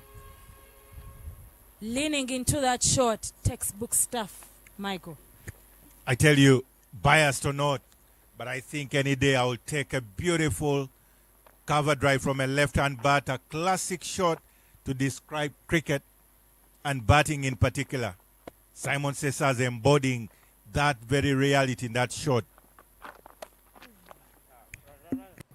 Well, there's no textbook for guiding that to that fly gully region, but the results is what is important. 4 runs added onto what Kenneth Waiswa has just done. Sees it early, gives himself room on the offside. Let cut, guiding it all the way through. And indeed, Hariom Hadiraja can only but chase that down. And he comes second to that rest. And that rest means that at the end of the 14th over, still cruising at 10 runs and over, the Victoria Strikers are 141 for 1. Beautiful sights there of the neighboring areas. Ginger Road next to Lugogo. And back into the middle to focus on the man of the hour, man of the moment, Simon Cesazi. Continues to soldier on. make an impact, make an impression as a batter, solidifying his position as an opening batter and saying maybe, just maybe, this is the opportunity for him to go on and score centuries. Only 34 away from a century. It will take some doing because he's definitely been there from ball one indeed and is tired. It's been 9 days, grueling days. But he needs to do the job for the team. Come on, Simon.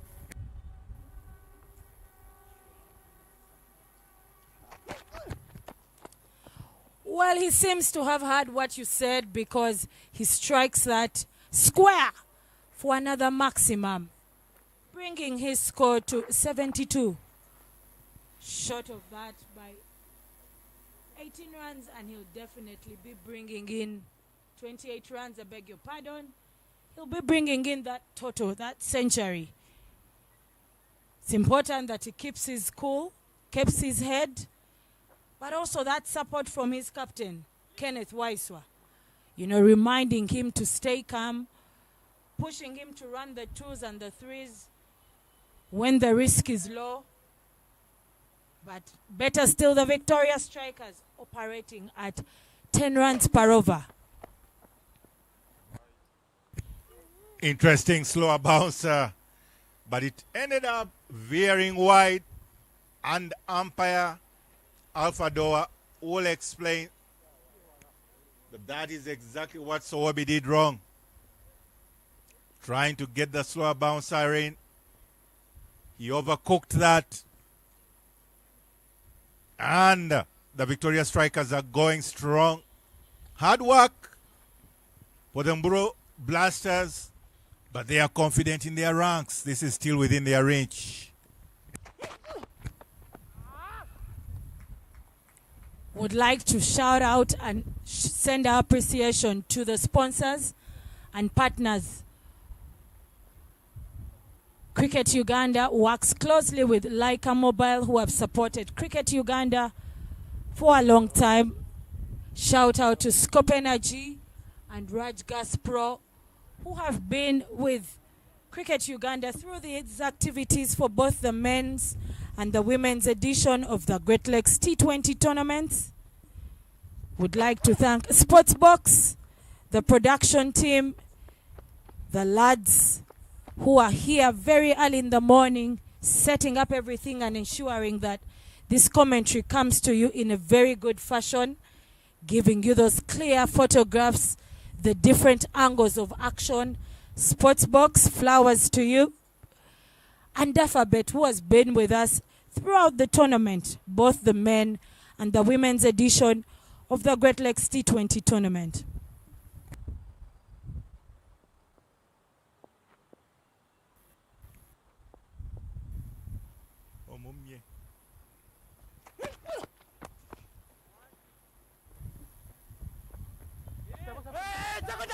Billy, Billy, Billy.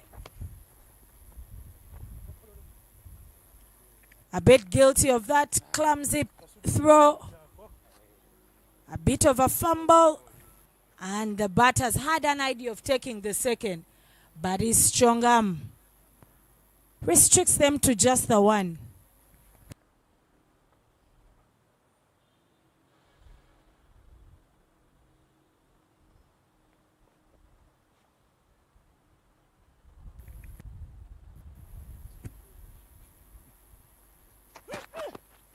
And Simon Cesazi will oblige.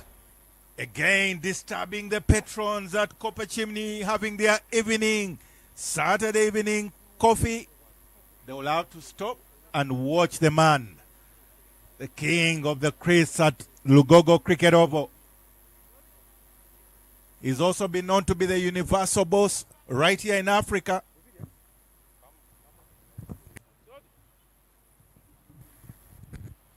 The Victoria Strikers continuing to operate at nothing less than 10 runs and over.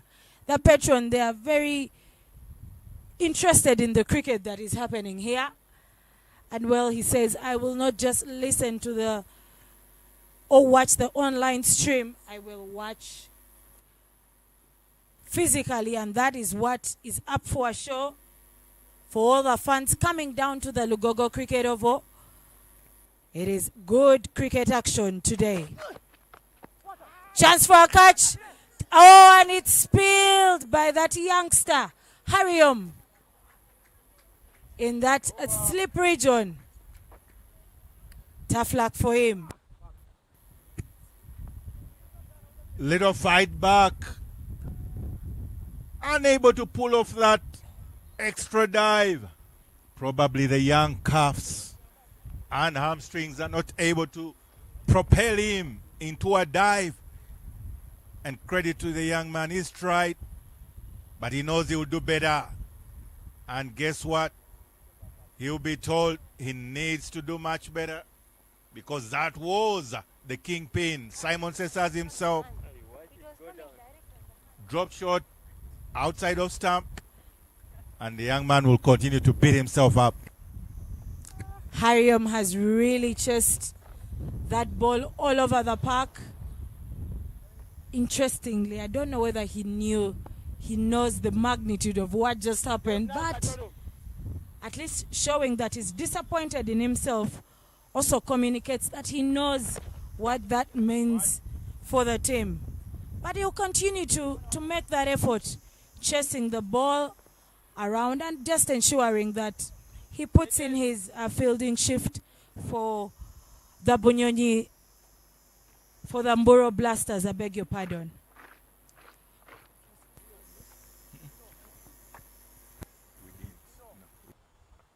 With that particular drop chance, it meant that Simon Cesazi at 79 got a reprieve, and he has an opportunity to go on and still get his century. He's now at 81, just a 19 shot. And Kenneth Weiss, the able partner, look at that strike rate. Almost taking off Simon Cesazi's head. Thankfully, evasive action ensures rotation of strike. Well, Simon Cesazi continues to go big. And this time he chooses that court number 2. Not the center court, but court number 2, where his brothers enjoy a lot of tennis from. Probably sending a message, guys, put that tennis on break and come and watch me continue to score for the Victoria Strikers. 87 of 44, Simon Cesazi.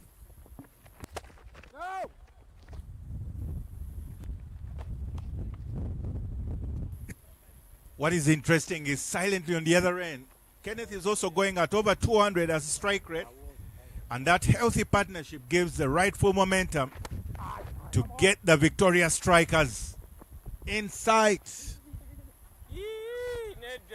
Chance of a run out. That will be the completed 2. And that is indeed what you want to see, because they're working in tandem. The young man, a little fumble meant that they complete comfortably the 2 runs. It's another maximum. Simon Cesazi dealing in maximums now. He's taking no prisoners. Looking at your frame for that replay.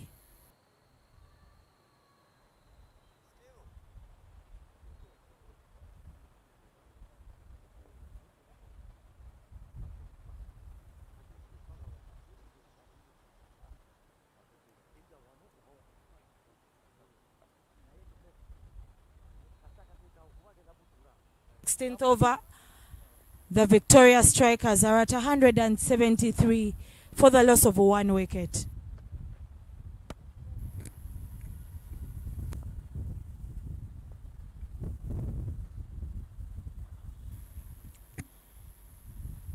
Suddenly the equation wouldn't scare the Mburo Blasters. They've chased down 221 for 1. So it's not really a scare for them. And sometimes, as it was in the beginning, it tends to be even at the end. This is the final day. So it is now, and forever it shall be. For that 17th over, Bilal Hassan has been given that ball. He's bowled 2 overs so far, not been able to pick a wicket and conceded 19 runs. The anticipation is that he will be able to break through this partnership that has continued to pile runs for the strikers. Thankfully for Kenny, is able to up front pick up a single. It's a judge's leg by, but still it will be a good effort on his part to get Simon on strike. And it is only Simon who can have himself to blame. Good sight as there of the advertising, GA and the boards. Therefore bet the partners in this tournament. It will only be Simon's opportunity to either play villain or hero. By villain, I mean failing to get a century. I just hope he doesn't want to get it in the next one ball.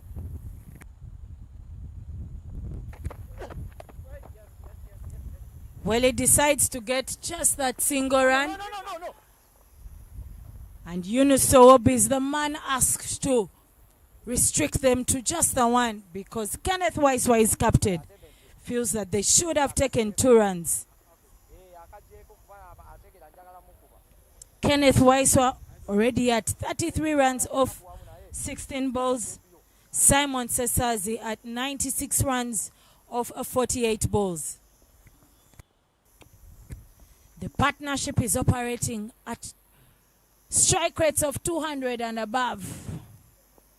All this is happening at the Lugogo cricket oval. Kenneth Waiswa strikes that to cut number 1 this time. Number 2, I beg your pardon. High back lift, good setup.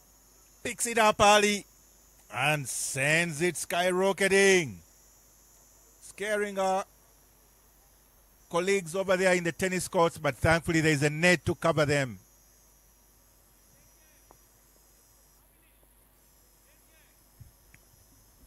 It will now be more pressure on Bilal Hassan, who has to make some adjustments.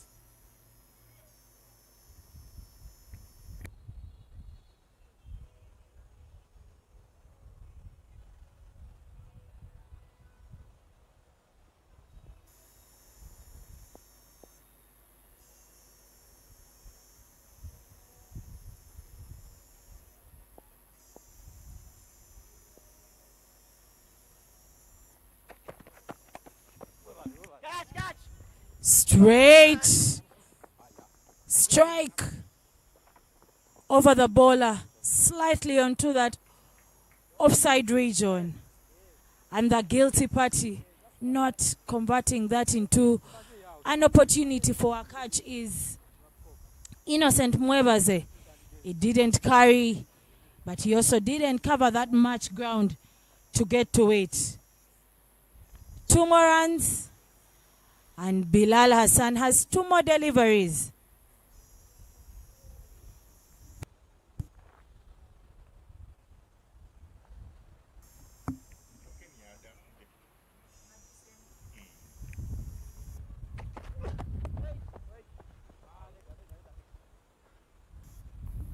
Kenneth Waiswa, cognizant of the fact that Simon Cesazi is close to that century mark.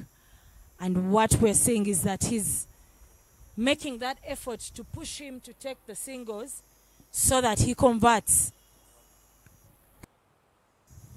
It's just a boundary for for Simon Cesazi to get him to 3 figures. And it would come up in a very good period of play when it's also for the death overs to the Mburo Blasters. It's a good scoring opportunity. They pummeled that ball, I tell you. It must be feeling now soft.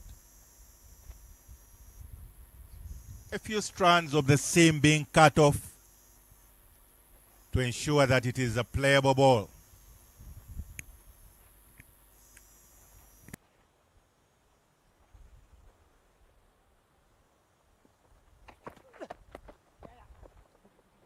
Once again, Simon picking up in the gap, getting ever closer.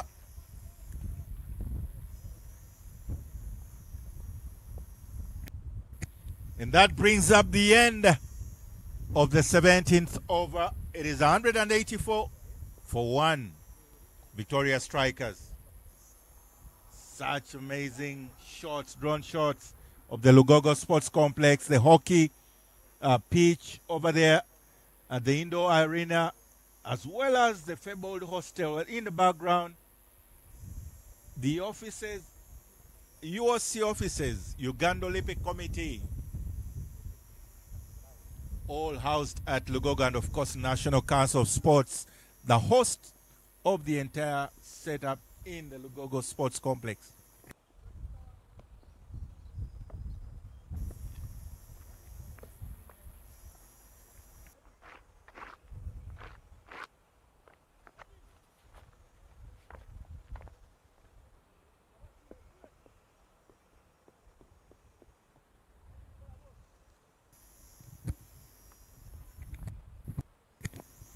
It is the 18th over coming up, and when you're a bowler, when you sign up as a bowler, you have to do the bowling job. You have to put in the hard yards, and that's what David Wabwire, Dr. David Wabwire, is requested to do, to come onto the pitch and surgically, in a clinical manner, finish off his spell, because these Victoria Strikers batters are just running haywire.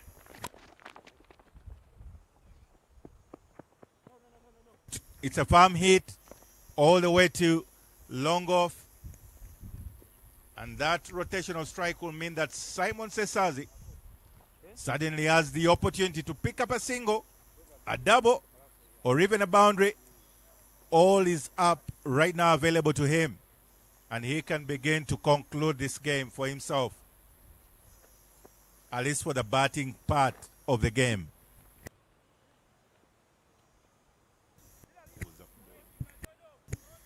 I tell you, it's been tough for the bowlers considering the amount of runs amassed in this tournament. Now, what would the bowling outlook be like right now?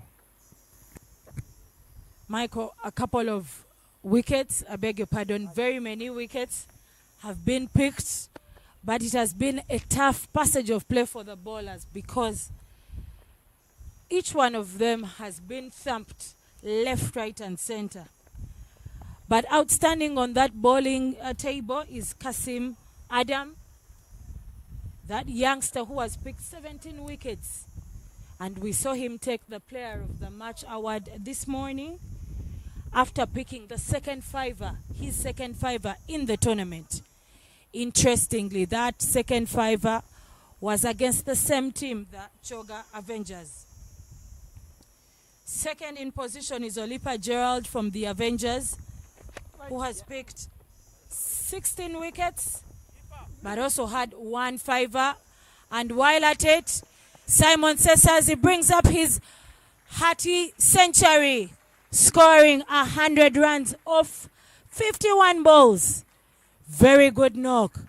The man of the hour is Simon Cesazi, donning that shirt number 15 and bringing up the century. He's played it patiently. He's had a number of maximums and a number of boundaries, and that is Simon Cesazi. Good cover drive, reaching out for that ball.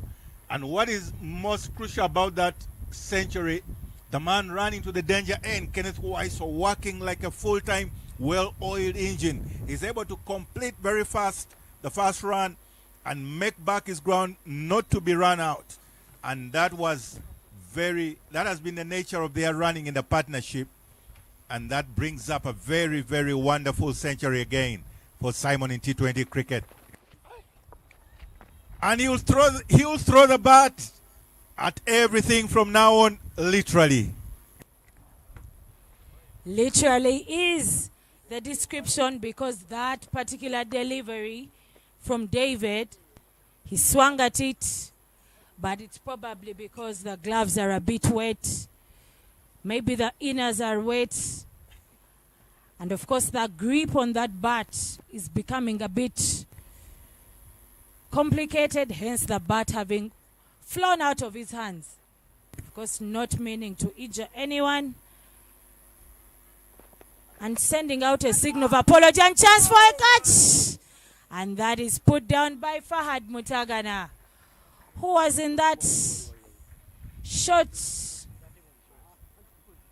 fly slip. And Simon Cesazi survives. I tell you, Simon should have another left-hander consulting with him inside Shudai about throwing the bat behind and not landing it on your stumps. He's very lucky the following ball, missing a chance of being dismissed. He keeps going now. As the saying is, he's literally throwing his bat at everything. Not in an agricultural way, but intentionally for the good of the team. The description will change to throwing the kitchen sink at it. Simon says as he continues to pile those maximums. Already at 110 runs after 55 balls. Very strong wrists there, quick reflexes, good bat speed. The hands are very fast, and that explains why he's picked up another maximum there. And I tell you, he's having such a field day today, Simon.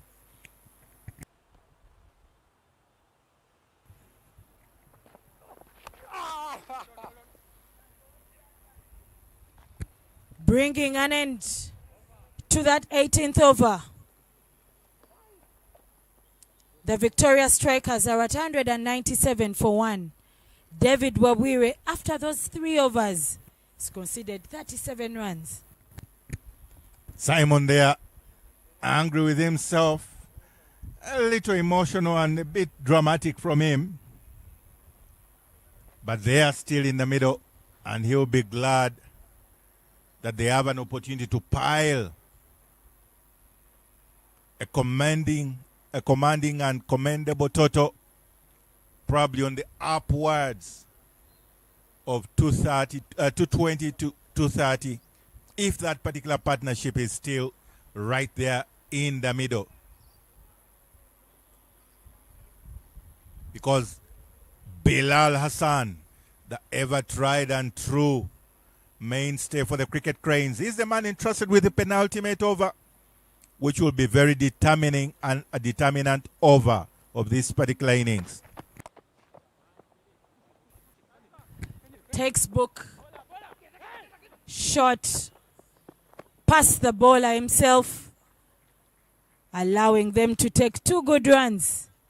Of course, the wicket-keeper Charles asking that young man on the long on side, what Yunus Obi, why the delay? Why are they taking 2 runs off him? All that pressure because this partnership has kept going for the Victoria Strikers.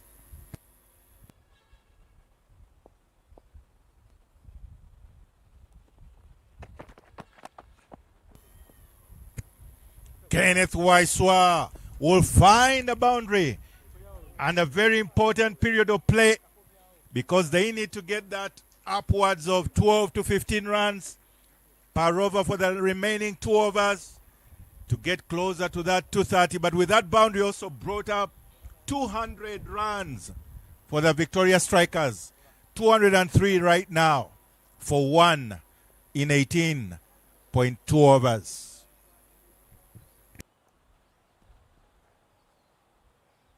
Bilal Hassal, the guilty party, been guilty of bowling all over the park, all over the crease, in the front, at the back, but also delivering those lawful tosses, short balls.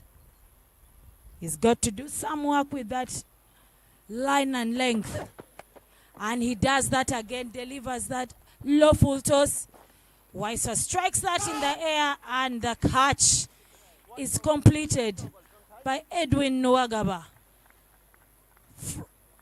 covering ground from that deep square leg area. Kenneth Waiswa has had a blistering knock of 47 runs off 21 balls.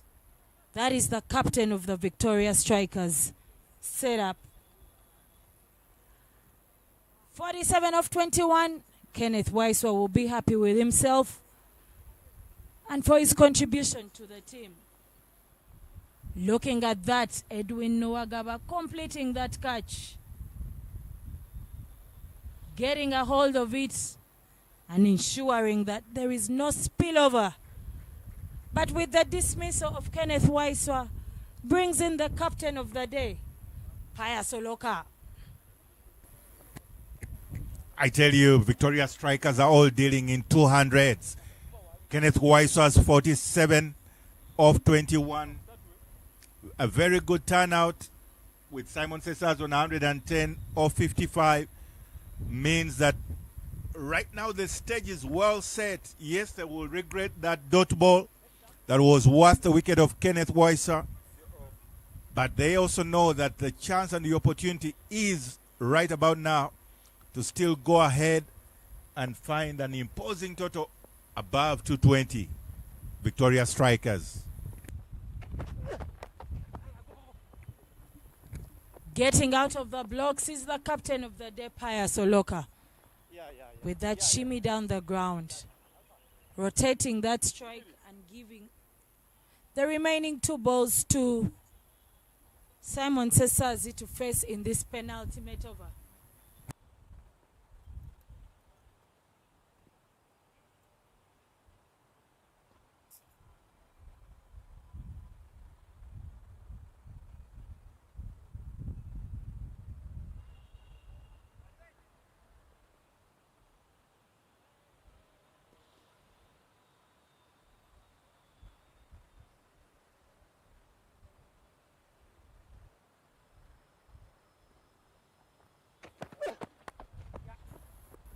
Simon Cesazi strikes that right in front of us, and they will definitely run that. Oh, chance for a run out.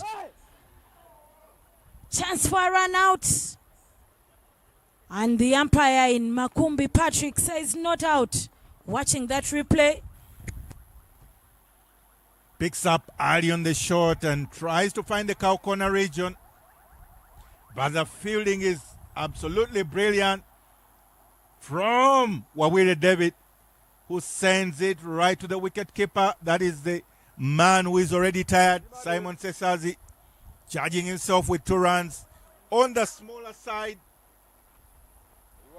I would have loved to look at another angle of that same possibility, but umpire judges it as the man, Simon Cesazi, had made his ground, and currently with the highest total in this tournament is still holding his bat.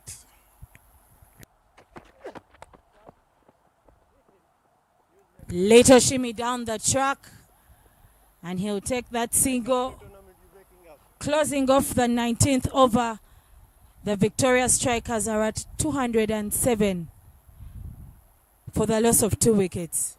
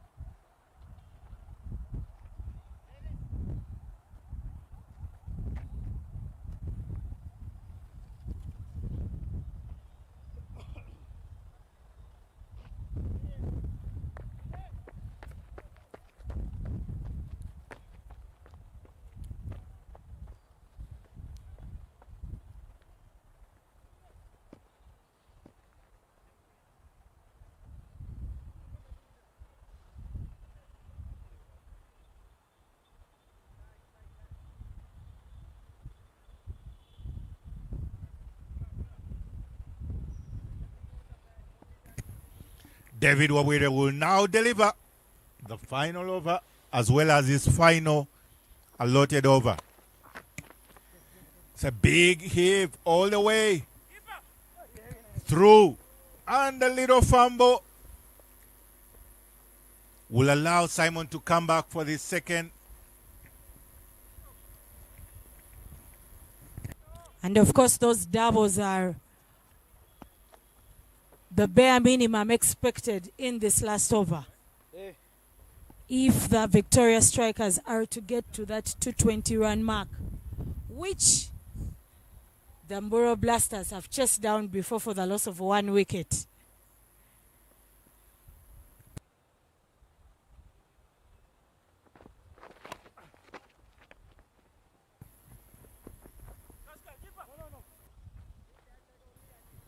Indeed, it becomes a very difficult proposition to captain of the day, Paya Soloka, to try and get you a maximum and probably 2 boundaries in the remaining 4 balls. But that's exactly what they would need, or at least a maximum and a boundary. But you know better that right now, yes, Simon has really done the job for the team. You can't ask for better at 116 or 59. That's a total commitment from someone batting at the top of the order.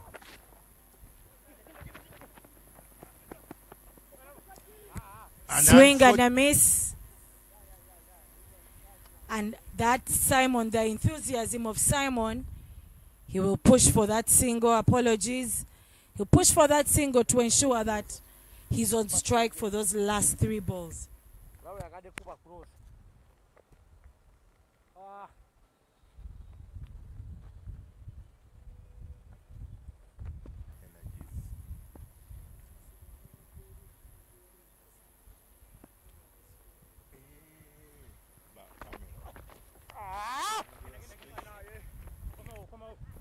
It's a touch from Simon's bat.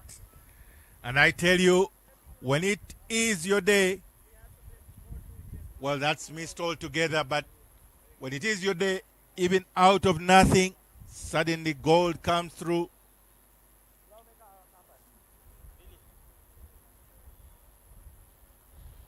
Very critical 4 runs needed by the Victoria Strikers there.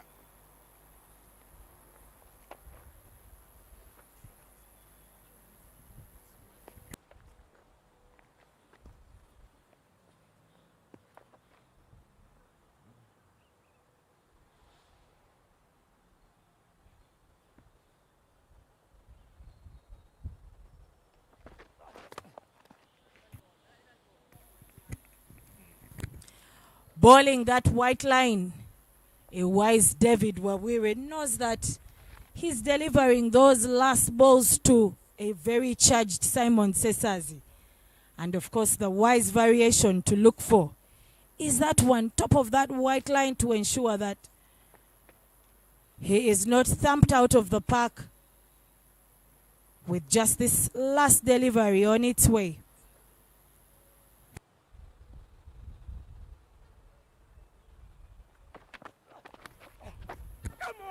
And the catch is taken as Simon Cesazi attempts to work that over, but that top edge ends up in the gloves of Charles Musemeza.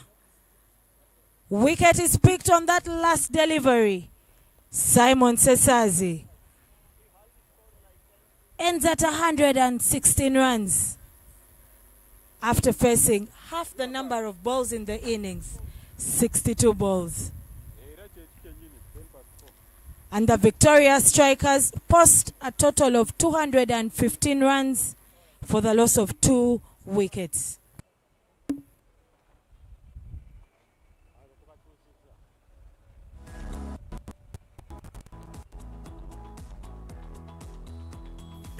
And that was the match summary. Victoria Strikers, Simon Cesazi, 116 of his 61 deliveries faced. Kenneth Weiss of 47 of 22. And Wazombe Perry, 39 of 34. All-round total contribution from the top order. Mutagana, the pick of the bowlers, 25 for 1 in 2 overs. And Hassan Bilal, 39 for 1 in 4 overs. And Nwagabas, only 14. The other economy to speak of in 1 over. And that means Mburo Blasters, 216 in their allotted 20 overs. will be returning for the run chase from Buro Blasters.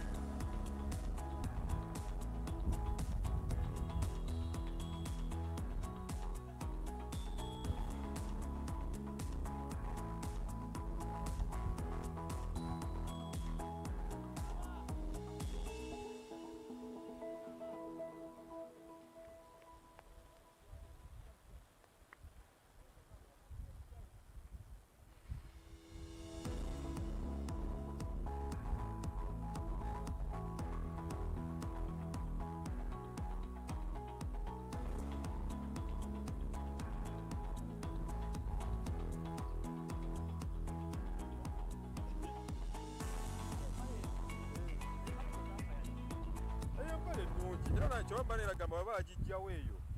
Yago. Baba bisolo gikozesa eyo ne mugundu. Ati je nkozesa.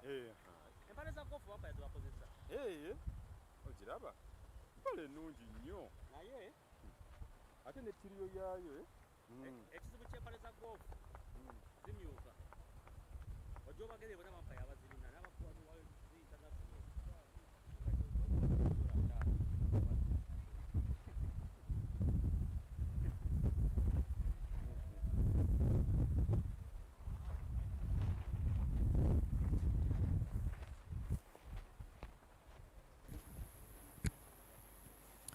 A good afternoon and welcome back to the second innings of the last match of the Great Lakes T20 tournament. The Victoria Strikers set a total of 215 runs for the loss of 2 wickets. And the Mburo Blasters will have to post 216 runs in their allotted 20 overs to be able to win that game, but also maintain their lead position on the table. We have seen the Mburo Blasters chase down a total of 221 runs, match day number 6, for the loss of 1 wicket. The question is, are they able to chase down this score in this last encounter of the Great Lakes T20 men's tournament? Opening the batting for the Mburo Blasters is Fahad Mutagana and Charles Musemeza. Opening the bowling for the Victoria Strikers is Musinguzi Matthew. We saw one fifer achieve in the morning, picking up another fifer against the same team. Matthew Musinguzi picked up a fifer. Can he replicate that effort today?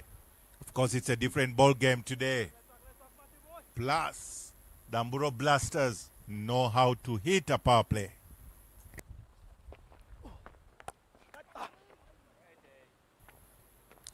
Chance for a catch. Chance for a wicket on that first delivery. Fahad Mutagana immediately muscling that straight to Matthew in an uncomfortable place and positioning. But that would have made for an interesting reading. One up of one ball. And a chance indeed to pick up many wickets, because certainly Mburo Blasters will come blasting away all the way through. That is only just the nerves, because both batters are not yet out of the blocks. There's need for that kind of steadying, putting out of the nerves. So that expression that we've seen on that first delivery is Fahad just getting into his frame. And indeed getting into his frame, he chooses to do it a better way by getting that maximum. I beg your pardon, Charles Musemeza gets out of the nerves by getting that maximum.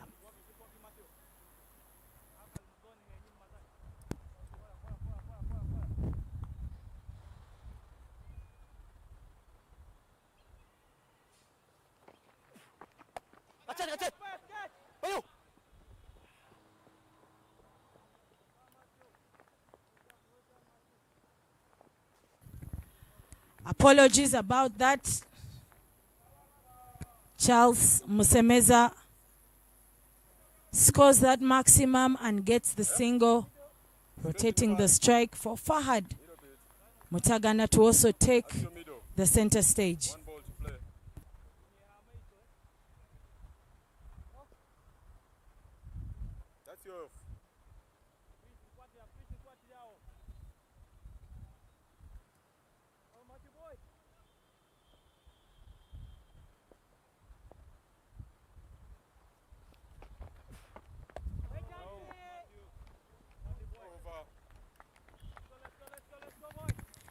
Closing off that eventful first over, the Mburo Blasters are 7-0.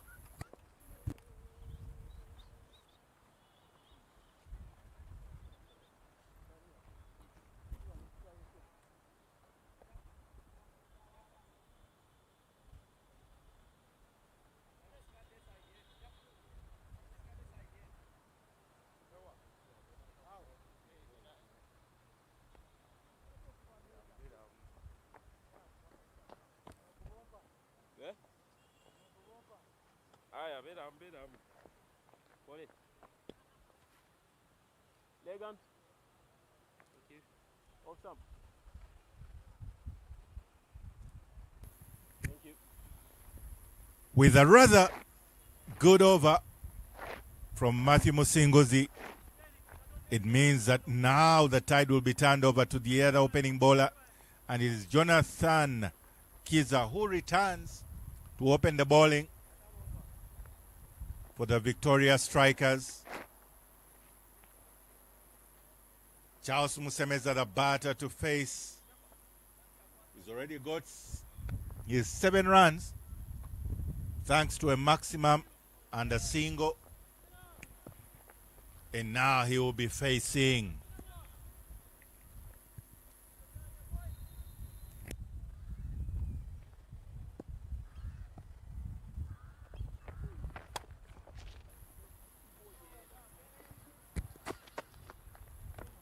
short pitch delivery from Jonathan Kiza.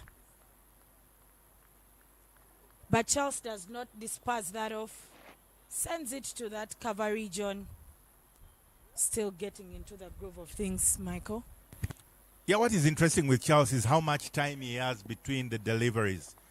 After that ball is released, he seems to have much more time. And that is always the mark of a good batter. When you're able to have your setup and your very motion and getting into that batting and hitting that ball, striking, swinging the bat, all within your comfort zone, so to speak, with good stability and balance.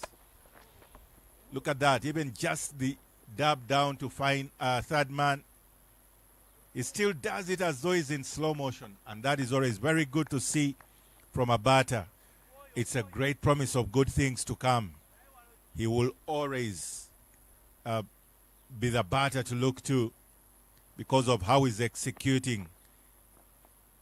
Fad Mutagana is also one that seems to, once he gets going, once he gets into his mold and groove as a batter, he also seems to have a lot of time, especially scoring on the onside. We've seen him with those no-look shots through fine leg or deep square leg. And I tell you, right here where we are, fine leg region, we have to just be ready. Anything can come. Flying objects, beware of them. Commodious way of receiving that ball by Juna. A few stampings as if those South African Zulu dancers. But Fahad not swinging big, but not getting any connection off the bat. Jonathan Kiza will know that he is treading thin territory. The guns are not yet blazing. Stringing a couple of dot balls together. He'll definitely be happy with himself.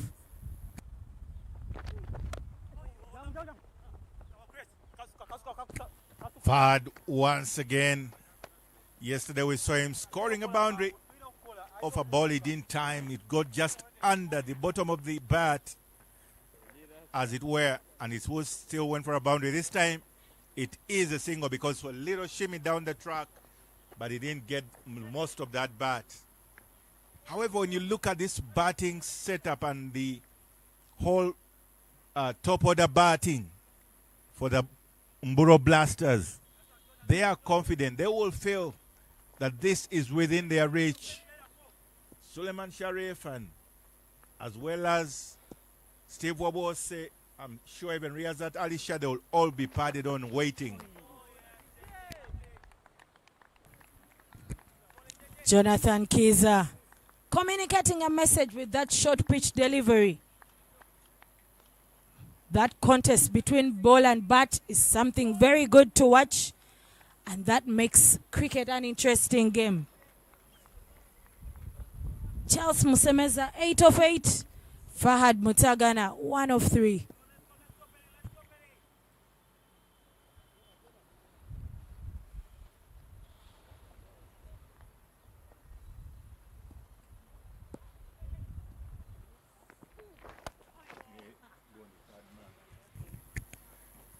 And that is Charles Musemeza at his best. Always able to pick up that ball, pick up early the length. He may have been hurried before, but this time he picks up the length early, just stays put, and he posts that into the mid-wicket, just between the two dugouts. And that will mean the end to the second over. It is 15 for no after 2 overs.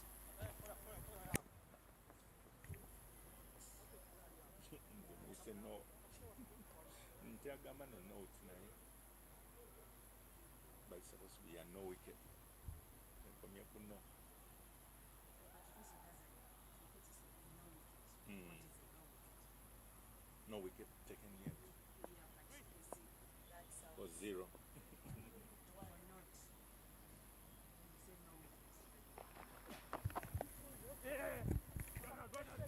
Fahad Motagana rocking back on his back foot and gliding that between gully and fly gully regions. And they will quickly take those 2 runs, completing them, getting home safe and dry in such a comfortable fashion.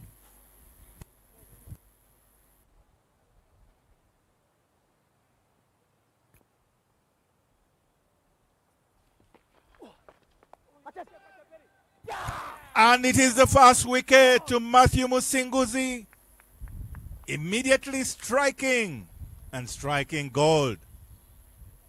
Very well taken, executed catch. At backward point, it's Perry Wazombe. And it is Fahad Mutagana who has to walk. Width on offer, but that rushed Fahad Mutagana. And he tried to cut it, but he was cramped for room and just manages to hold out to Perua Zombe. And that's seemingly a sign of good things to come for Matthew Musinguzi. In his second over, 1.2 overs. He's already picked up a wicket, and a very important wicket of a top order batter. And thankfully today, for the Umbro Blasters, they have some changes.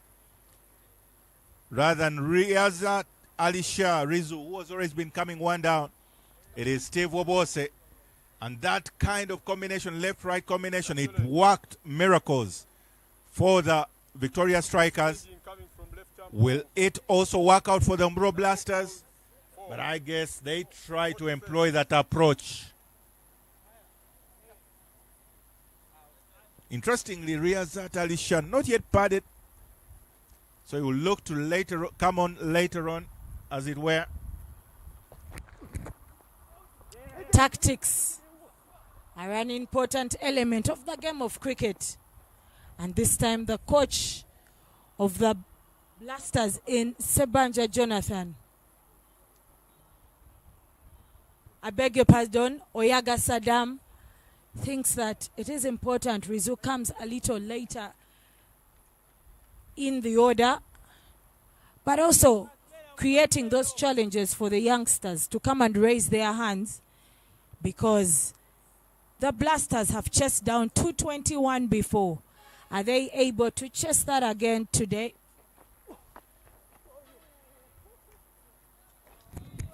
Well, I wonder if it's strategy or just considerations. We're yet to confirm, because we saw yesterday Riyazat Alisha, that win took quite a bit out of him as they kept on soldiering on against the Bunyonyi Warriors. It was a tough game, batting almost up to the very end. Means that he may want to conserve himself as well a bit. And that will only give opportunity to other youngsters to come to the party. Charles Musemeza cuts that away. But that beautiful diving effort, creating a stop in that ball by Jonathan Kiza, allows them to take just 1 run, saving his team conceding a boundary. Closing off the third over, the Mburo Blasters are 19 for the loss of 1 wicket.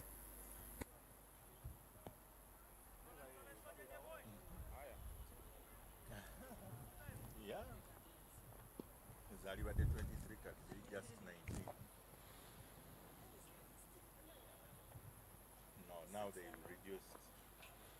They've actually really reduced. Again, they put 10 all through.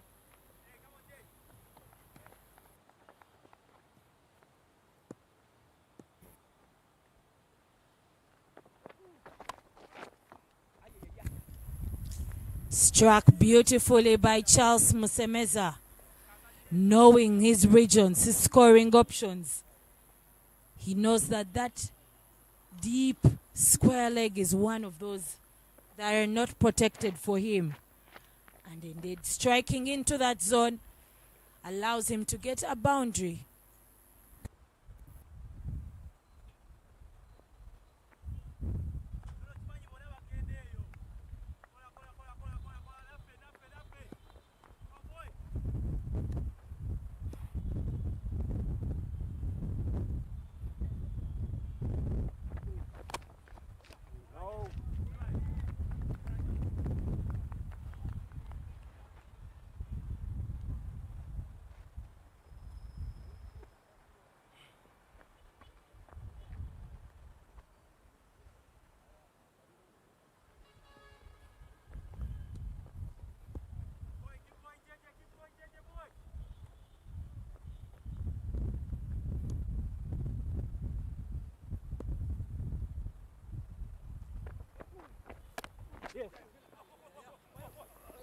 Send that to the point region. Very good shy at the stumps by captain of the day, Pius Oloka.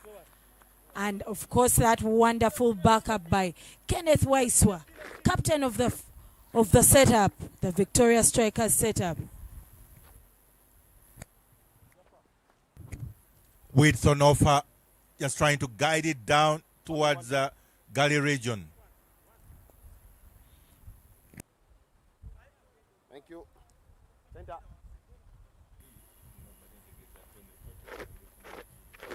Did it come?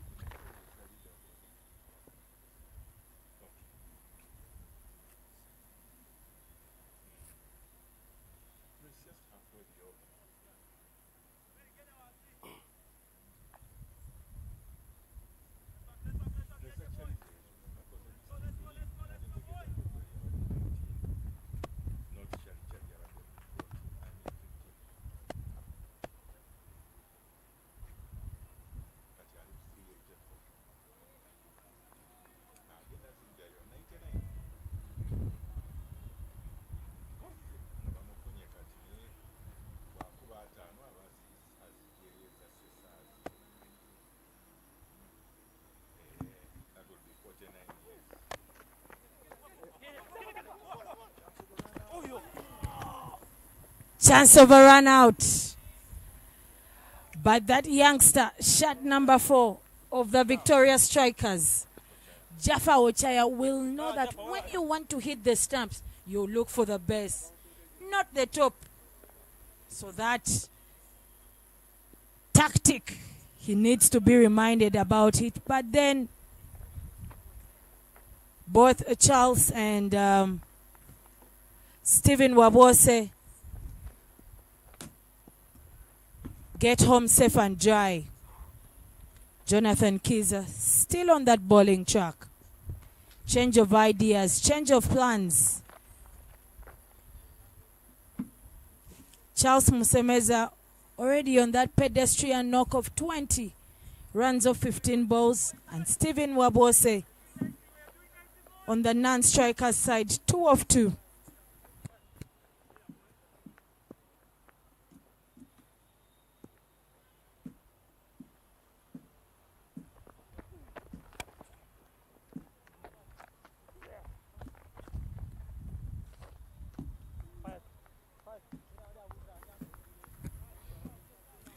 Lining that up, Charles Msemeza moving his front foot in that correct line and playing that to Christopher Kidega in that cover region. Not attempting to take any single, but waiting for this last delivery of the over.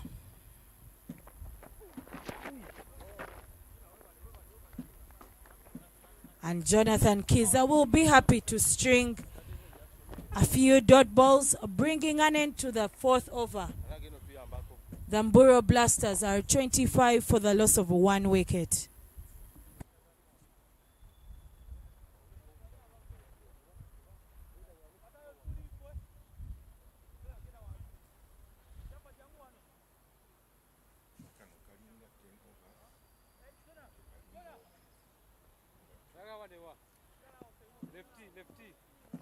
It's coming to go right arm over the wicket. You can have all it. Indicate the circumstances as much as possible.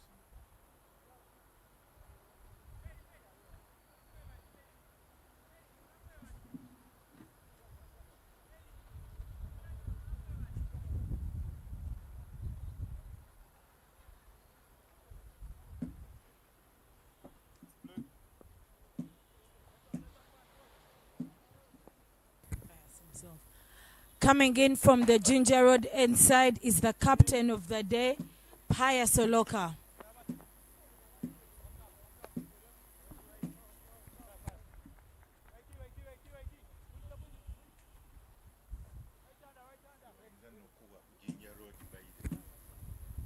Paya Soloka on that bowling table is already in the 4th position after picking 13 wickets just before the start of this game. So he has that possibility and the potential to continue to pick wickets. The question is, will Charles Musemeza or Stephen Wabose give him room to do so? Challenge with the ball and the bat here at the Lugogo Cricket Oval. The last match of the Great Lakes T20 tournament, hosted by Cricket Uganda.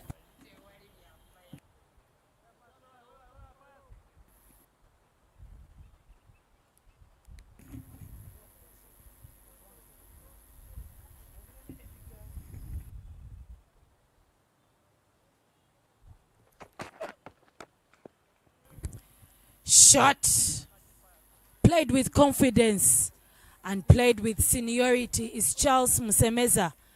He hits that over that cow corner region. Flat 6. Watching that replay. Travels like a bullet. Travels in the sky. It's not a bad, but it is a 6 maximum.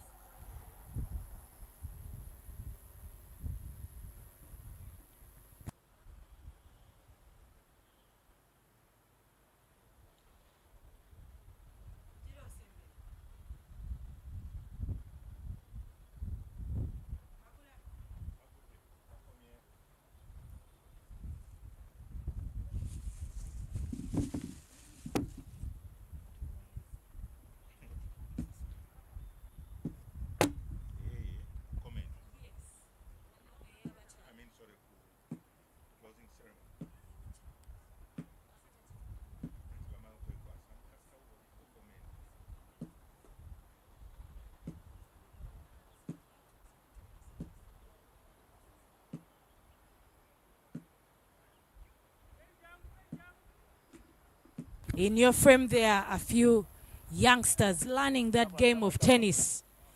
That back swing, that front swing.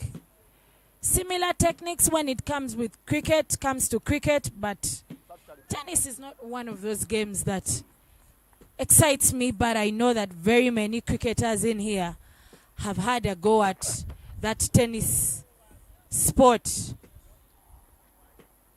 You can see one of those retired players in Ronald Semanda, the elder brother to Simon Cesazi, in court number 1, continuing to enjoy his tennis.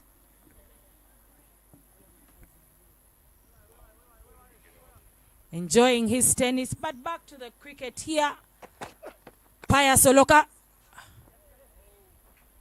continuing to deliver those with a bit of width. And this time he survives. What an electric fielding effort. Kenneth Waiswa. I wish I could have another view of that particular effort. That was certainly a boundary. But Kenneth Waiswa literally snatching it in goalkeeper format. It is a dot ball. The big heave, a big shot from Charles Musemeza. Will just pick another single. And right now, the Victoria Strikers in the ascendance over the Mburo Blasters in this particular power play.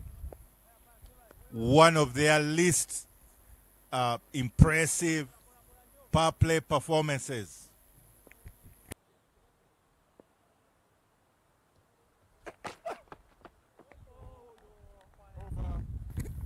One short pitch, best delivery for Stephen Wabose, who is not able to contact that, bringing an end to the fifth over. The Mburo Blasters are 34 for the loss of 1 wicket. In your frame is that hoisted flag of Uganda, beautifully flowing with the national colors, black, yellow and red, with that crested crane. At a later point, Michael, you're going to explain to our audience what the black represents. We will not talk about the crested crane, but what the black represents in our national flag. For the record, this is the highest hoisted, if I'm not mistaken, the highest hoisted flag in the whole of Africa.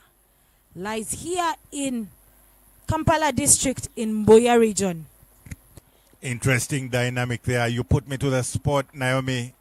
And when the princess calls, we have no option but to oblige.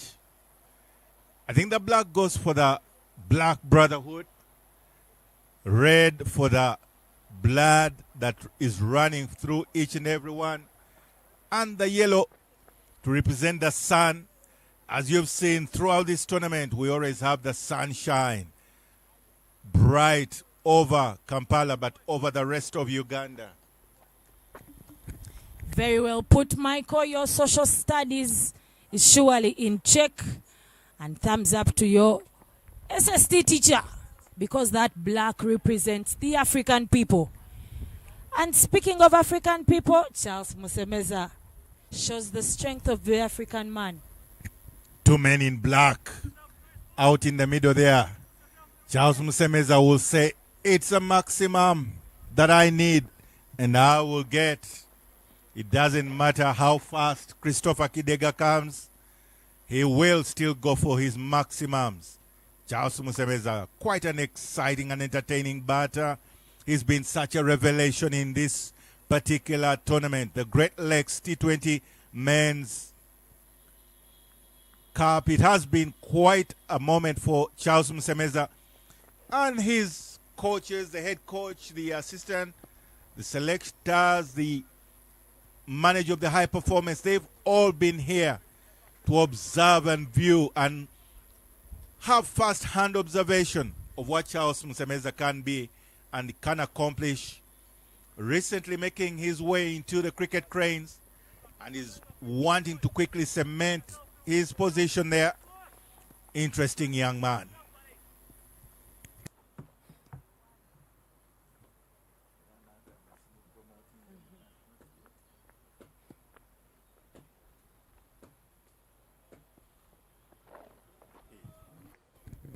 Christopher Kidega not getting that run up very well. And you'd like to see for a medium or a pace bowler having a smooth run up, because that is important to be able to balance out the workload as well as the strain on the body.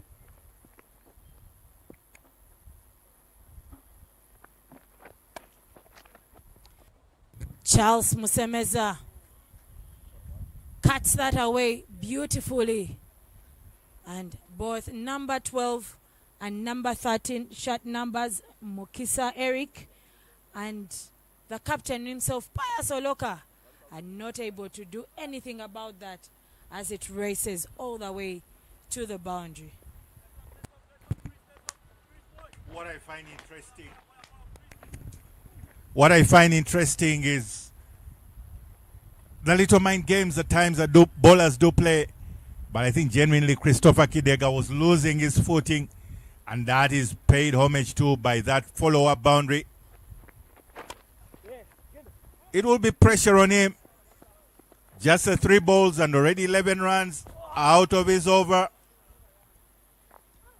But thankfully, it will now be Steve Wabose on the strike, yet to get out of the blocks properly, because it's 3 runs off 4 balls already.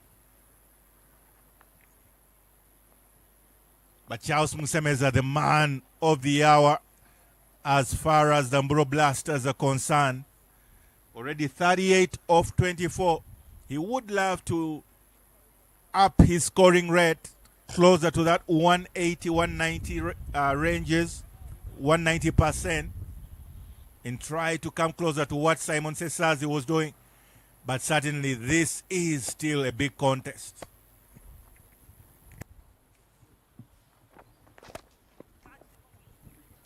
Up and over. Textbook knock by Charles Musemeza. I beg your pardon. Stephen Wabose. Creaming that just over the covers. Intentionally above. It can't get any better a picture.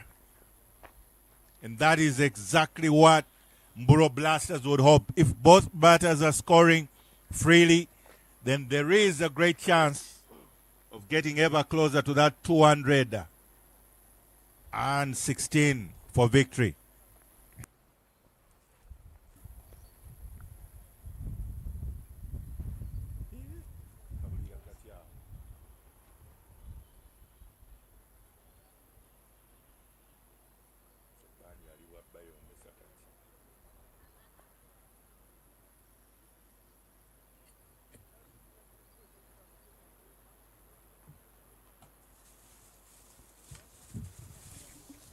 Possibly become a case of a lost ball,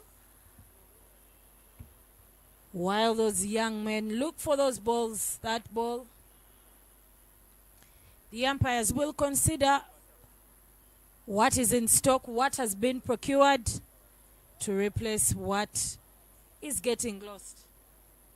Would like to shout out to all the sportsmen that are coming down to support this game and support the teams that have been playing in the Great Lakes Men's T20 tournament.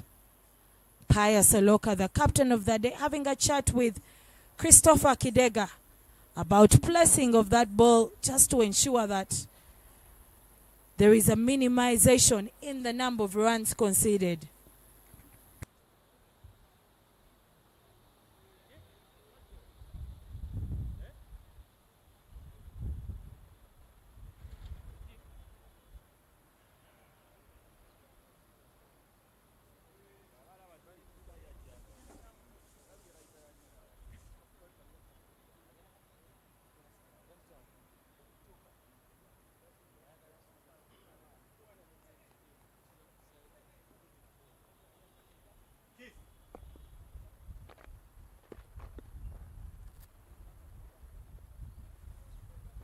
Take it to Oxy to knock it.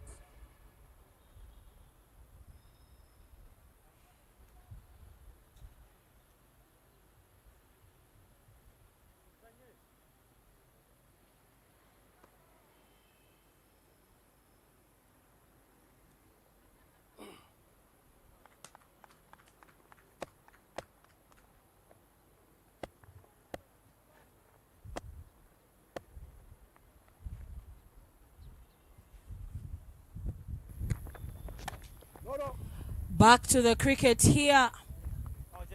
Stephen Wabose having a little knock to that cover fielder, that extra cover fielder, not allowing them to take a single.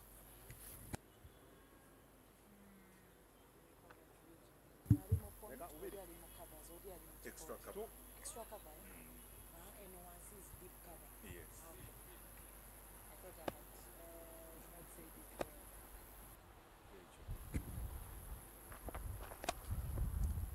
This time, Stephen Wabose crumbs it through the cover region.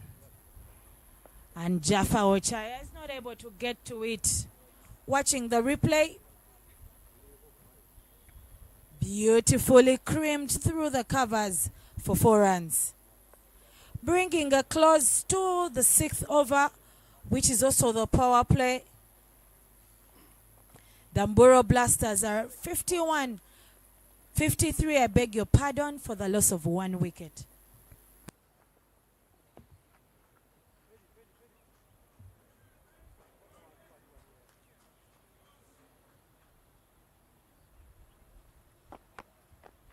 Time over, Mr. Umpire. Right arm over the wicket.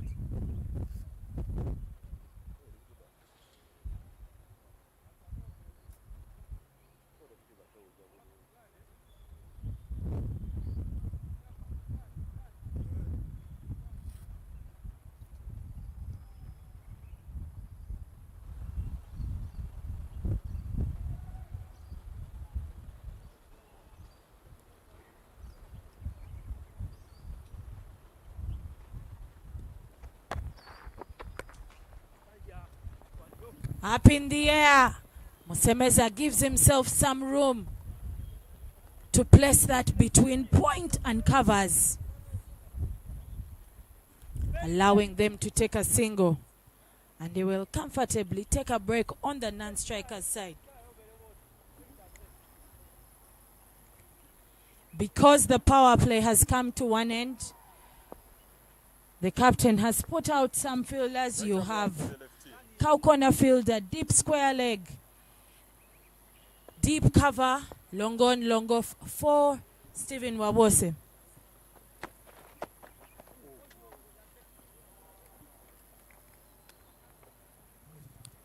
Coming in from the Ginger Road end is Jaffa Ochaya.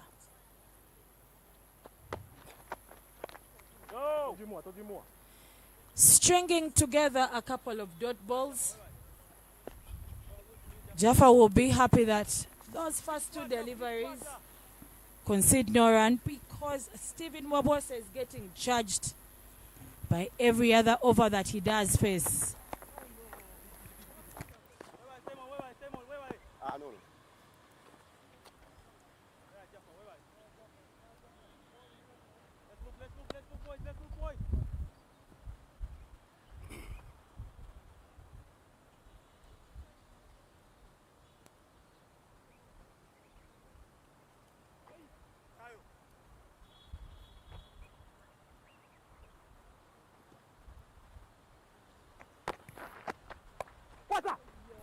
Opportunity for a catch. And yes, the catch is taken as Charles Musemeza cuts that away into the steady hands of Kenneth Waiswa, who completes that catch at the point region. Wide, dropped short and wide, inviting to be hit, and Charles Musemeza obliges, but because there's no pace on the ball, it just sits out to the fielder at the point region, and comfortable catch taken by none other than Kenneth himself. And he goes on in the huddle to just remind the Victoria strikers of how important, how close they are to getting the victory already.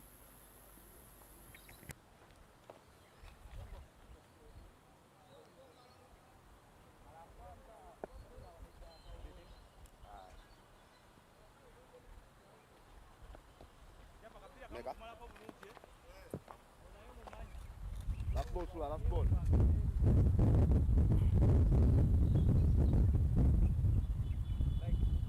That's your leg. One to play.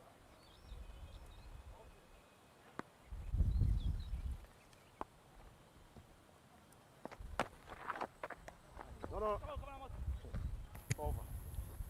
Jaffa Ochaya, quite an interesting bowler in his own right.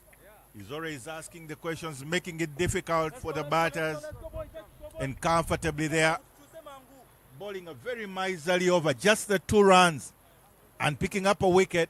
What a performer he's been already for the Victoria strikers. And we'll close up that over number 7 at 55 for 2, the Mburo Blasters.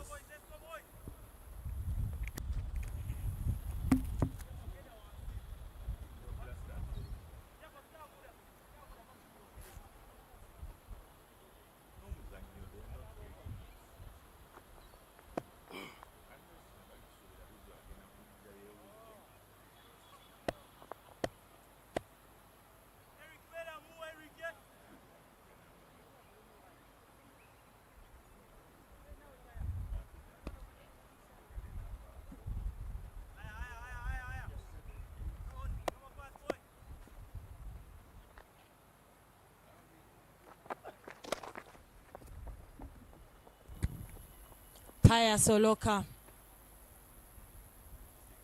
captain of the day, coming in from Shellen side.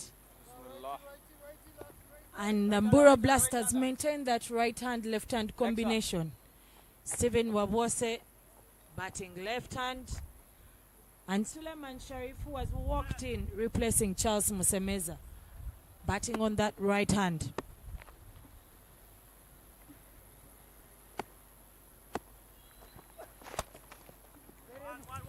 Getting out of the blocks easily for Suleiman Sharif is with a shimmy down the track.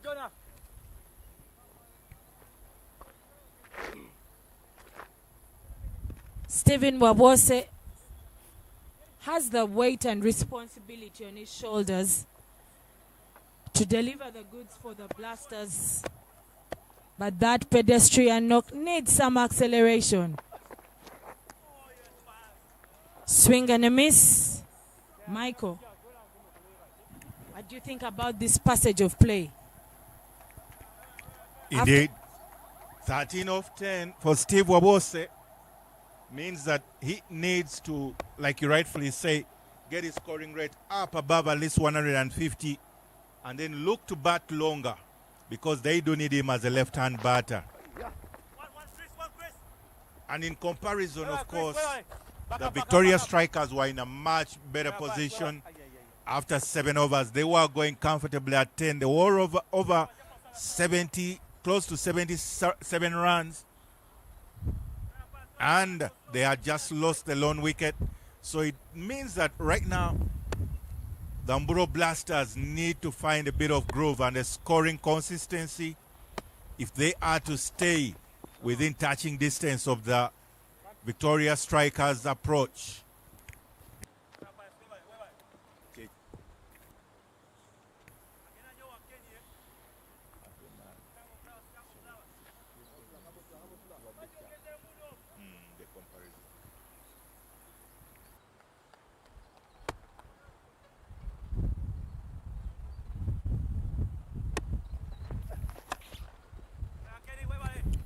Sharif holding that bat by the long handle.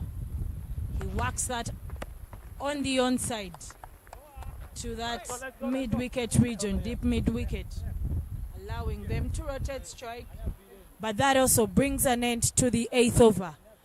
The Mburo Blasters are 59 for the loss of 2 wickets.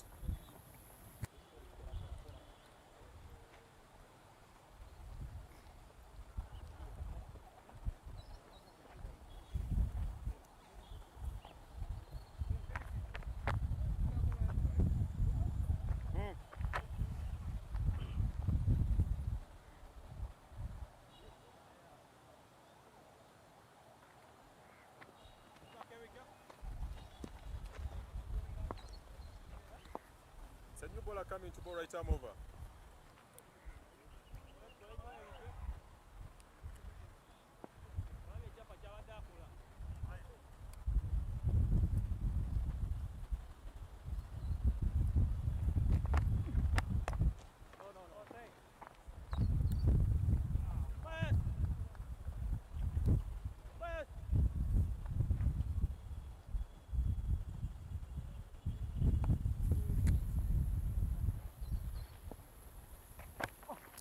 Changing the bowling attack is Mukisa Eric. And on his second delivery, he picks his first wicket of Suleiman Sharif, who was attempting to go over that boundary, but it finds the safe hands of Jaffa Ochaya, who completes that catch. I beg your pardon, Pius Oloka, the captain himself, who completes the catch, sending back Suleiman Sharif. Tried to go risky in his approach. Let's go, man on. Got the distance, but not the height. And as a result, he is back in his to the dugout and will be replaced by Edwin Nwagaba. The youngsters being asked to do the tough job today. And right now, already some wickets into the ranks means they are going to continue to face an uphill task of trying to reach that imposing total of 216 to win.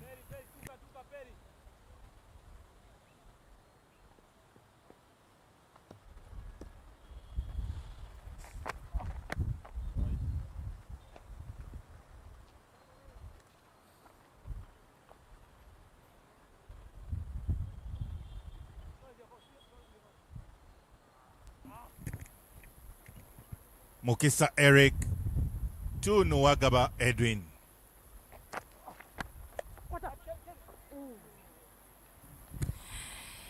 Chance for another catch in that point region. Nuwagaba will know that this time these gods saved him, because the capable hands of Kenneth Waiswa did not make an attempt to take that catch, and he will live to die another day. Mukisa Eric doing his magic for the Victoria Strikers.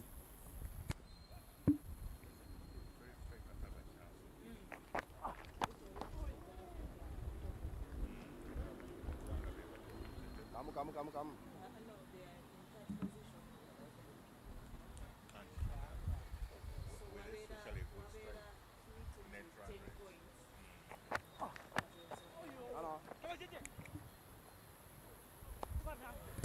Attempting to guide that to that fly gully region, but no single taken. That brings an end to the 9th over.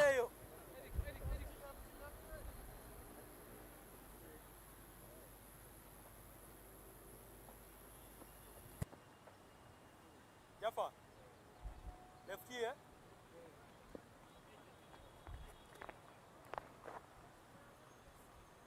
Perry. Tambla, Perry, tambla.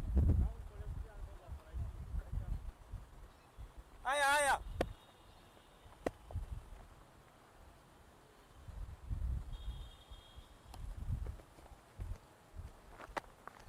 Oh, you. Aya, Jaffa.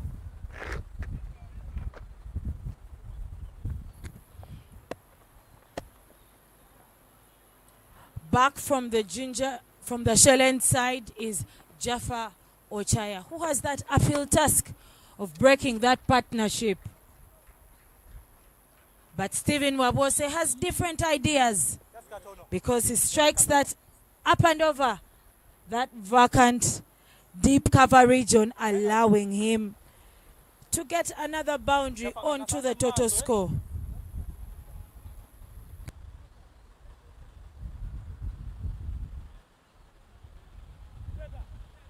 Jangu Chitega.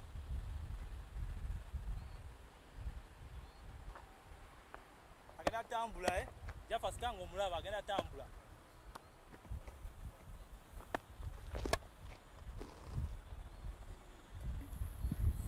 Beautifully struck by Stephen Wabose, building up into the position of the man of the hour. Back-to-back maximums. Watching that in the replay, he gets under it, lines it up beautifully, and strikes it all the way to the screen, just over the head of Leon Chigozi, a superstar in those camera and video recording aspects. Kenny one. Steve Wabose doing the right thing in the period of play, where he needs to step up the scoring rate, and he needs to get the Mburo Blasters focused and in the direction that they want to go, and that is closer to the touching distance in terms of comparison. Because in this period of play, it was still 90 for one, actually 96 later on for one for the Victoria Strikers. So they need to get closer to that 90 mark within the next couple of balls. It won't be possible, but at least it will still be closer to halfway the stage towards 80. And that way it will turn around the game and make it much more competitive in the passage of play. They don't want to leave it too late letting it go much closer towards the 15th over makes it impossible, literally, to chase down, say, 80 runs, even though you still have many wickets in hand. That will bring up the end of the midway stage. It is 73 for 3. Mburo Blasters after 10 overs.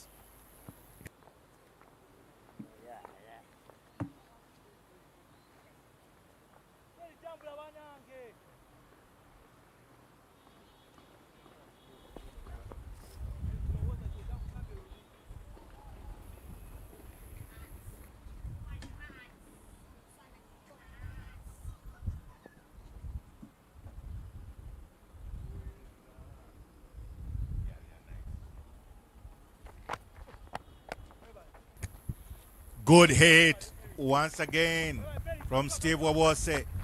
Of course, we saw Simon Cesazi and Kenneth Weiss were running those twos, turning twos into ones into twos, and forcing the fielders to make the mistakes as a result of the pressure of running between wickets, with the first run being run very fast. And that's a basic every coach will tell their batters to go and approach their game with. Mburo Blasters, sometimes guilty, a bit lackluster in their running approach between the wickets. You just hope it doesn't come back to bite them. Another good hit. But it will just be the one run because there is protection at long off. And long off is rather wider, is not closer to the screen. And that's why they get that opportunity to actually cut off the second, the Victoria Strikers.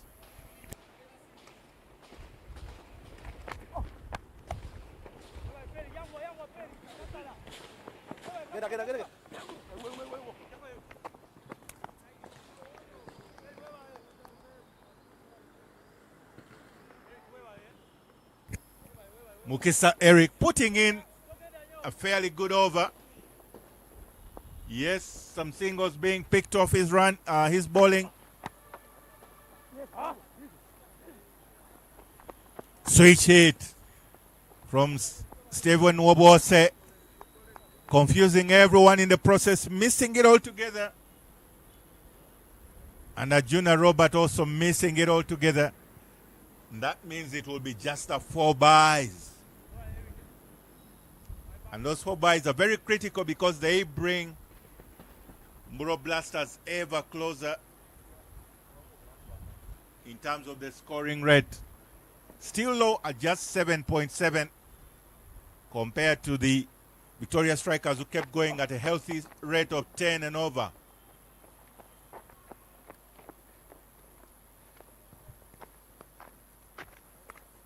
Come.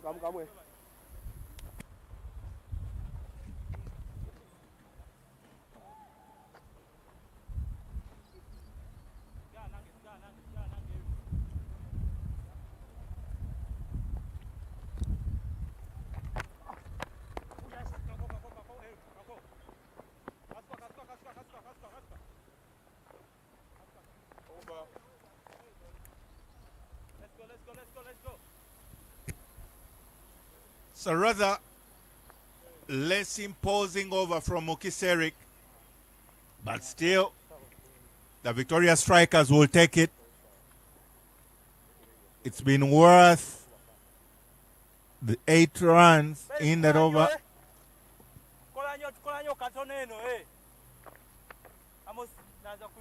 Rather 7 runs in that over. And more importantly, it will bring up 84 for 3 after 11.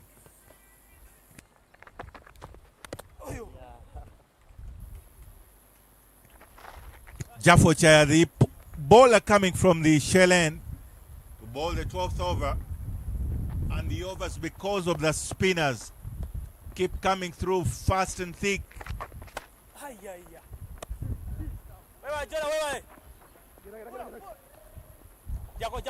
Good fielding effort from Jonathan Kiza. Jaffa webale osula bulungi nnyo. But still 2 runs are completed. Eric Tova kwasatu. Very intelligent and athletic running between the wickets from both Steve Wabose and Nwagaba Edwin. This time it goes big. And it is a maximum. All the way through the long on area. That's Edwin Nwagaba siding it outside the off stump and sends it flying all the way. Full extension of the arms, exactly what you want to see from your batter. Utilizing their full length. Chance goes begging. Possible. Couple of dismissals, both caught behind or stamped. Reason being, Edwin Nwagaba had stepped out. Juna will continue to beat himself up for that. 2 opportunities put down. Nick not taken, stamping not effected.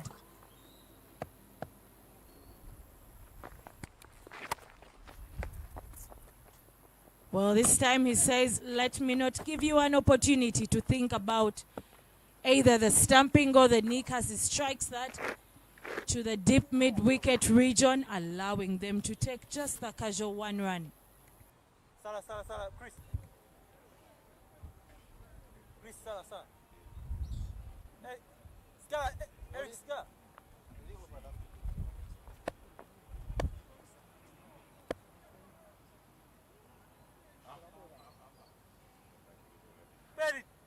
Betty!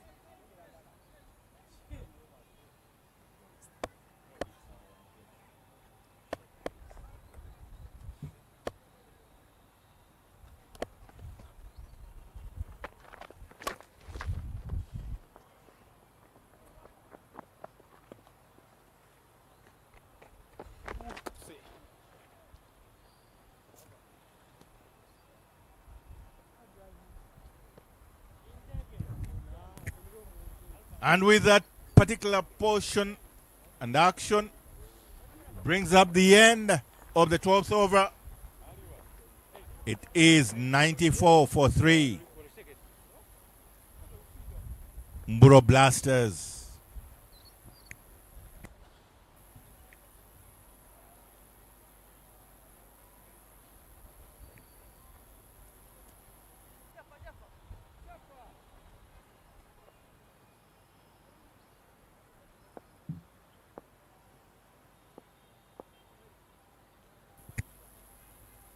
Mukisa Eric to continue from the Ginger Road end. Very good economy, just 4 runs.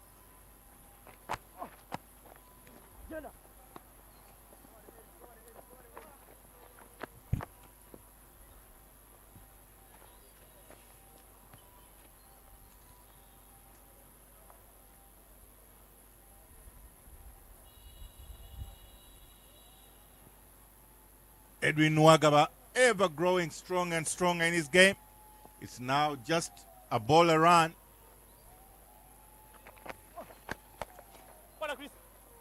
And he's hitting those now for fun. The ask for the Mburo Blasters and the equation altogether is becoming hefty. But in your frame are those gentlemen from the Ismaili community here to support their teammate Riyazat Ali Shah, who is yet to bat for the Mburo Blasters. Watching that replay, he gives himself a bit of room to strike that over Eric's head. The Blasters require another 116 runs in 7.3 overs.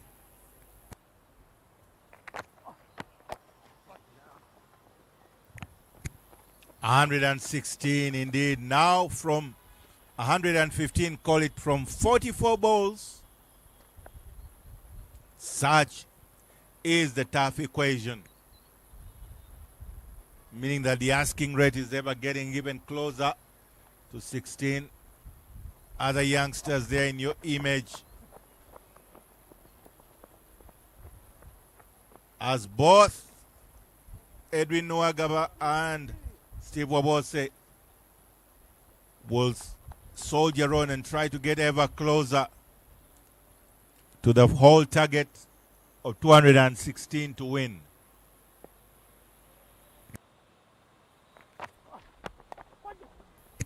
Shimmy down the track.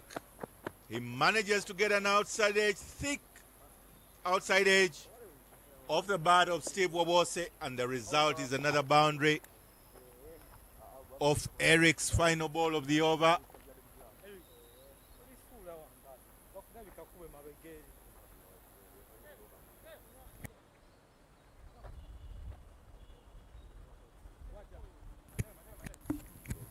In your frame are those young fans here to support their teammates from that Push Academy, but also people that have come down to just watch and enjoy this beautiful game of cricket, especially the last match of the Great Lakes T20 tournament. It has been 9 match days, action-packed, no break whatsoever, and the gentlemen have enjoyed games of cricket here, have exhibited improvement in skill. Pressure has been shifting and mounting on different players from team to team. We've had a nail-biting encounter, one super over, a chase of 221 runs. It's all happened here in the Great Lakes T20 tournament. Spin.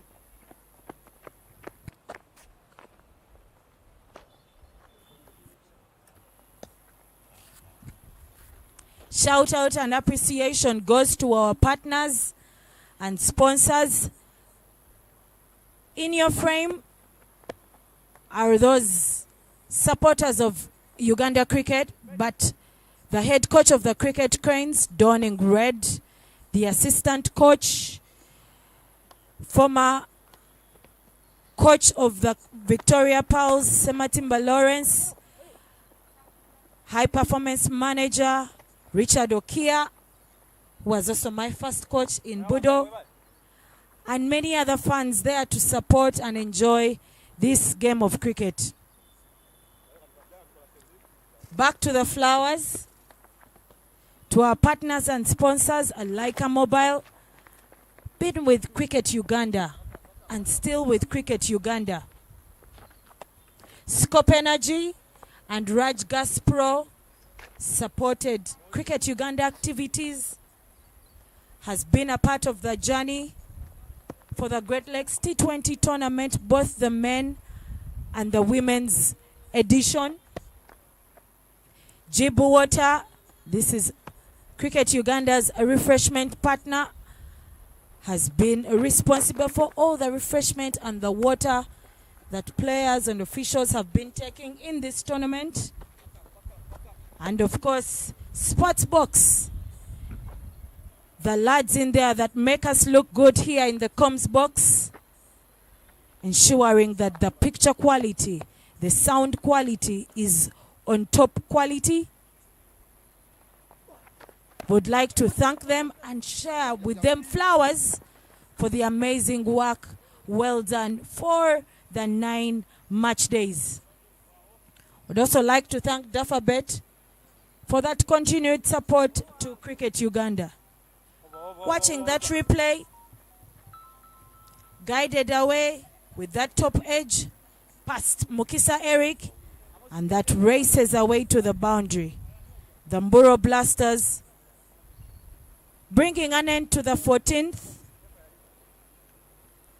The Blasters are at 114 for the loss of 3 wickets.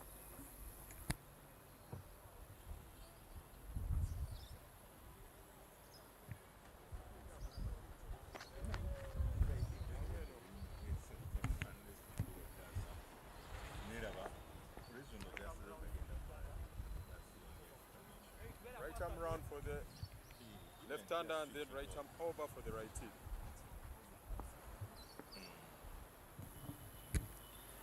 Michael, we have seen another 8 overs from the power play to this 14th over. The passage of play has not been as vibrant as we would have hoped for this Blasters team chasing.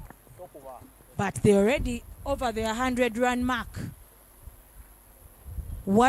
How can you describe for us the passage of play for the Blasters in that phase of the game? Well, in considering the passage of play, it has to be certainly in comparison to what the Victoria Strikers were able to accomplish. And by that time, going at 10 runs and over, and most crucially was the fact that they were not losing wickets. So it was the partnership between Simon Cesazi and Kenneth Waiswa. In comparison, the Mburo Blasters have already lost 3. And this period of time, finally it is Steve Wabose, the aggressor, the one that is attempting to throw everything at the Victoria Strikers. That is effectively done up and over. His mate and very good friend, Kenneth Waiswa, has to just watch that as it sails and rolls all the way past the boundary for 4 runs. Akin to how that bird is soaring up in the air was the hit that Steve Wabose accomplished to get the boundary. Bring up the 120. And it's only really right now Steve Wabose who is trying to continue in a quest to try and get some respectable total ever closer. And the running of 2 runs, once again, that man, Steve Wabose, together with Edwin Nwagaba, much appreciated by the dugout, and they applaud the effort. We saw earlier on, it was that running between wickets from Simon Cesazi and Kenneth Waiswa in 2s. But this particular one brings up 50 for Steve Wabose, well-batted young man. Continues to strike at a healthy rate of 170, 150, I beg your pardon. Steve Wabose.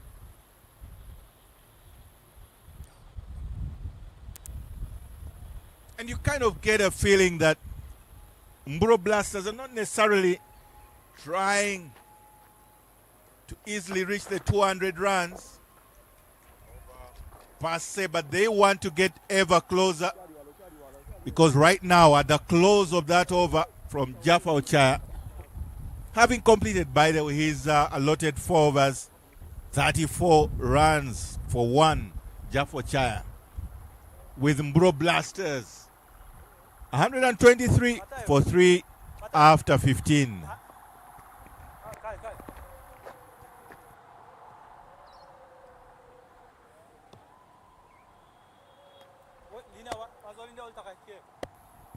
The Victoria Strikers will turn to Matthew Musinguzi to come back and weave his magic into the Mburo Blasters.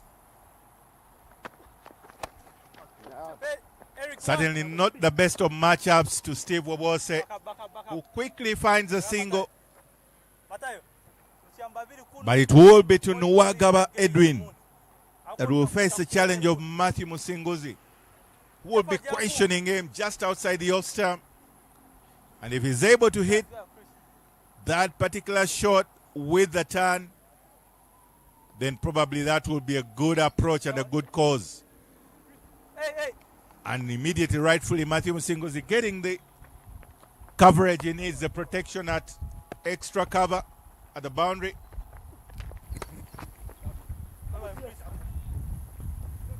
A little misfield by that gentleman, Christopher Kidega, allows Edwin and Stephen Wabose to cross ends. That rotation of strike is key for Stephen Wabose, who is not holding back at all, continuing to accelerate after that half century. The Blasters require 91 runs from 4.4 overs. Make that 87 runs from 4.3 overs. Steve Wabose sighting it at the outside of stump, drags it back through the cow corner region. Very much needed boundary for the Mbro Blasters. However, even with that boundary, just look at that asking rate. The required rate is now at 19.33. And that indeed explains the precarious state that the Mbro Blasters find themselves in. It is only the 26 balls left.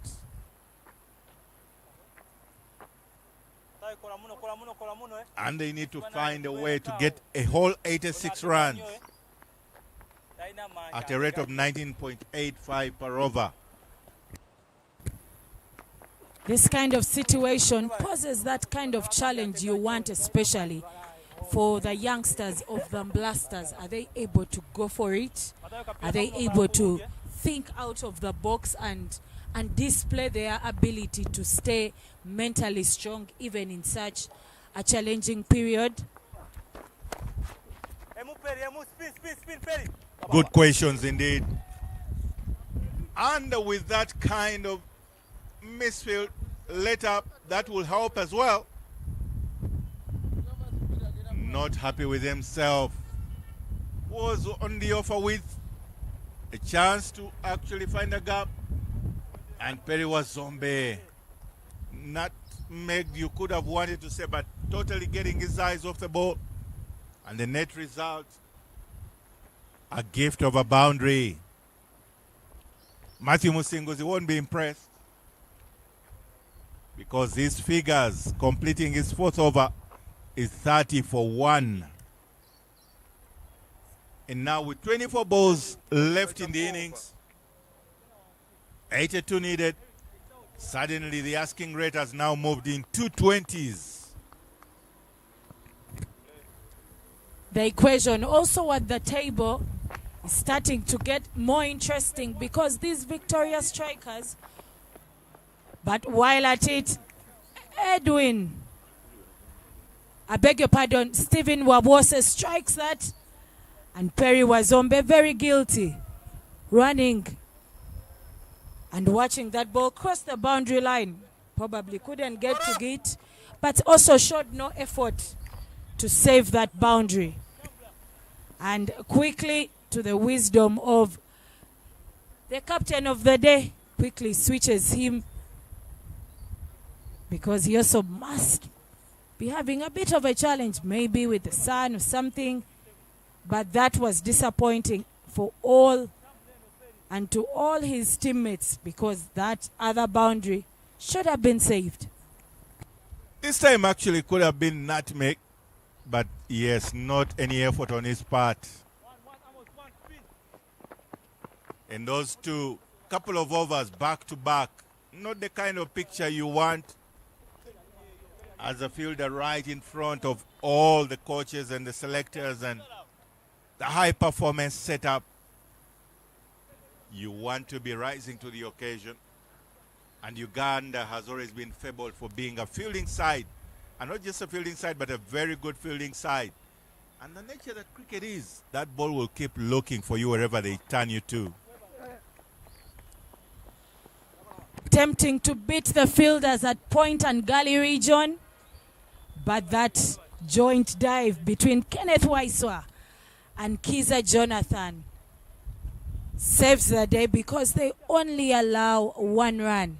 And it is that cheeky smile between the two of them, knowing that they all chose to dive at the same time. And indeed, the ball did not go through. Up in the air, Stephen Wabose strikes it over the roof of that pavilion in Lugogo. It is a maximum. Sighted it early, right in the arc of the left-hand batters. He sends it on top of the pavilion area, just like it was always done by many a great batter in Lugogo in the past. Steve Wabose is saying, if they could hit those big sixes, I too can. And young Eric Mukisa under the pump.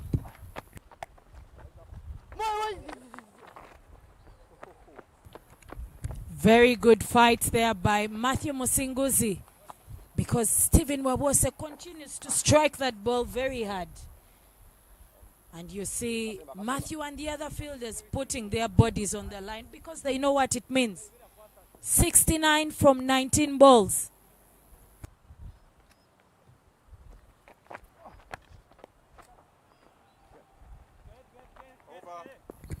Edwin Nwagaba playing backward and still trying to cut it to that point region. But the stable fielder in Waiswa not letting anything pass by, closing off the 17th over. The Mburo Blasters are at 147 for the loss of 3 wickets.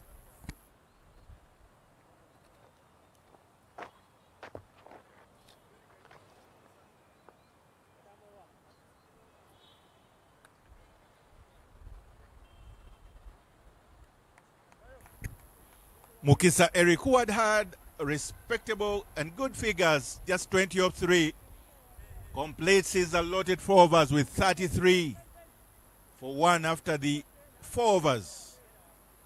And that meant that the Mburo Blasters, a bit of a sentence, but still the asking rate keeps rising. And now it's at 23. And that's the time captain of the day, Payasoloka, chooses to come back and bowl to Steve Wabose, who is on fire today.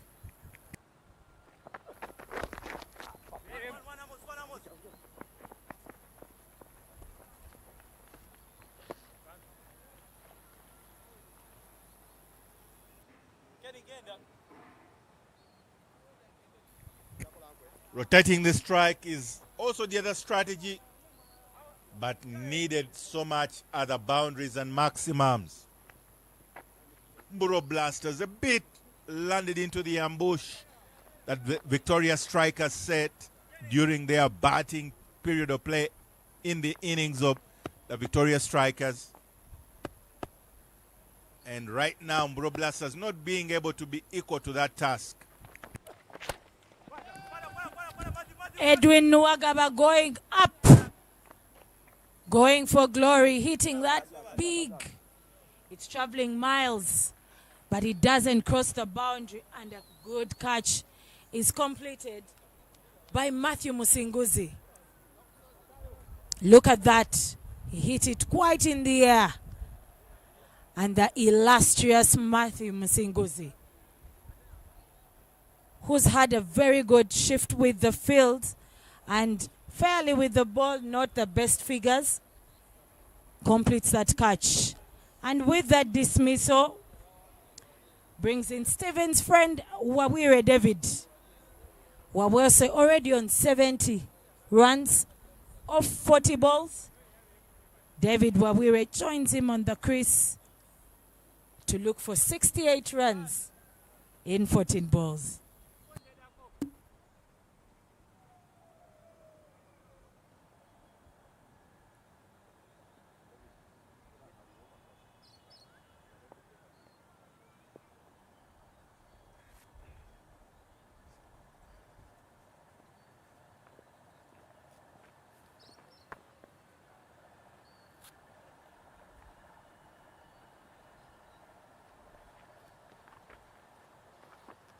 Malik.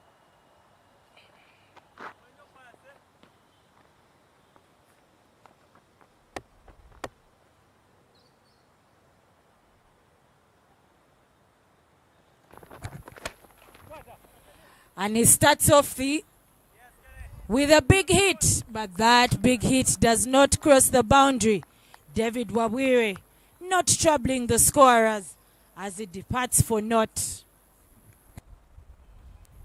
He came, he didn't see, and he left. Very fast ball. Holding out to, of all people, Kenneth Waiswa. You'll never get dropped by that gentleman. And it's seemingly becoming a walking procession.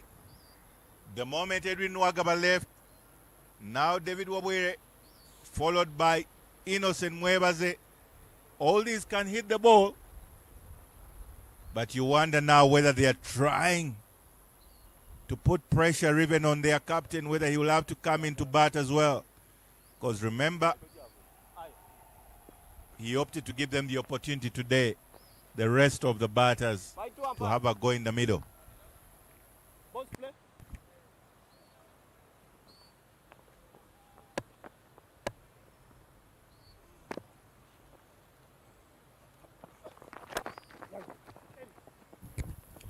Getting out of the blocks immediately is Innocent Mwebaze, having a little shimmy down the track and comfortably take that one run. And this right-hand, left-hand combination continuing to attempt to bring some discomfort to the strikers, fielders, but they've seen enough of that. And it does not worry them a bit. Stephen Wabose going big. And this time will it be taken? No. As it gets over the boundary. Another maximum. Bringing his total to 76 of 41. Watching that replay, it goes miles.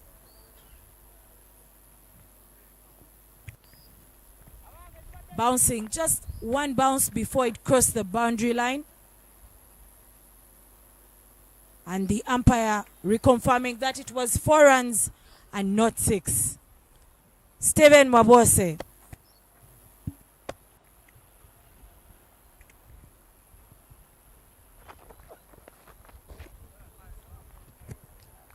Well, he's finding the gaps, but likewise, Pass Oloka will find the spaces, recognizing that Steve Wabose wants to give himself room.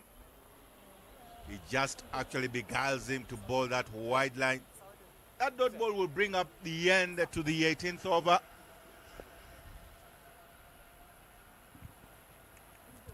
$153 for 5.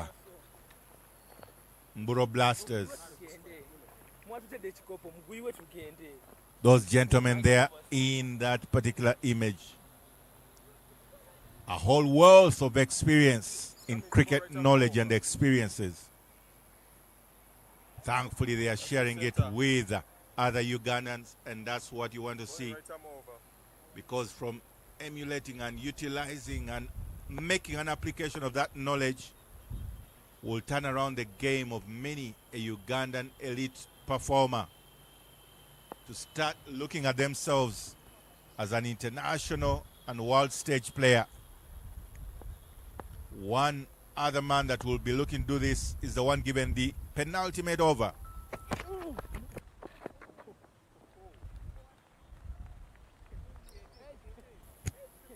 It is Kiza Jonathan asking the questions of Innocent Mwebaze. Will you be able to play me? I guess they seem to have a dialogue.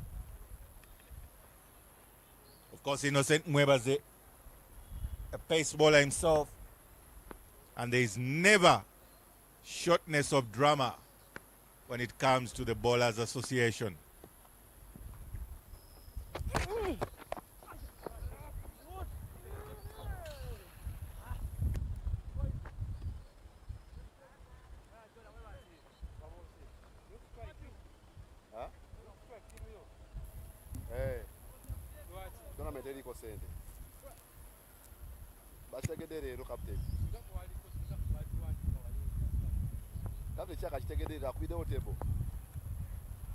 It's now practically impossible because even with 6 sixes,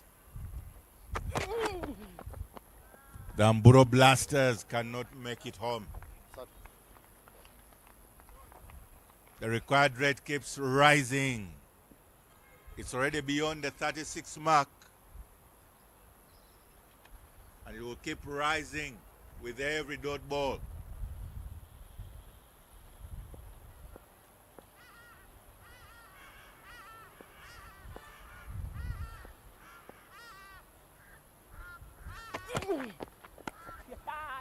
This time a big heave.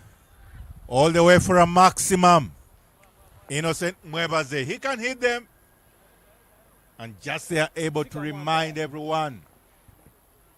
Guilty of dropping it short. Chisa Jonathan disturbing the flight path of those birds.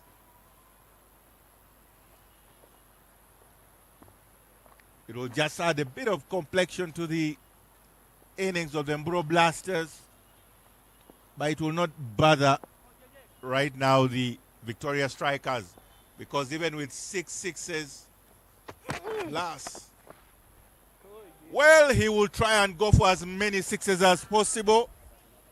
Call that 2. Just a ball left in the over. Therefore, even with the 7 sixes, Mburo Blasters can't make it home. Once again, Jonathan Kiza dropping that shot, trying to beat Innocent Mwebaze for pace. Not enough pace to travel Innocent. Sends that all the way through mid-wicket. Another maximum. This time even bigger. Remember, that is the longer side, but he's still going for bound maximums.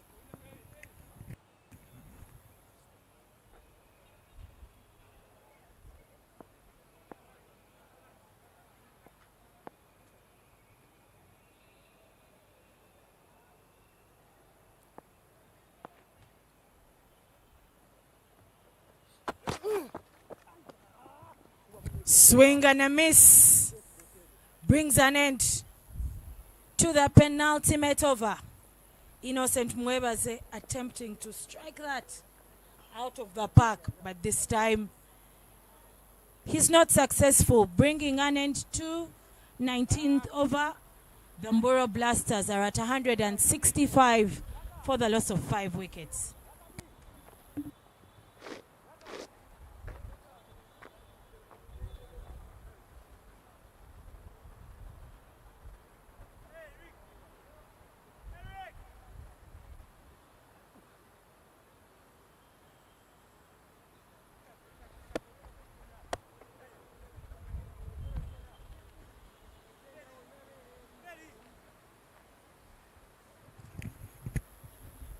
Captain's role. He will take on the last over. Paya Soloka.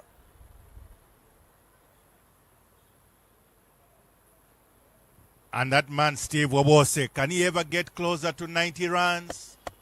At least. Oh no, come on, boy. Fast off, slower ball. Clearly today has been a day for the left-hand batters who have had a field day.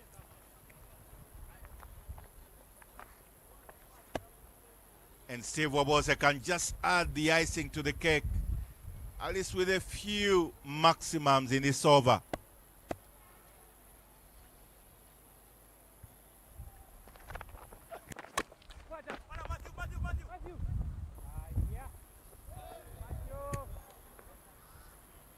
And that first attempt from Matthew Musinguzi. He says it is the boundary, because he stepped on the rope in the process of trying to save that particular ball that was bouncing high, and the momentum took him back all the way. And Steve Wabose will get his boundary. But suddenly, in expressing himself, he would want to get some maximums too. Gets the top part of the bat, so not able.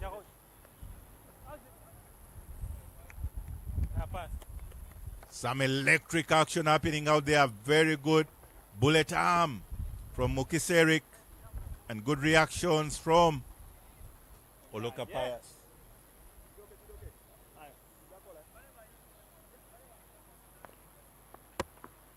In the previous over, we saw Innocent Mwebaze hitting some maximums. Now this is even the shorter side. It's a big swing and a miss because of the pace of Pius Oloka, able to beguile Innocent into thinking that was into the zone for the hitting. Clearly Innocent doesn't mind losing one more ball, even if it's the last over and last couple of balls of the tournament. Happy faces of the lads there. They've enjoyed the tournament.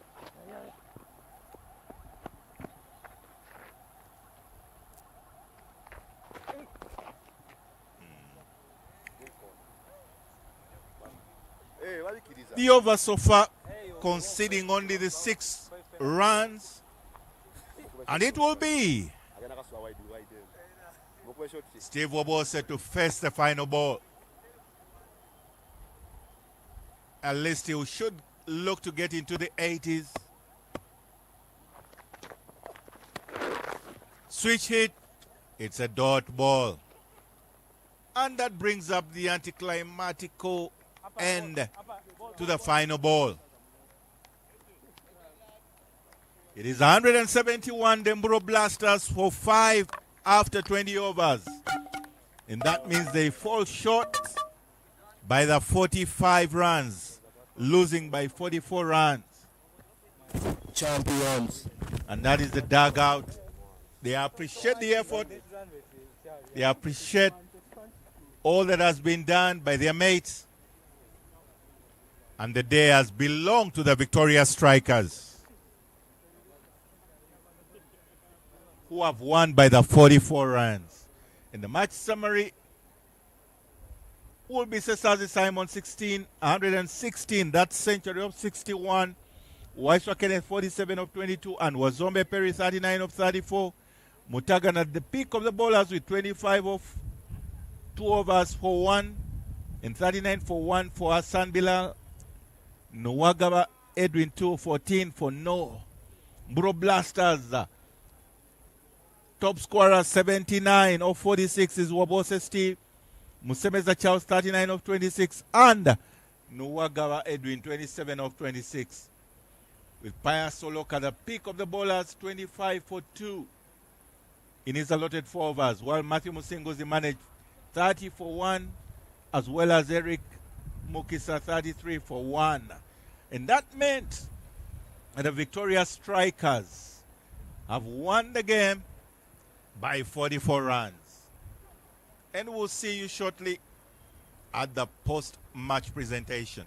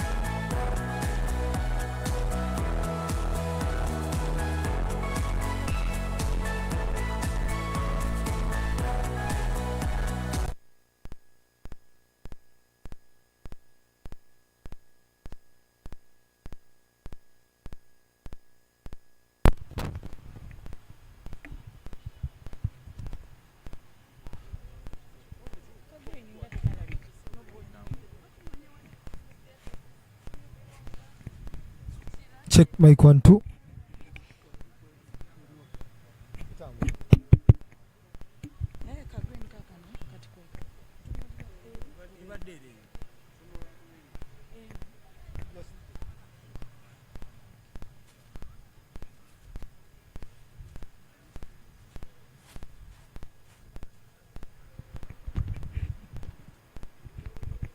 Mic check 1 2 1 2. Okay. A good evening to you all, and welcome to the closing ceremony of the Great Lakes T20 Men's Tournament that has been held here for the last 9 match days. I'd like to welcome each one of you, all the teams that have been present, and I would like for us to clap for ourselves for being here and getting to this day. I would like to thank all the teams that have participated in this tournament. The Bunyonyi Warriors, please clap for yourselves. Choga Avengers, please clap for yourselves. Victoria Strikers, please clap for yourselves. And the Mburo Blasters. I would like for us to appreciate and clap for the groundsmen led by John, who have been in charge of managing the ground and ensuring that it is fit for play. I'd like for us to clap for the umpires and scorers. There's Umpire Alpha Adoa, Sharon Athwola, Patrick Makumbi, and the scorers Marion and the team. I'd like for us to clap for the production team, Sportsbox, who have done an amazing job keeping us online. I'd like for us to clap for the photography and media team. Thank you very much. And finally, the partners and sponsors, Leica Mobile, Dafabet, Scope Energy, Raj Gas Pro, and the Sportsbox. Please clap for them. In a special way, I'd like for you to appreciate the commentators of this tournament, Davis, Michael, Yasin, myself, and Innocent. Please clap for us again. Thank you very much. The last match has been played between Victoria Strikers and the Mburo Blasters. The Blasters won the toss and elected to bowl first. And Victoria Strikers posted a total of 215 runs for the loss of 2 wickets. The Blasters fell short by 44 runs, only putting up 171 for the loss of 5 wickets. And the player of the match is a gentleman who scored 116 runs off 61 balls, which is a strike rate of 190, scored 10 fours and 8 sixes. Simon Cesazi, please come and receive the Player of the Match award. And this will be given out by the Umpire of the Day, Umpire Alpha Adoa.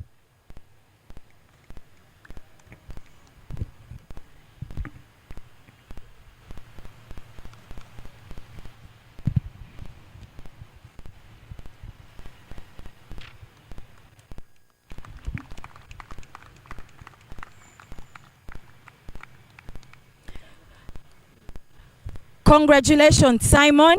You had a blistering 116 of 61 balls. How did that feel? I felt so good. It's good to be scoring runs.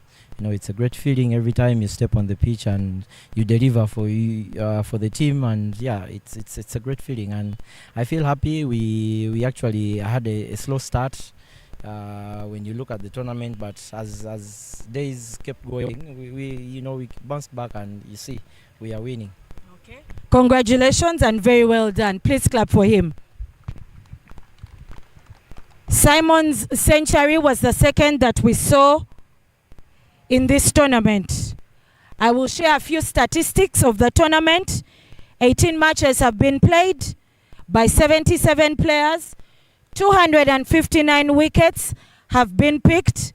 488 fours have been scored. And the highlight is 302 sixes, because I think out of that over 30 balls must have gotten lost. 23 half centuries and 2 massive centuries. Please clap for yourselves, all the players. To start off the proceedings, I would like for us to get remarks from the high performance manager, Mr. Richard Okia. Please step forward.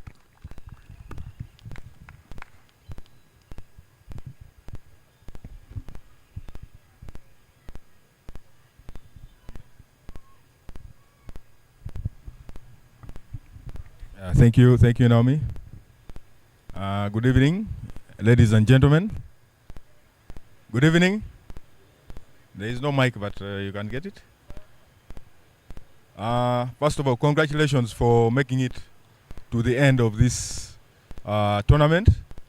It's been one of the most interesting tournaments we've had in the recent years. From the previous waterfalls, now the Great Lakes. We've seen a lot of good games here, which means that you are really working hard. So you can clap for yourselves for that. I mean, having close to 6,000 runs in this tournament is a very big achievement. Having also 260 wickets, that's very big.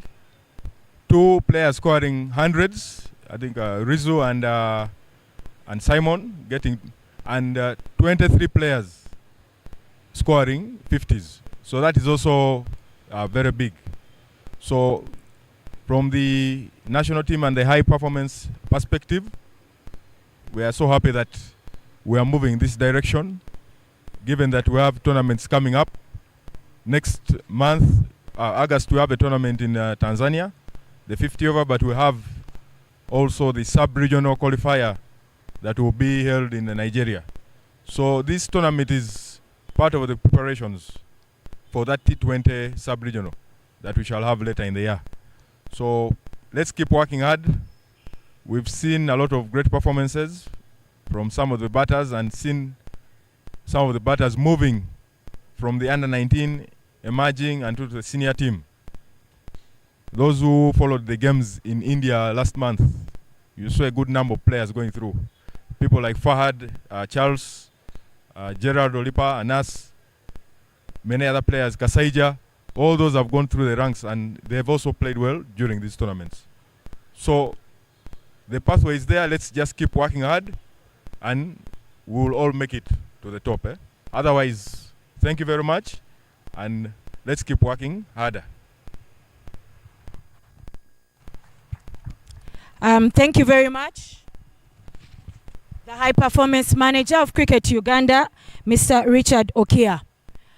There is a special group of people whose names I had not mentioned, but I would like for them to stand up. The coaches of the 4 franchise teams. Sebanja Jonathan, please stand up.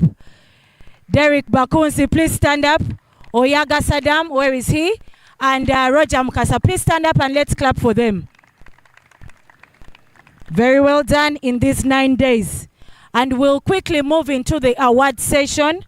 We'll start with the best batter. Coming number 4 with the bat is Anas Beg from Bunyonyi Warriors, scoring a total of 258 runs. Please clap for him.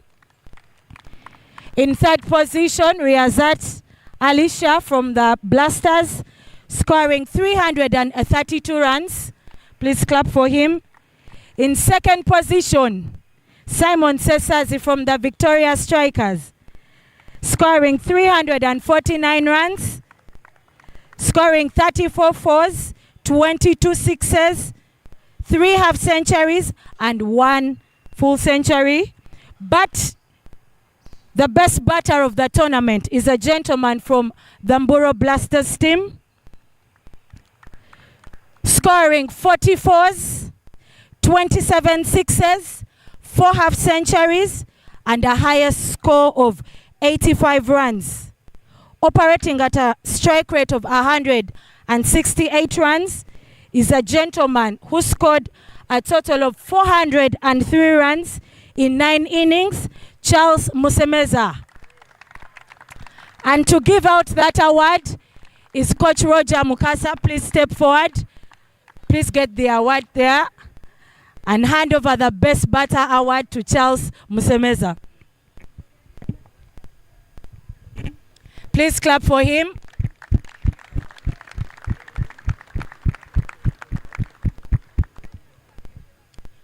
Charles, please don't go away. Congratulations upon this. Very well done. Talk us through your batting in this Great Lakes T20 tournament. I think like watching the IPL, the way the game is moving, I want to play the same way, so I enjoy hitting the ball nowadays, so I'm trying to do that. And being backed up by the coaches, they want us to play this kind of cricket, so my mindset is just doing that. Okay. Very well done. His inspiration is the IPL. He's looking to bat like the IPL players do. Very well done with that award, Best Batter Award. Please clap for him. For the Best Bowler Award, in number 5 position is Nero Jonathan from the Bunyonyi Warriors, picking up 11 wickets. In position number 4 is Dan Keith Amani from the Avengers, picking up 14 wickets. In 3rd position, Oloka Pius from the Victoria Strikers, picking up 15 wickets. Please clap for them. In 2nd position is a gentleman from the Avengers side, Gerald Olipa, picking up 16 wickets. But the best bowler of this Great Lakes T20 tournament is a gentleman who picked 17 wickets in 7 matches, bowled 25 overs with best bowling figures of 5 wickets for 14 runs. As you know, he picked 2 fivers in this tournament with an economy of 7.20. And this goes to Kasim Adam of the Bunyonyi Warriors. The Best Bowling Award will be given out by Coach Jonathan Sebanja. Please come and hand over the award to Kasim Adam of the Bunyonyi Warriors.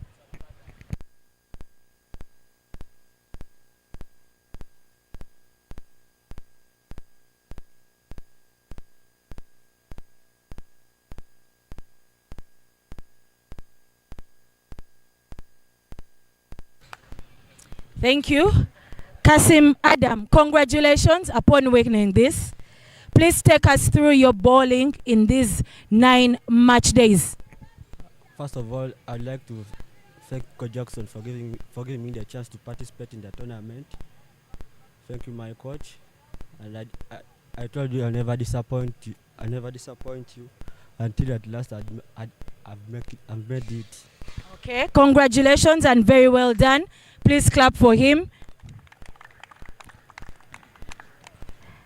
To give out the most valuable player award is the head coach of the Cricket Cranes, Coach Steve Tikolo. In 4th position is a gentleman from the Victoria Strikers with a total of 593 points, Simon Cesazi. Please clap for him. In the 3rd position, Charles Musemeza from the Mburo Blasters with 661 points. In 2nd position is Riyazat Alisha from the Blasters with 750 points.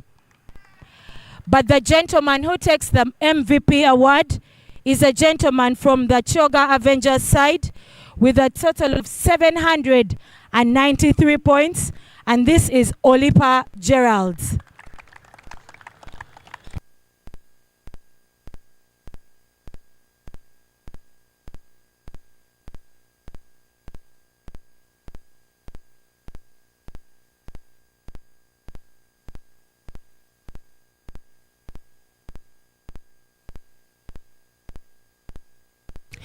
Congratulations, Gerald, upon that MVP trophy. Thank you. You did contribute with the ball and the bat for your team. Talk us through that in these 9 days. I think for me, the main thing was to perform overall. But I think I didn't perform quite very well with the bat, but I managed to come up with the ball. But then I'll keep on building on that, moving into the other tournaments. Very well said and well done. Please clap for him. And bringing us towards the close of this ceremony is that winner's trophy. As you know, the table standings kept changing while the last match was being played. And in the third position on the table standings are the Choga Avengers. Please clap for them. In the second position are the Mburo Blasters. And the winner of the Great Lakes T20 tournament, the men's edition, are the Victoria Strikers.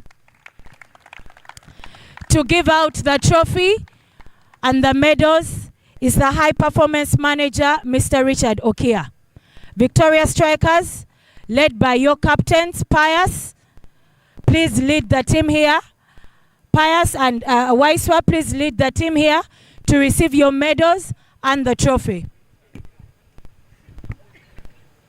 Head coach, please join the high performance manager as the Victoria Strikers are awarded.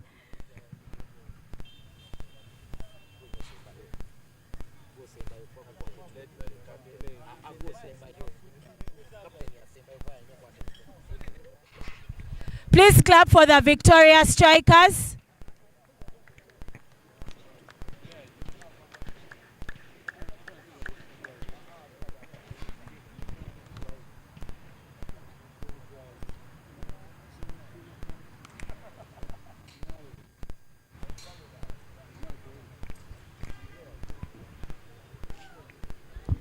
Those are the Victoria Strikers.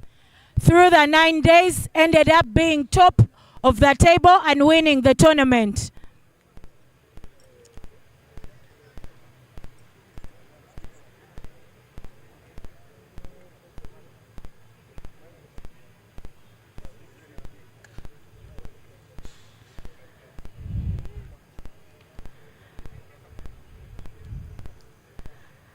And the trophy will also be handed over. Please stand this side behind the banner, in front of the banner, sorry.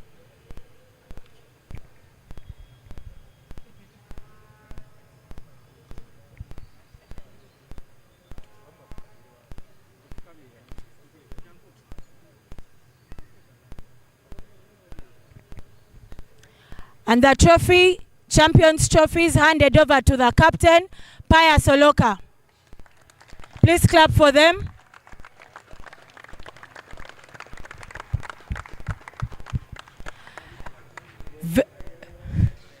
Something there. But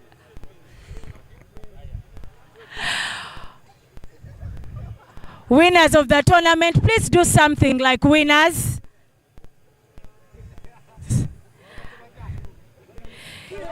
And those are the Victoria Strikers, winners of the tournament. Please pause for a photograph.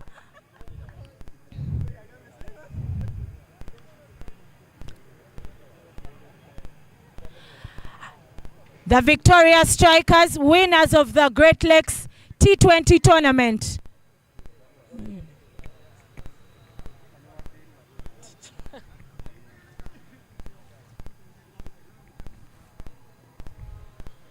A round of applause for the winners. And thank you very much.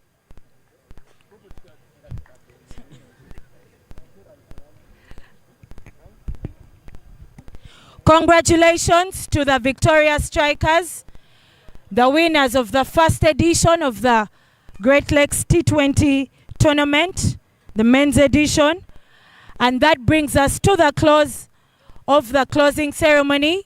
My name is Naomi Kayendo Bagenda, and I have been your MC for the evening. Thank you very much.